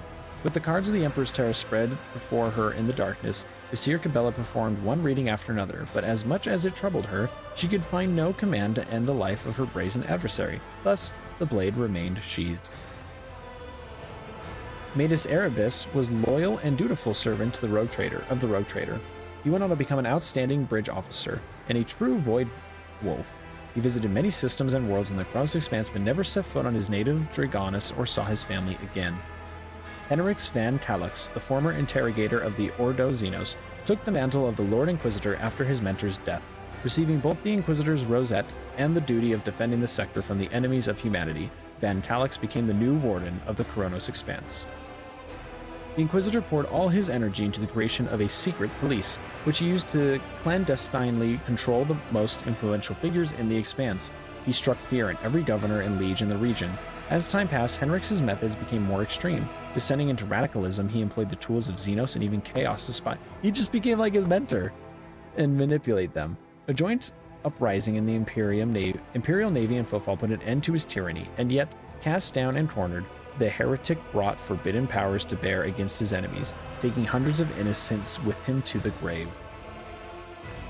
Okay, I'm so scared. No! Okay, despite scandalous rumors about a love affair with the Rogue Trader, Lady Navigator Cassia continued to accompany her lover among the stars of the Expanse for a time. Their love was like a candle flame, warm, tremulous, insatiable, and quickly extinguished. Damn it! When Cassia took the throne as Navigator, she was supposed to pass it aside. Wait, as Navigator, love gave way to duty. No! Some praised their doomed love over glasses of Amasac, while others cursed and spat distress. Yet, even after entering an arranged dynastic marriage and passing on her precious genes, Cassia kept in contact. Man! Well, now I don't even care about reloading the save.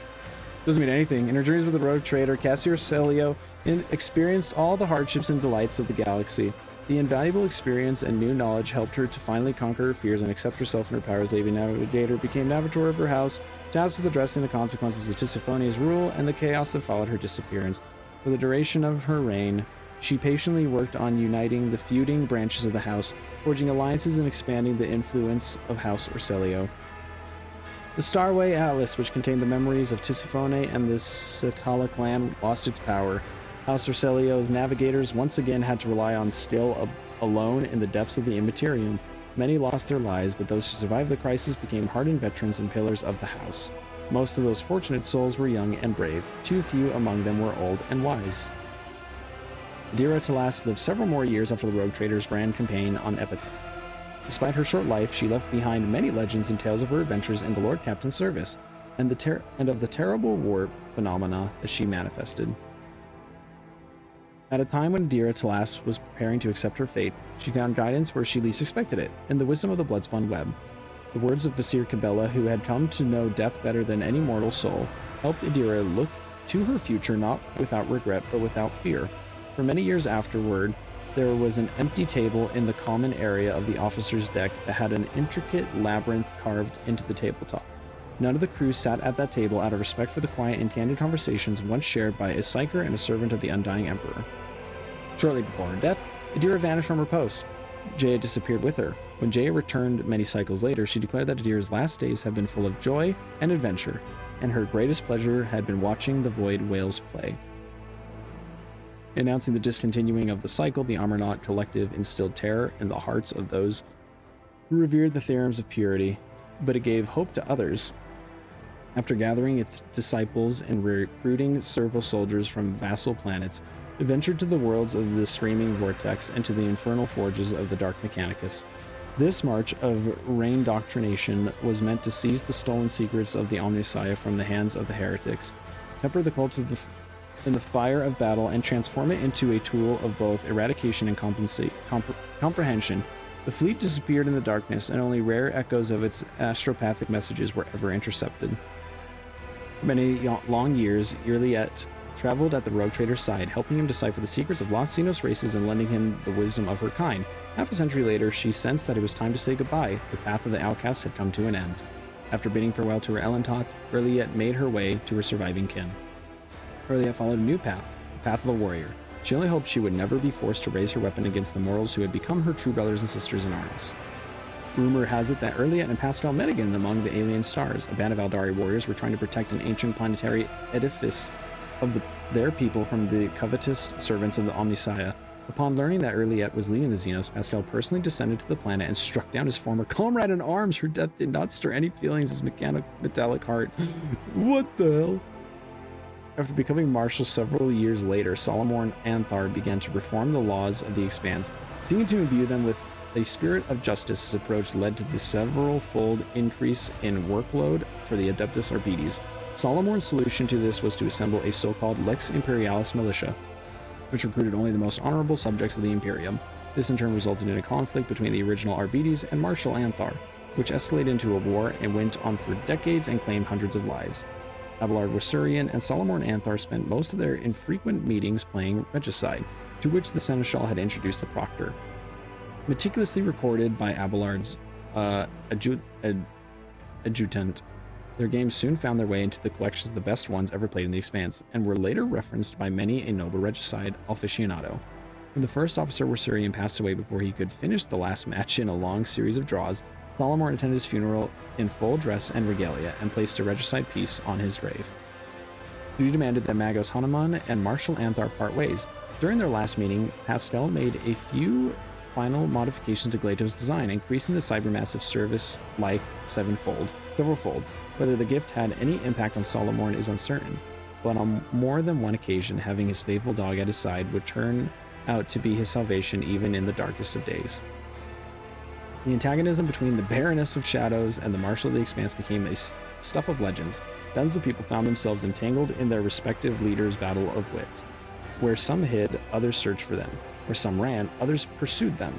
It is known for a fact that there were two things the adversaries never did once: meet in person or threaten one another's nearest and dearest.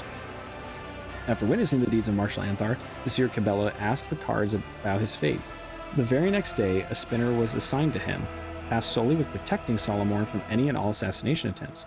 These were not long in coming, and the spinner's blade soon tasted the blood of heretics. For his part, the Marshal, after accidentally discovering that he had an invisible protector, had the spinner arrested and executed for multiple counts of murder. Maharazi Azrahesh, who added the title of Voidfarer to his name, returned to Cabora, to the Cabal of the Reaving Tempest, which had survived persecution against all odds and awaited the coming of its rightful master. The new Archon, despite rumors connecting him to the death of a leader of the Cabal of the Black Heart, gained Vex's favor and respect of the Dark City, destroying and absorbing several smaller Cabals, and the Reaving Tempest once again rose to the zenith of its sinister glory. Years later, Maharazi's name resounded through the Expanse once more. His gang had intercepted Astardia Warsurian ship. Her head was delivered to Abelard with a note informing him that it was a gift from an old acquaintance in remembrance of glorious past. Abelard's grief sent him on a 6-year-long hunt for the despicable Xenos, which sadly was unsuccessful. Not a soul knows how many enemies Maharazi faced in his lifetime, but what is known is that the name of his last opponent. Once he left the Rogue Trader's retinue, there was nothing to stop him from testing the warrior that had long since caught his curiosity, Visir Cabela, the Blade Dancer. In turn, there was nothing to stop him from executing the Undying Emperor's will by exterminating the Xenos. Both spent years preparing for this fight, studying each other from the shadows. Their dance took place on a remote world, and bountiful was the offering of blood it left upon the surface. The victor of the battle never appeared in the Cross Expanse again, and thus the outcome remains unknown. After joining the Stormbiters, Ulfar Thunderlung soon became the pack leader, taking the place of Thorvald, who met an honorable end. The new leader sent a message to Fenris stating his intention to remain in the Expanse. There were too many enemies yet lurking in these hunting grounds that deserved the Allfather's wrath. Legends paved the formidable pack's path in gold. Years later, Ulfar found a battle in which he could meet his honorable death, but the warp was suddenly torn asunder. The ships from Fenris bearing the mark of the wolf's head came to his aid, saved from the battlefield by his loyal companion Halbrand. Ulfar accepted the honors of the Dreadnought and was entombed in sacred armor. During the blessed ritual, he cursed and demanded to be left to his death, but his brothers merely answered with mirthful laughter. When he recovered his senses, Ulfar led his forces to the heathen stars. The Allfather had given him a new mission in a near-death vision. No one in the Expanse had heard word of the Space Wolves since their departure, yet many believe that one day they will return victorious. It is rumored that the true cause of Thorvald Ironhide's demise was treachery. Faced with a superior enemy, the Space Wolves called on their allies for help. The nearby squadron of the Cognizance fleet withdrew, defiantly broadcasting that the blood debt to Archmagos Armanaut is not forgotten. Such was the echo of deeds of the rogue trader of House von Valaxius, deeds that transformed the Kronos Expanse and prepared it for events even darker and more violent. But those are the events of a different story. This one has come to an end.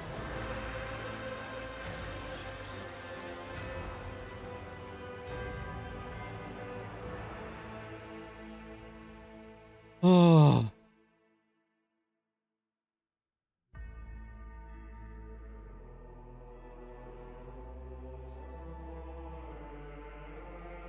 Okay, so number one, I thought Nomos was just gonna like kind of quarrel with and contain it and just kind of like be hanging out. making sure Necrons weren't a problem. I didn't realize he was going to fully cut us off from the Imperium. But most disappointing of all, gosh fucking damn it. There was not a point in that final Cassia conversation where like I had a moment where I was like, where it was like very obvious what it was leading to. I just thought it said like, yeah, I do love you. And then all of a sudden we did the no-no, and apparently that's what causes us to not have our happy ending.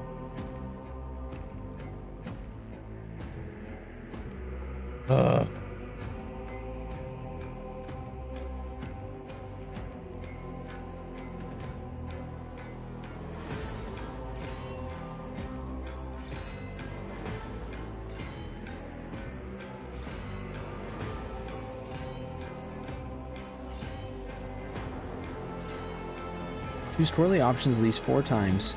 Cassie was in the party during Chapter 3. Did not sleep with Cassie during her first romance event in Chapter 4. We're doing the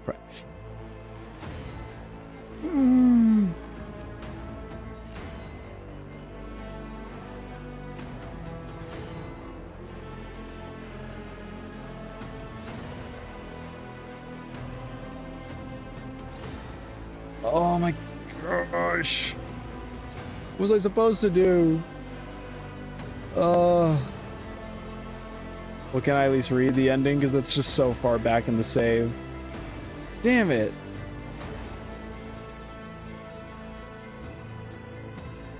I mean, good job, but also, what the fuck? You can't just, like... Come on.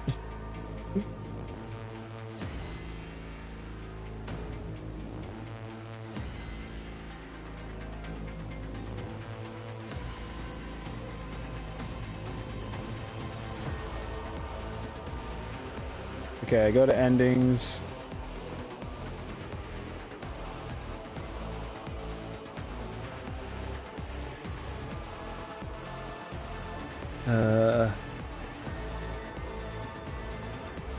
Where's search in the tab? I'm doing this on my phone like an idiot.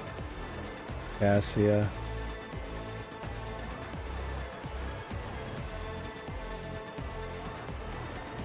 Okay, Cassia, scroll way down if Cassia's on the... Okay. I have to find Cassie's on the freedom path. Cabela's on the human... Oh my gosh.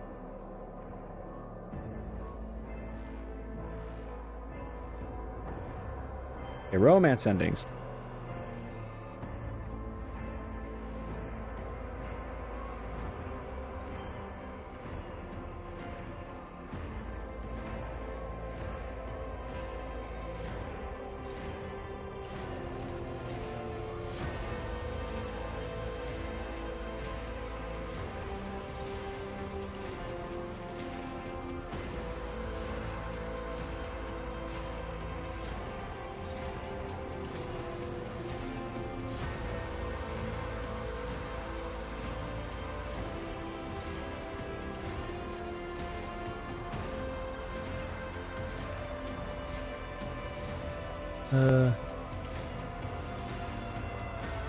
Let's see. House of Shelley did not dare oppose the rogue trader and became embroiled in a bloody internecine war for power. Its members and and genetic bounty were wiped out in the fighting. The house collapsed, and it was eventually assimilated into more influential Navitor houses. Lady Cassia did not make any attempts to save her house from oblivion. Cassia Orselio renounced her destiny of becoming the Navitor and chose to spend her days with her beloved. She lived a short life, trying to fill every moment spent together with color and passion. Alas, Cassia's genetic mutations did not allow her to bear an heir, and soon they began grotesquely deforming her body. One night, she gave her lover a kiss and disappeared forever, leaving behind a short note. My love, from our first meeting to our final days together, you were the only morning light that shone in my heart. Don't show me an ad! Oh my gosh. Light of my heart never fading. You have a life ahead of you. Live it, happily, for the both of us. As for me, I love you endlessly. Yours, Cass. God damn it. Just because it's written well doesn't mean it doesn't make me unhappy. Fuck this. Damn it all. I guess I can accept my ending then. At least she lived a long life, assumedly. Damn it.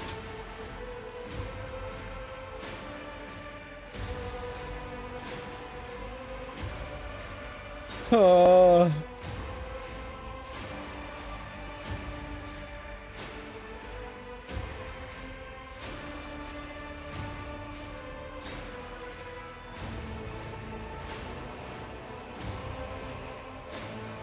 Anton Big Bow Band, this is not your doing, but damn it.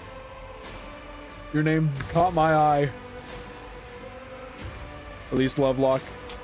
Honestly, all these people did great, but whoever did Maharazi, Will D. Renzi Martin, you are fucking nuts. Great job. Wait, where's Pragmatic? Scott Tunnix. Thank you for making my Rogue Trader sound so fucking cool.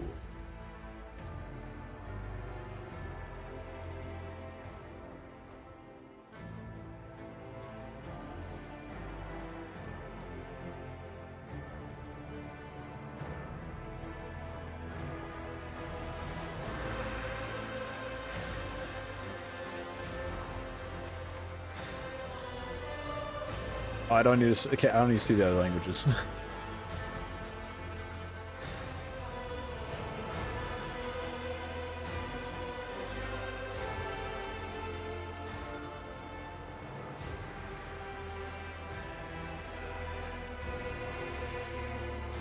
Oh, what a game, though.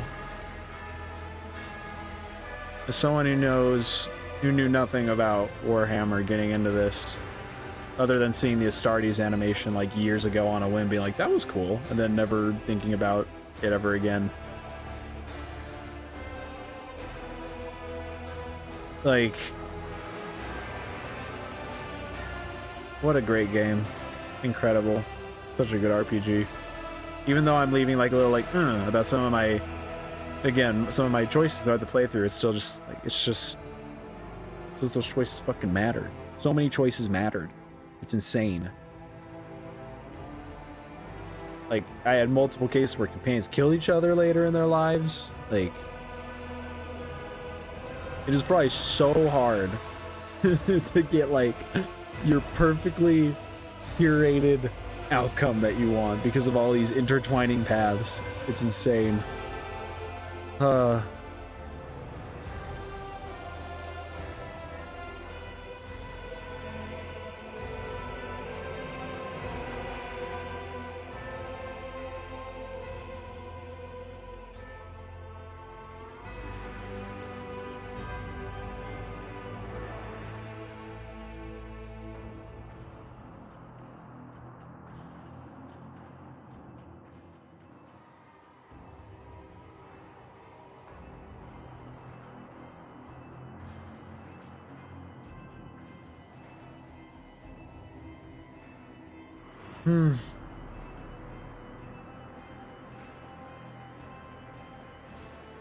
don't know if and when I'll play this game again, though, because it's a lot. Holy shit, it's a lot.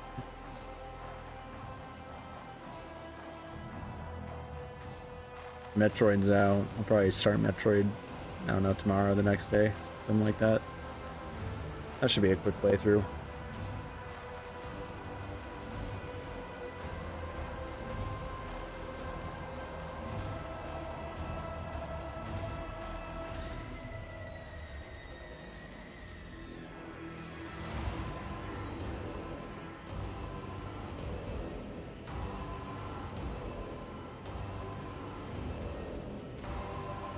Man, they got a lot of people to say thanks to.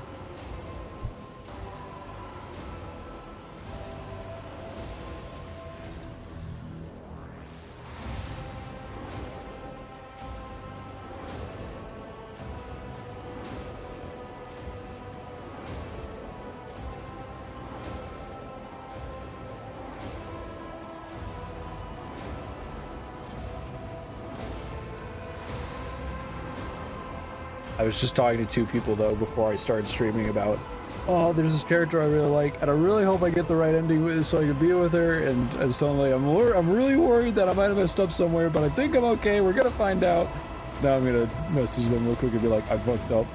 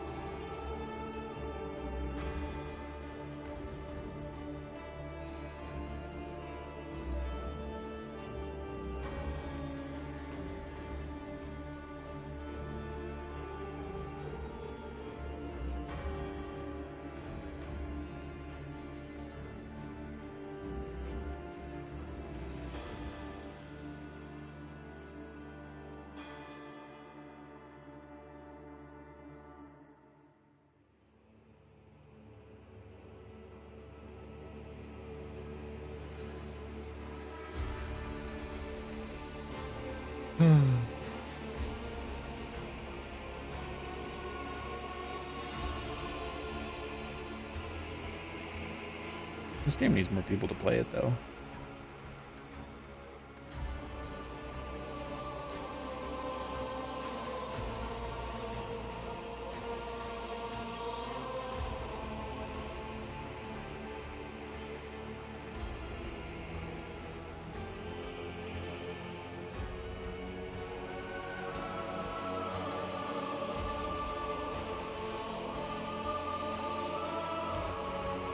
Oh. Wait. Oh. And that's it. Well.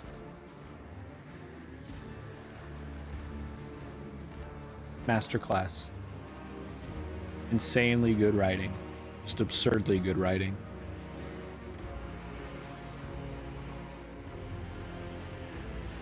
And there's supposed to be 2 more DLC next year. Maybe sometime in the future I'll revisit it just to check those out in a playthrough, but for the time being,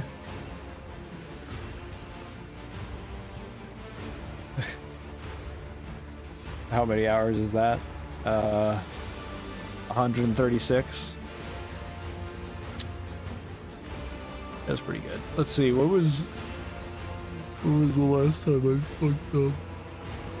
How far back can I go? I can go back pretty far.